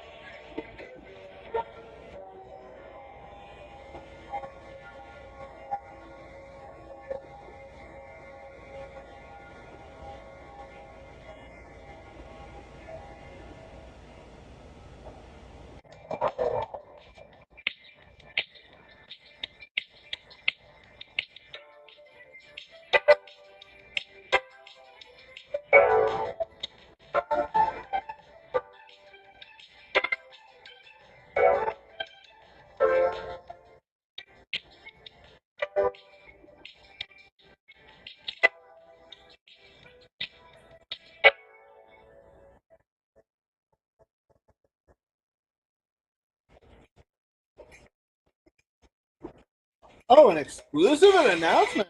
Oh.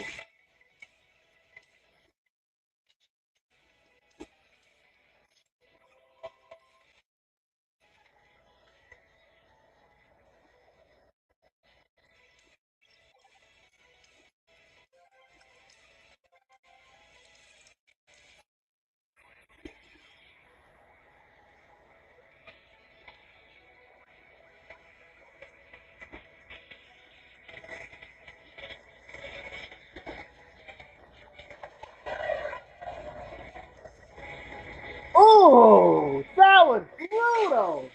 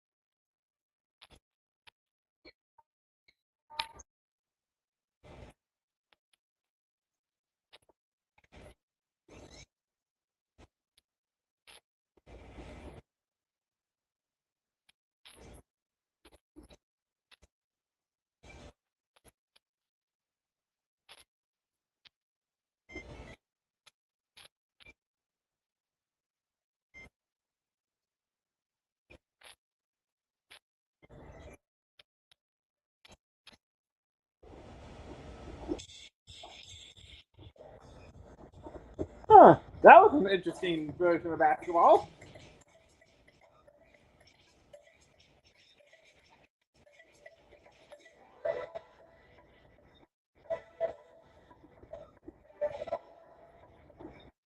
A dungeon based off of history? Interesting.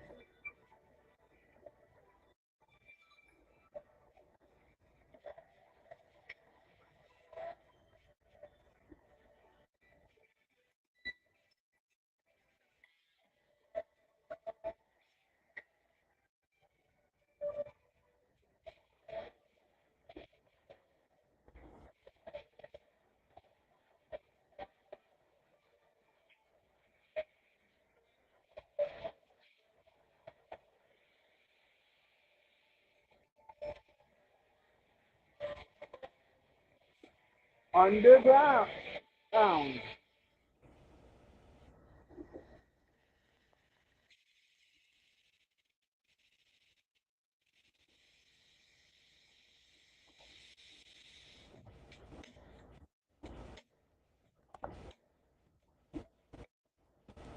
All right, we're coming upon the last 9 minutes of this one.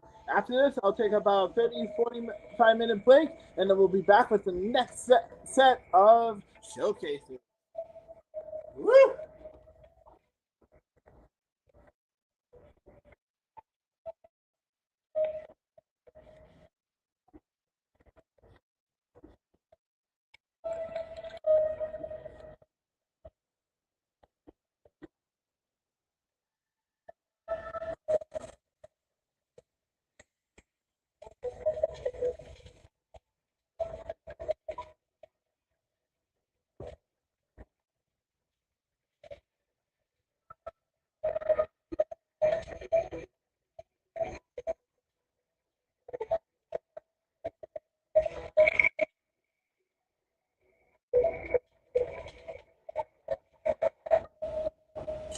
Art of reflection. Okay.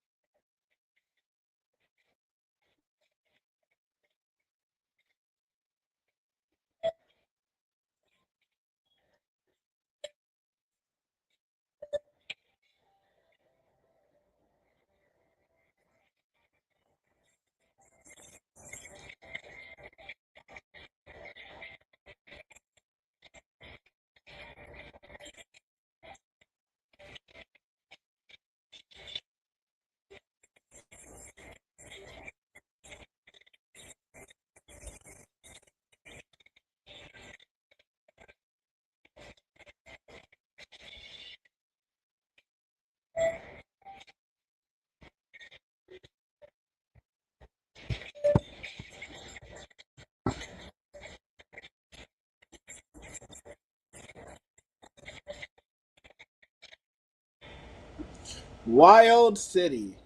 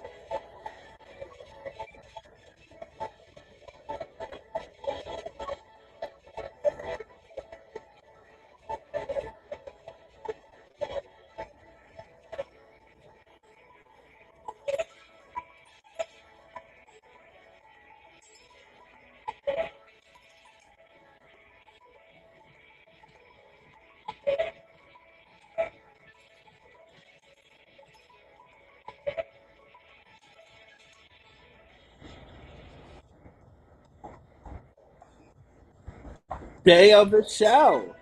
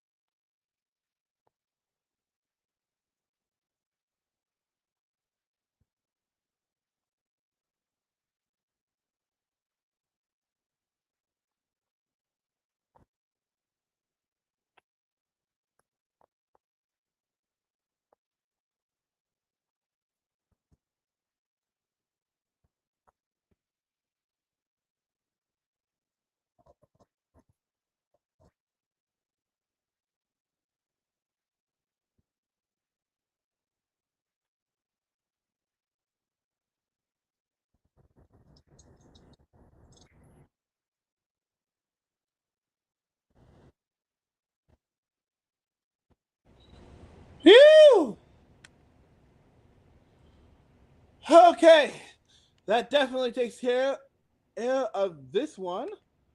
So yeah, I'm gonna take a break, guys, and then we will be back with our next stream theme, which will be 2 shorter ones. So a little bit of a shorter batch. The next ones after this, let me just double check.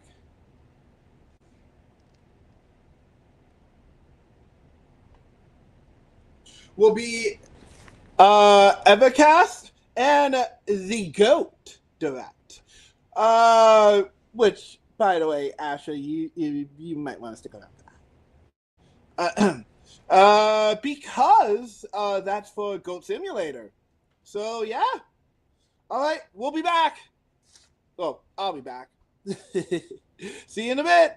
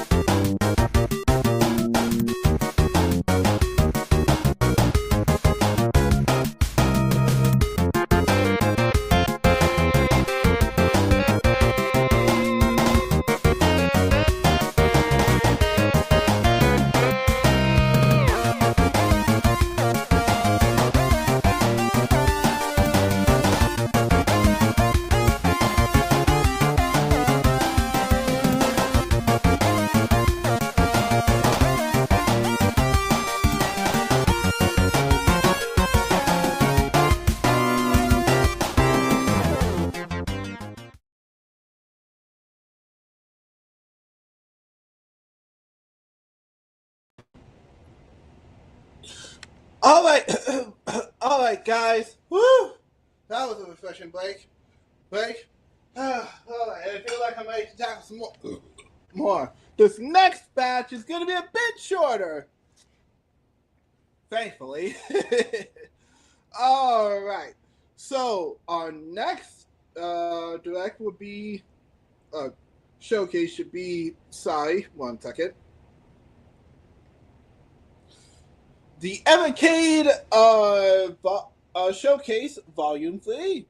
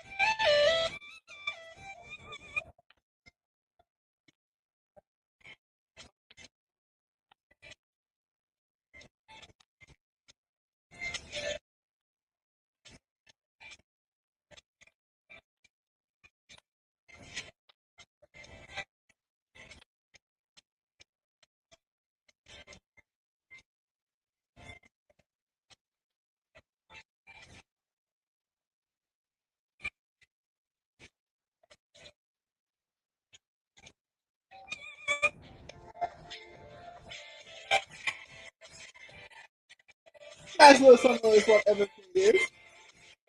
Pretty cool.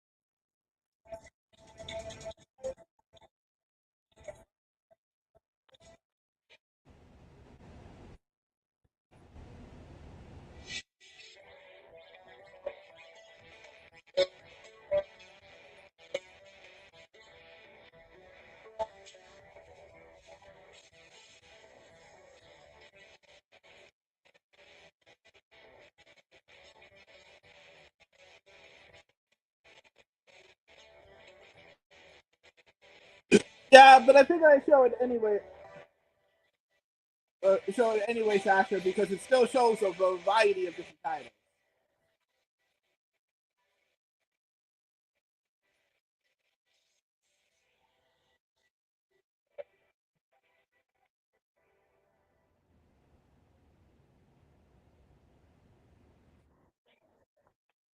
And technically, if we're being fair here, retro games are just as important as modern stuff too.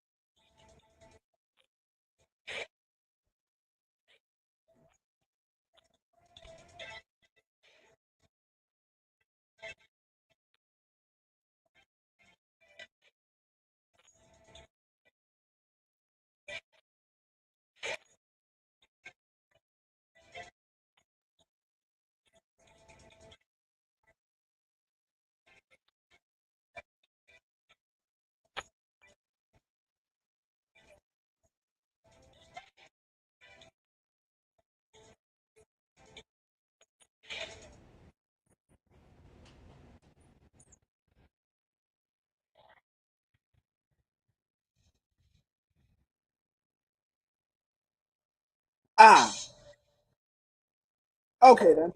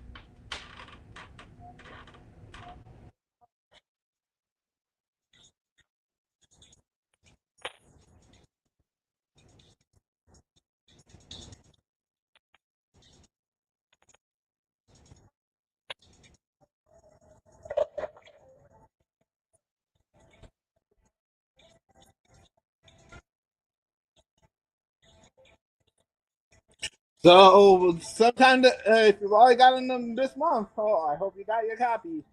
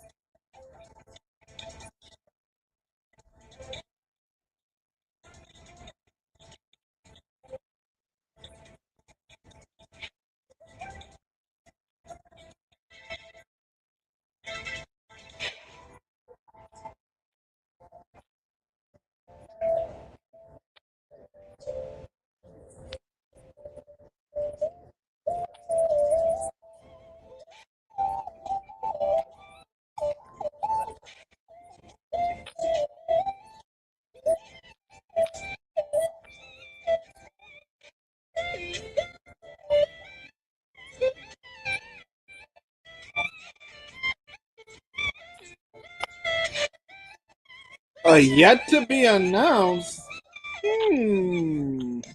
I wonder what that cartridge was. But yeah.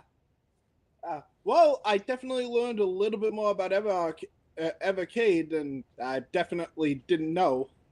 One, I didn't know they were UK based, which honestly, that makes them the second UK based I know. The first one, of course, being Outright Games.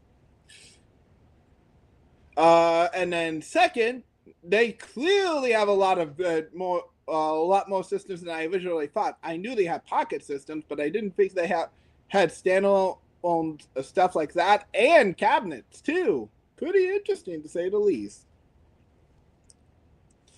So yeah. Well, okay. Our next presentation. Oh, I think you'll like this one. It's the Goat Direct. Get it? Goat? 1 second.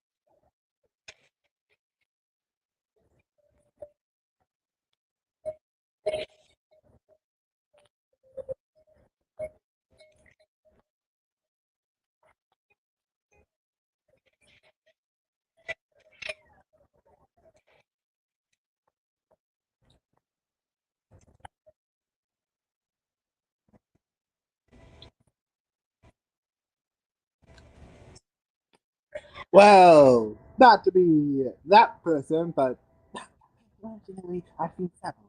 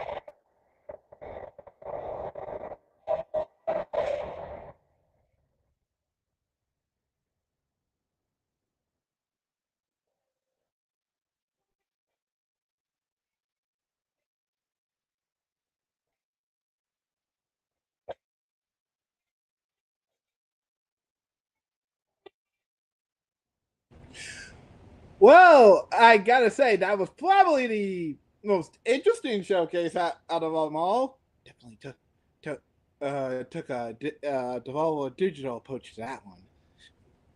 But not complaining though. Much needed break from some of the bigger ones. Woo! All right then. So, let me just take a look at our list here. Boop.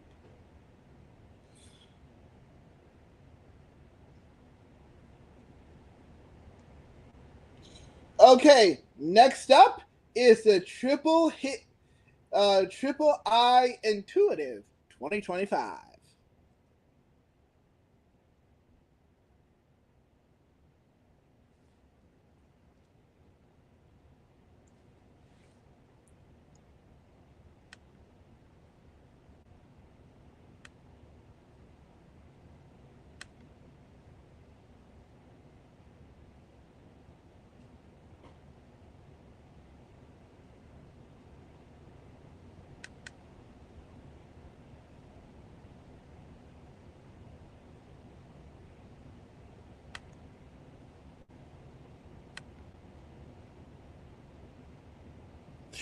Touche!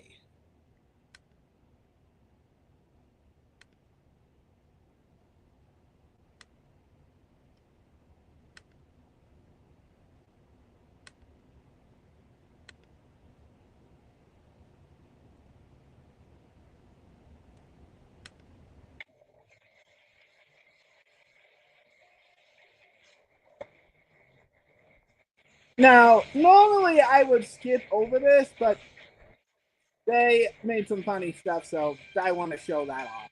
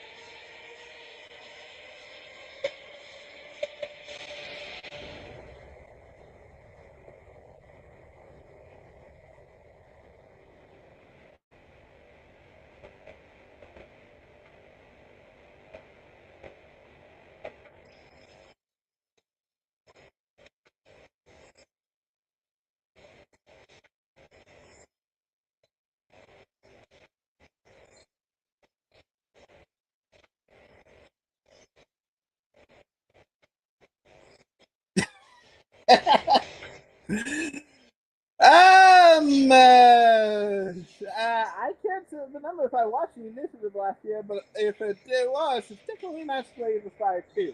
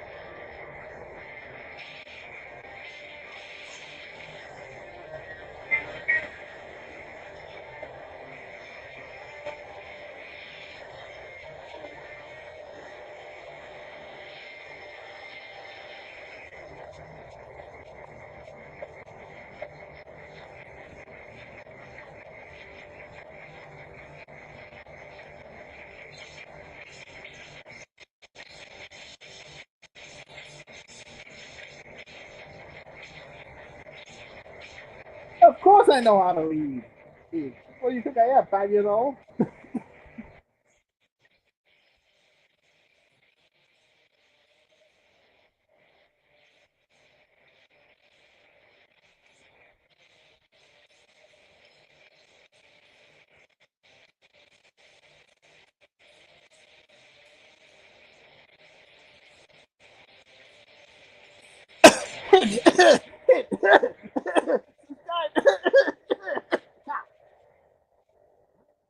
Sorry, tickle myself.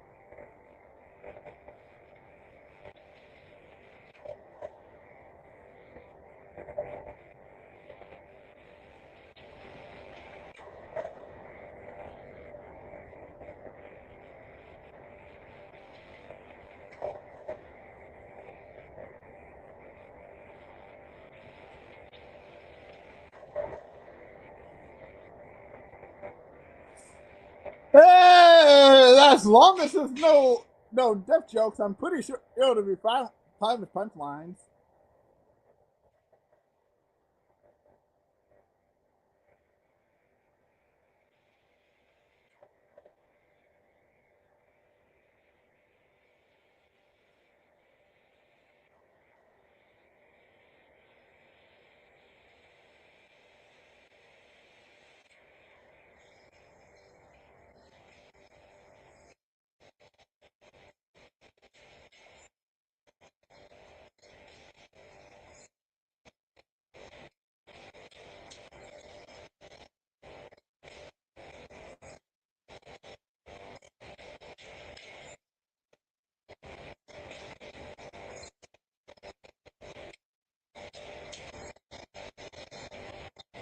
Ow! Oh, burn! Ooh! The self-footage on that one is harsh.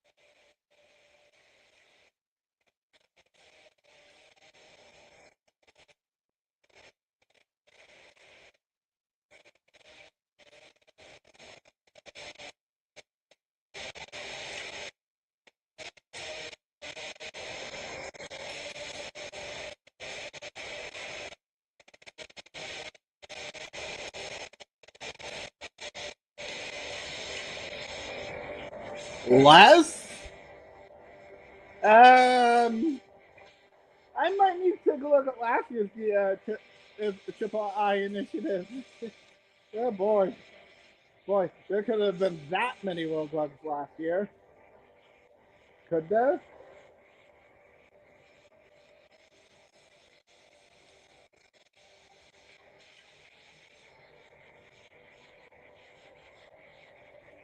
Oh, really? Oh, I didn't know that. I'll do that every year then. I'm being sarcastic.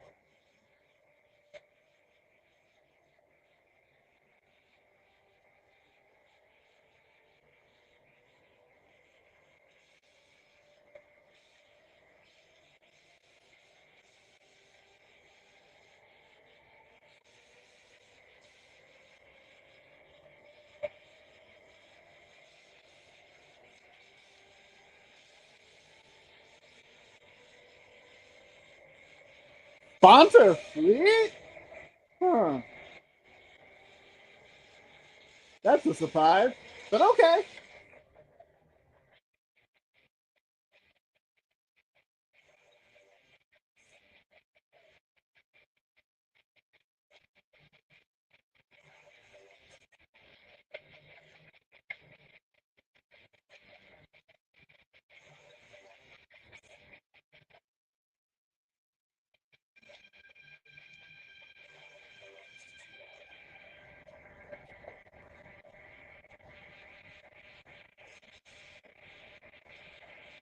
That must have been a big die.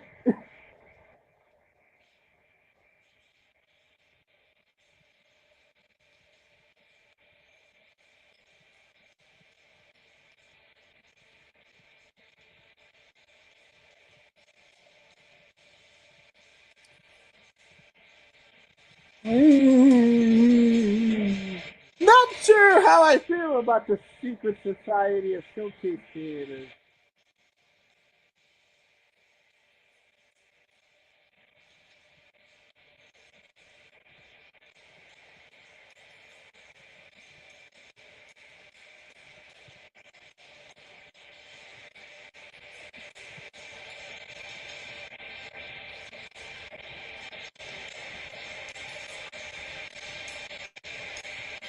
I don't even know every loading tip I've seen.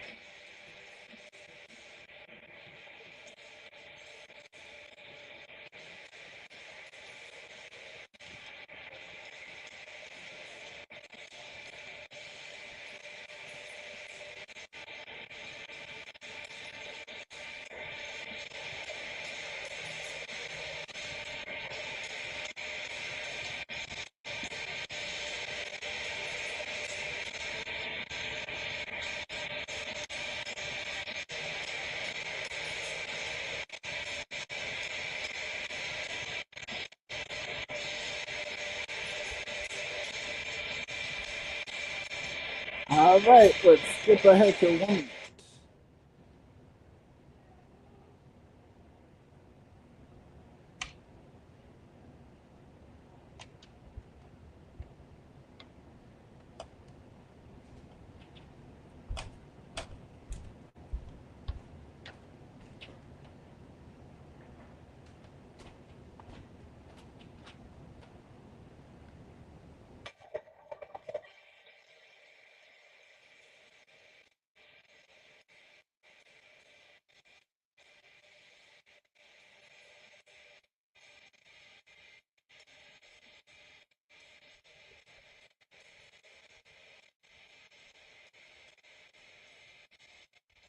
Rest in peace, sir.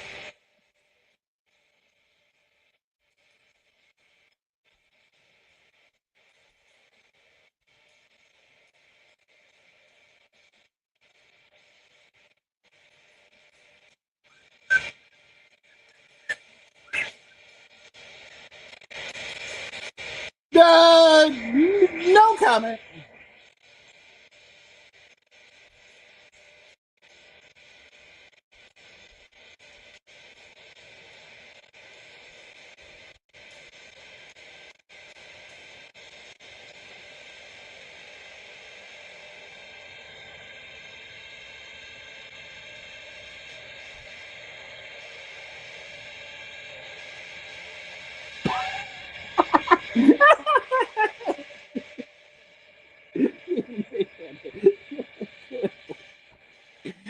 Oh, that's good. Oh, that's good.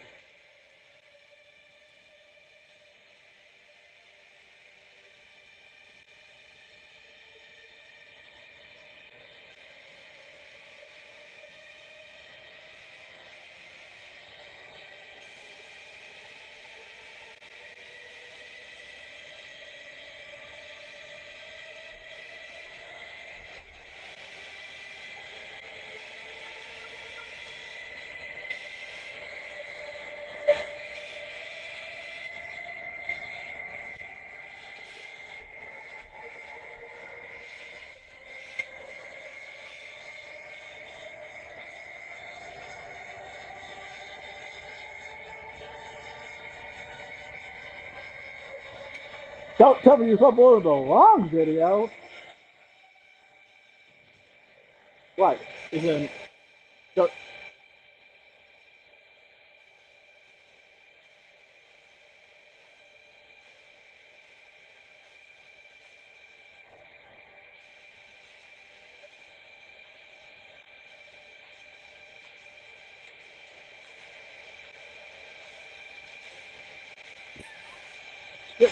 Triple, triple I game. These guys have a sense of humor. I like it.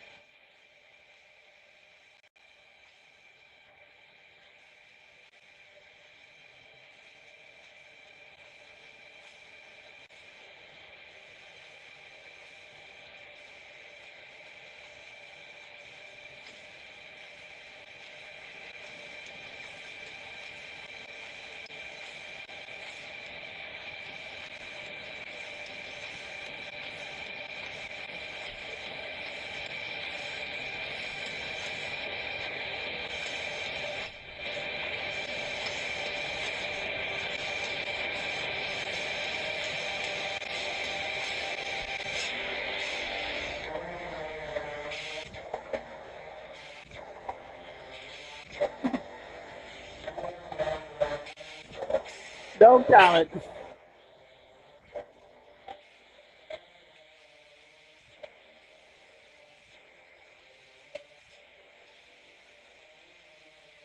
Three, two, one, go!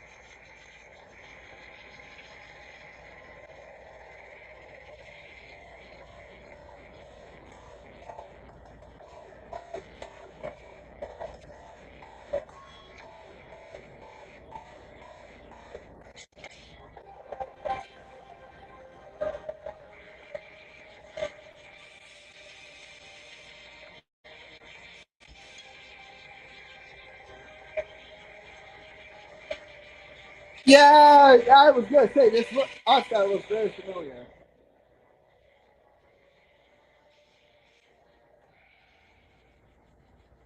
Oh, what guess? What a guess!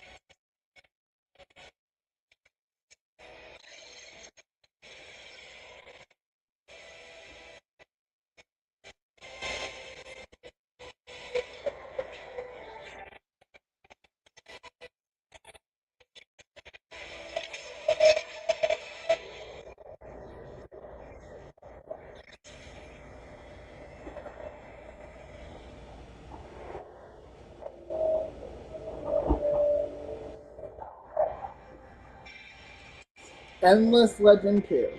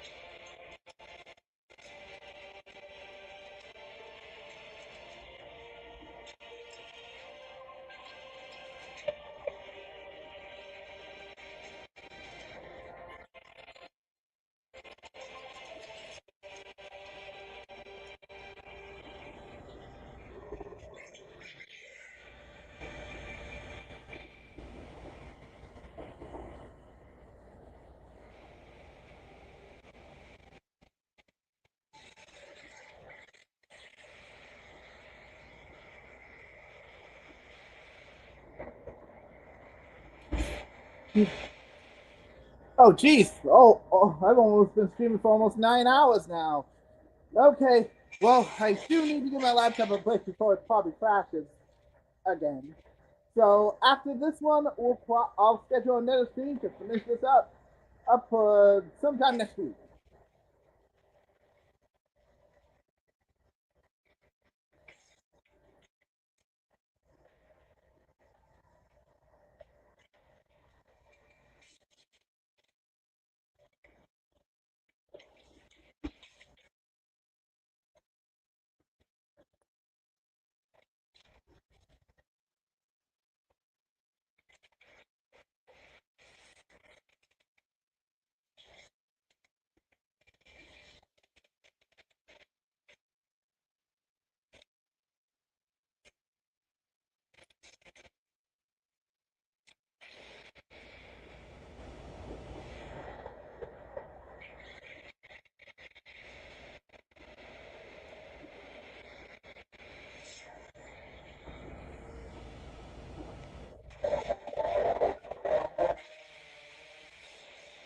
Boss Trail.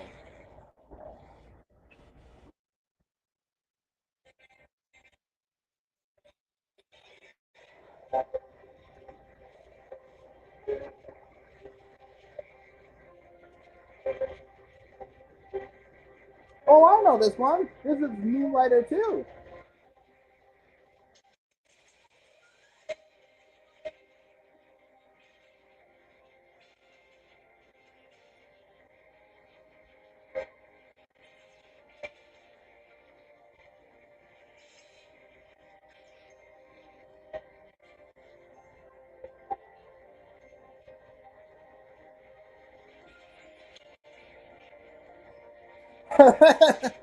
Time single life.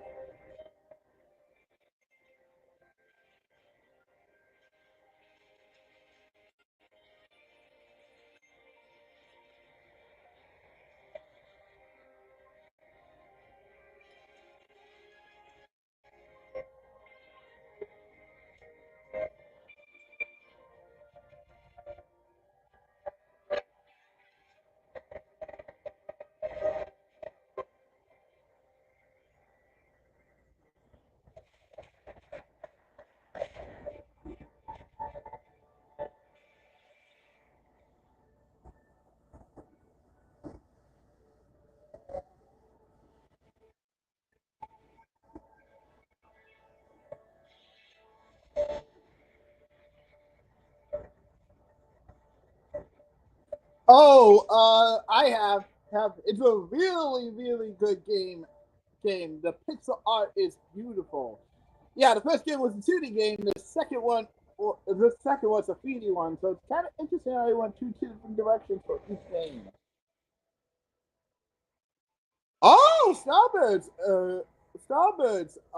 Demos early June. Nice.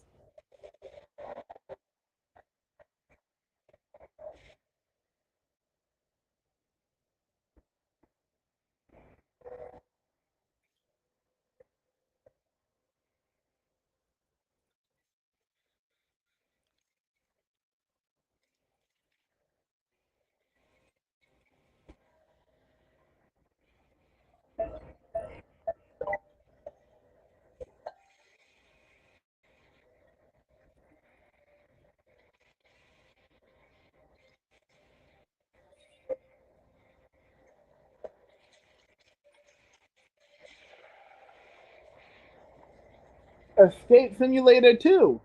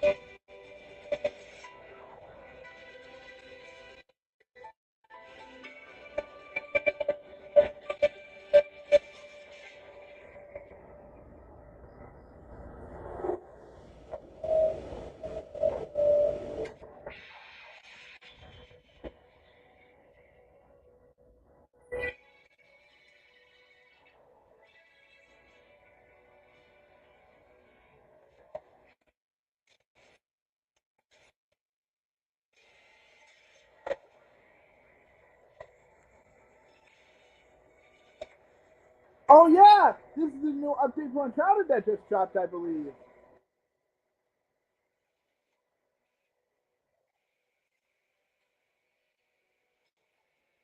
And now having seen gameplay of the game, since I haven't had a chance to play it myself, yeah, it looks pretty freaking good.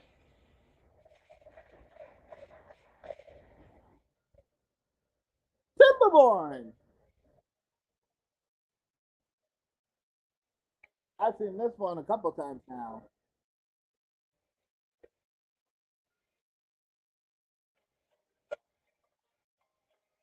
Oh, I knew that was the update that just dropped. Well, in that case, if you guys got a sneak peek of what the new updates it brings, and if you haven't seen the patch notes, well, what are you waiting for? Go pick up the game now. Oh, I should say that by myself too. But back to Timberborn, this game looks great. Well, given about building water and related to beavers.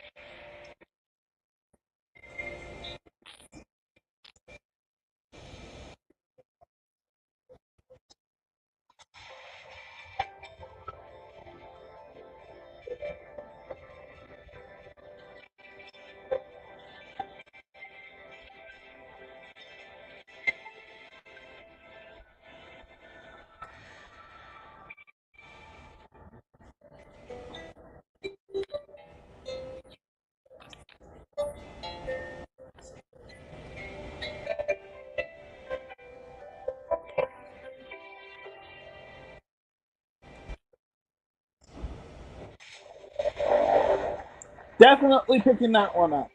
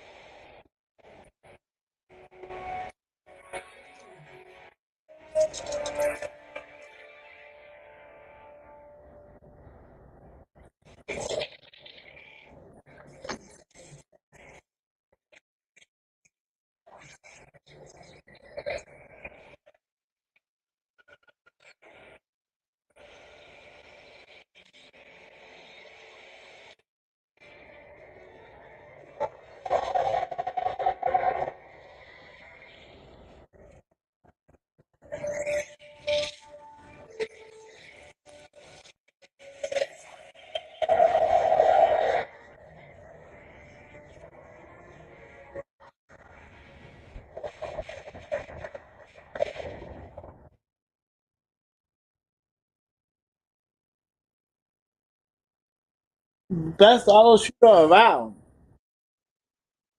I'm not inclined to believe that completely, but the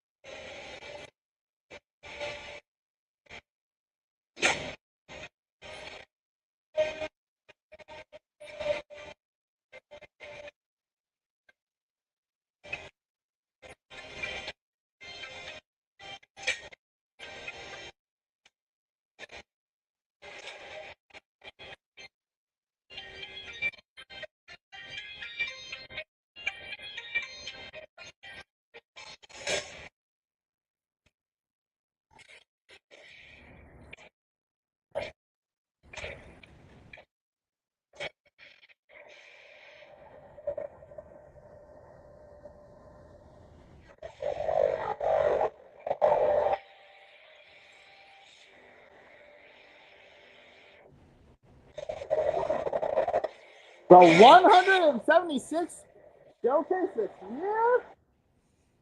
Not exactly sure I believe that, considering I just covered a whole bunch of showcases earlier. I'm gonna have to do some digging here. Yeah, but if it really has been 170 occasions cases prior to the initiative, Triple I initiative, then I guess I got a lot more catching up to do than I thought. Good thing I made the series.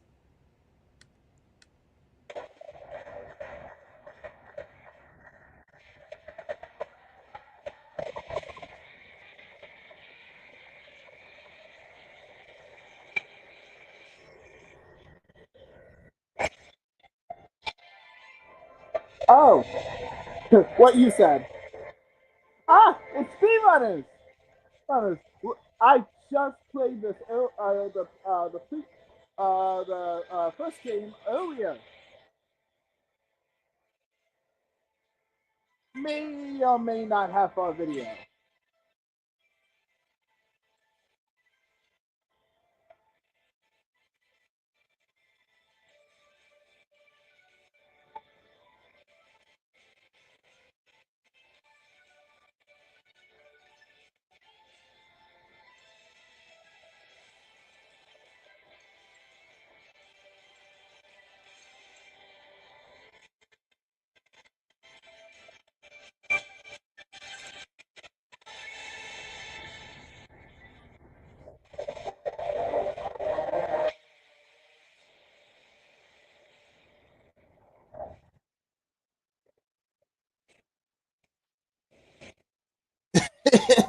Yeah. In case you didn't see that, it is coming to Switch, probably one and two. Xbox and PlayStation next year, and Steam later this year.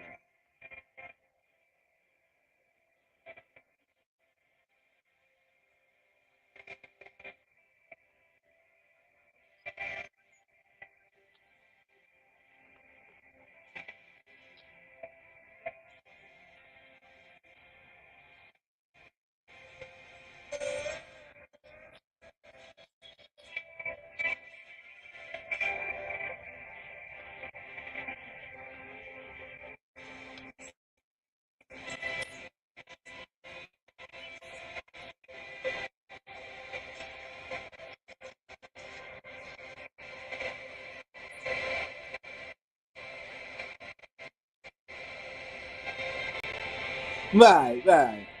Over the Hill. I've heard a lot about this game.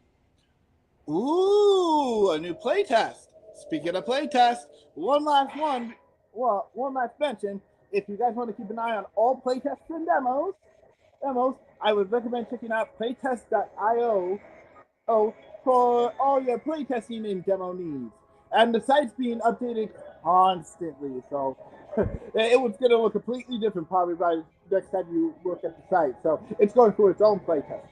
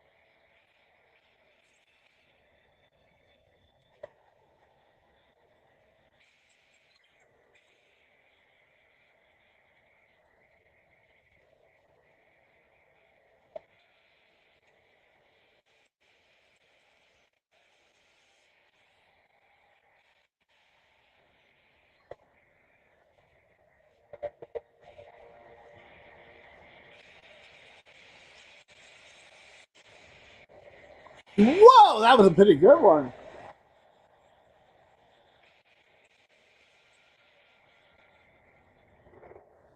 Oh, June 9th, it's coming to Game Pass and PlayStation. Nice. Well, you can definitely expect yours two to be covering that.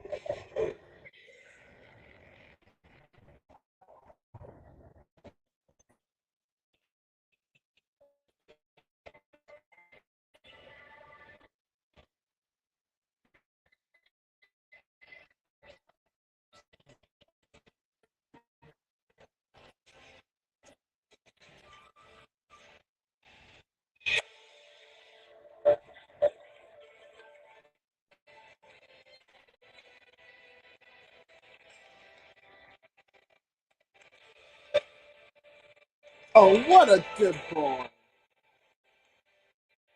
Yes, I'm talking about it.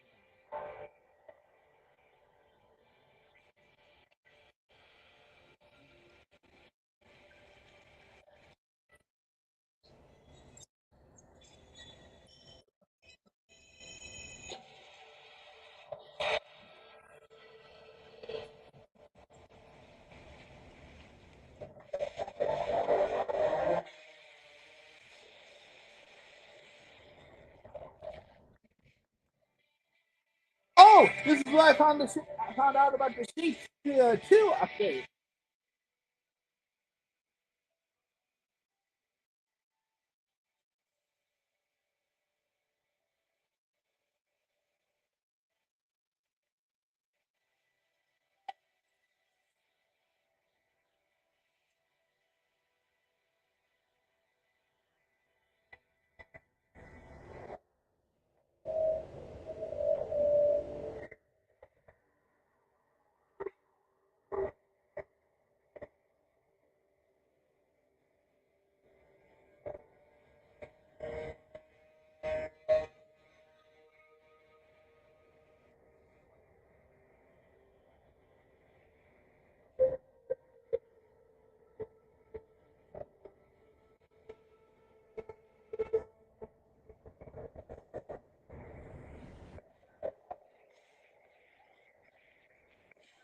Nope.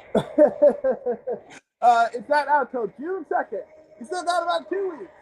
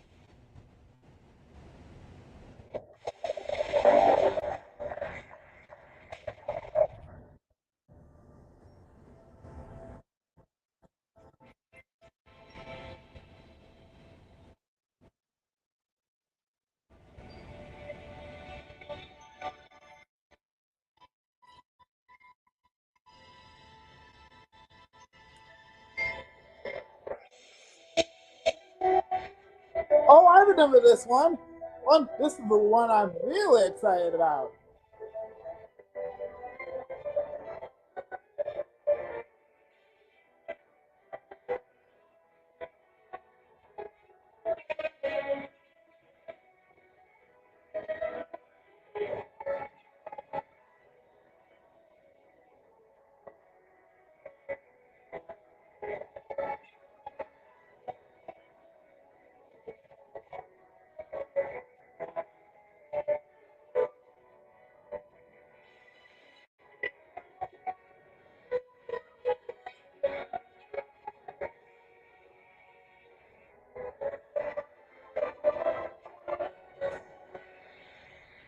Duskfade.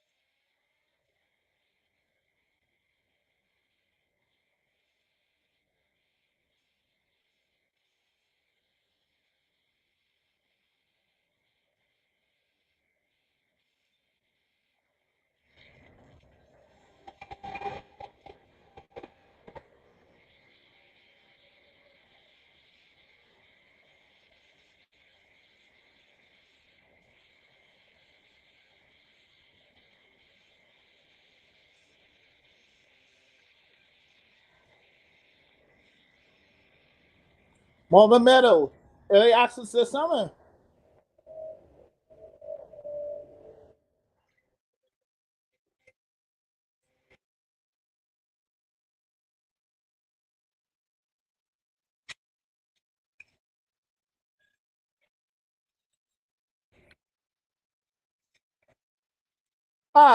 This composer is from Final Fantasy Rebirth and Octopath Traveler.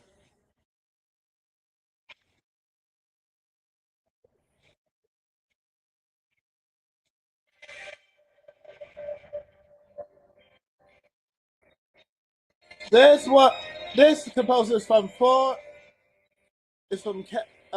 Made in Abyss and Florence.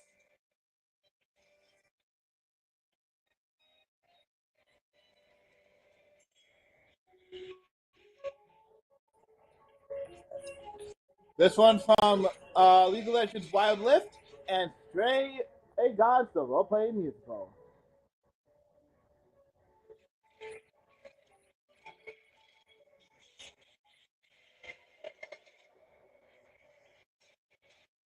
And then we also have Peter, he's from Wargroove and Sky Rouge. I know Wargroove. I have both games.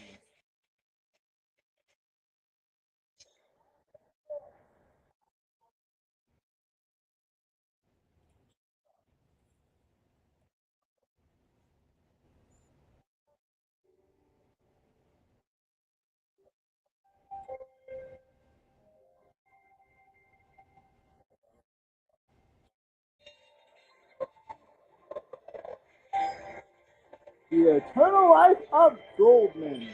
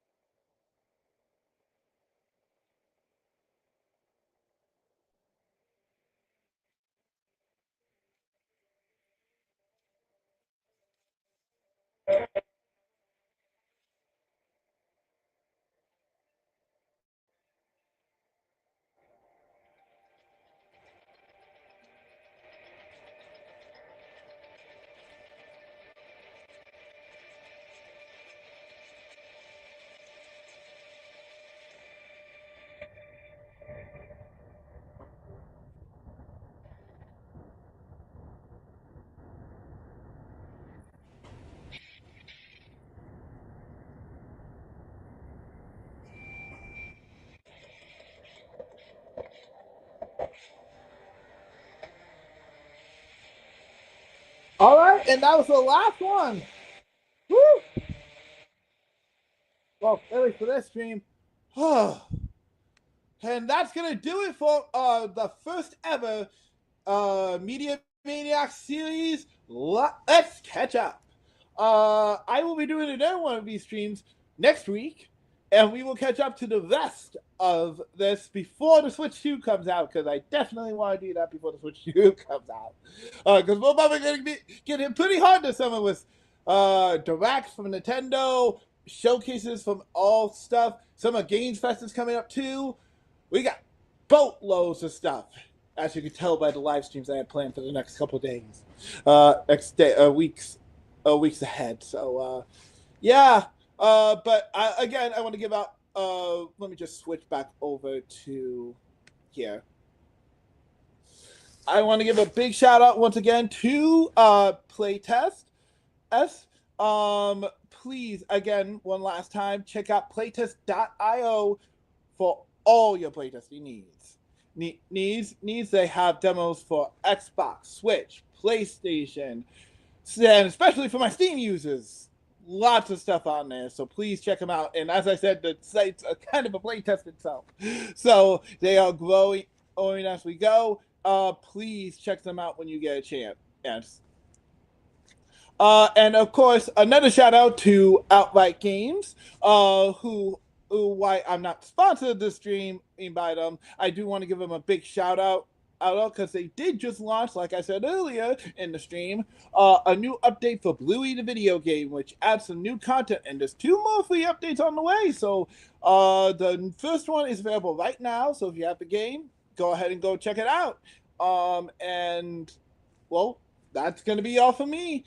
I will see you guys later on this week for our next live stream, which will be, I believe, 1 second.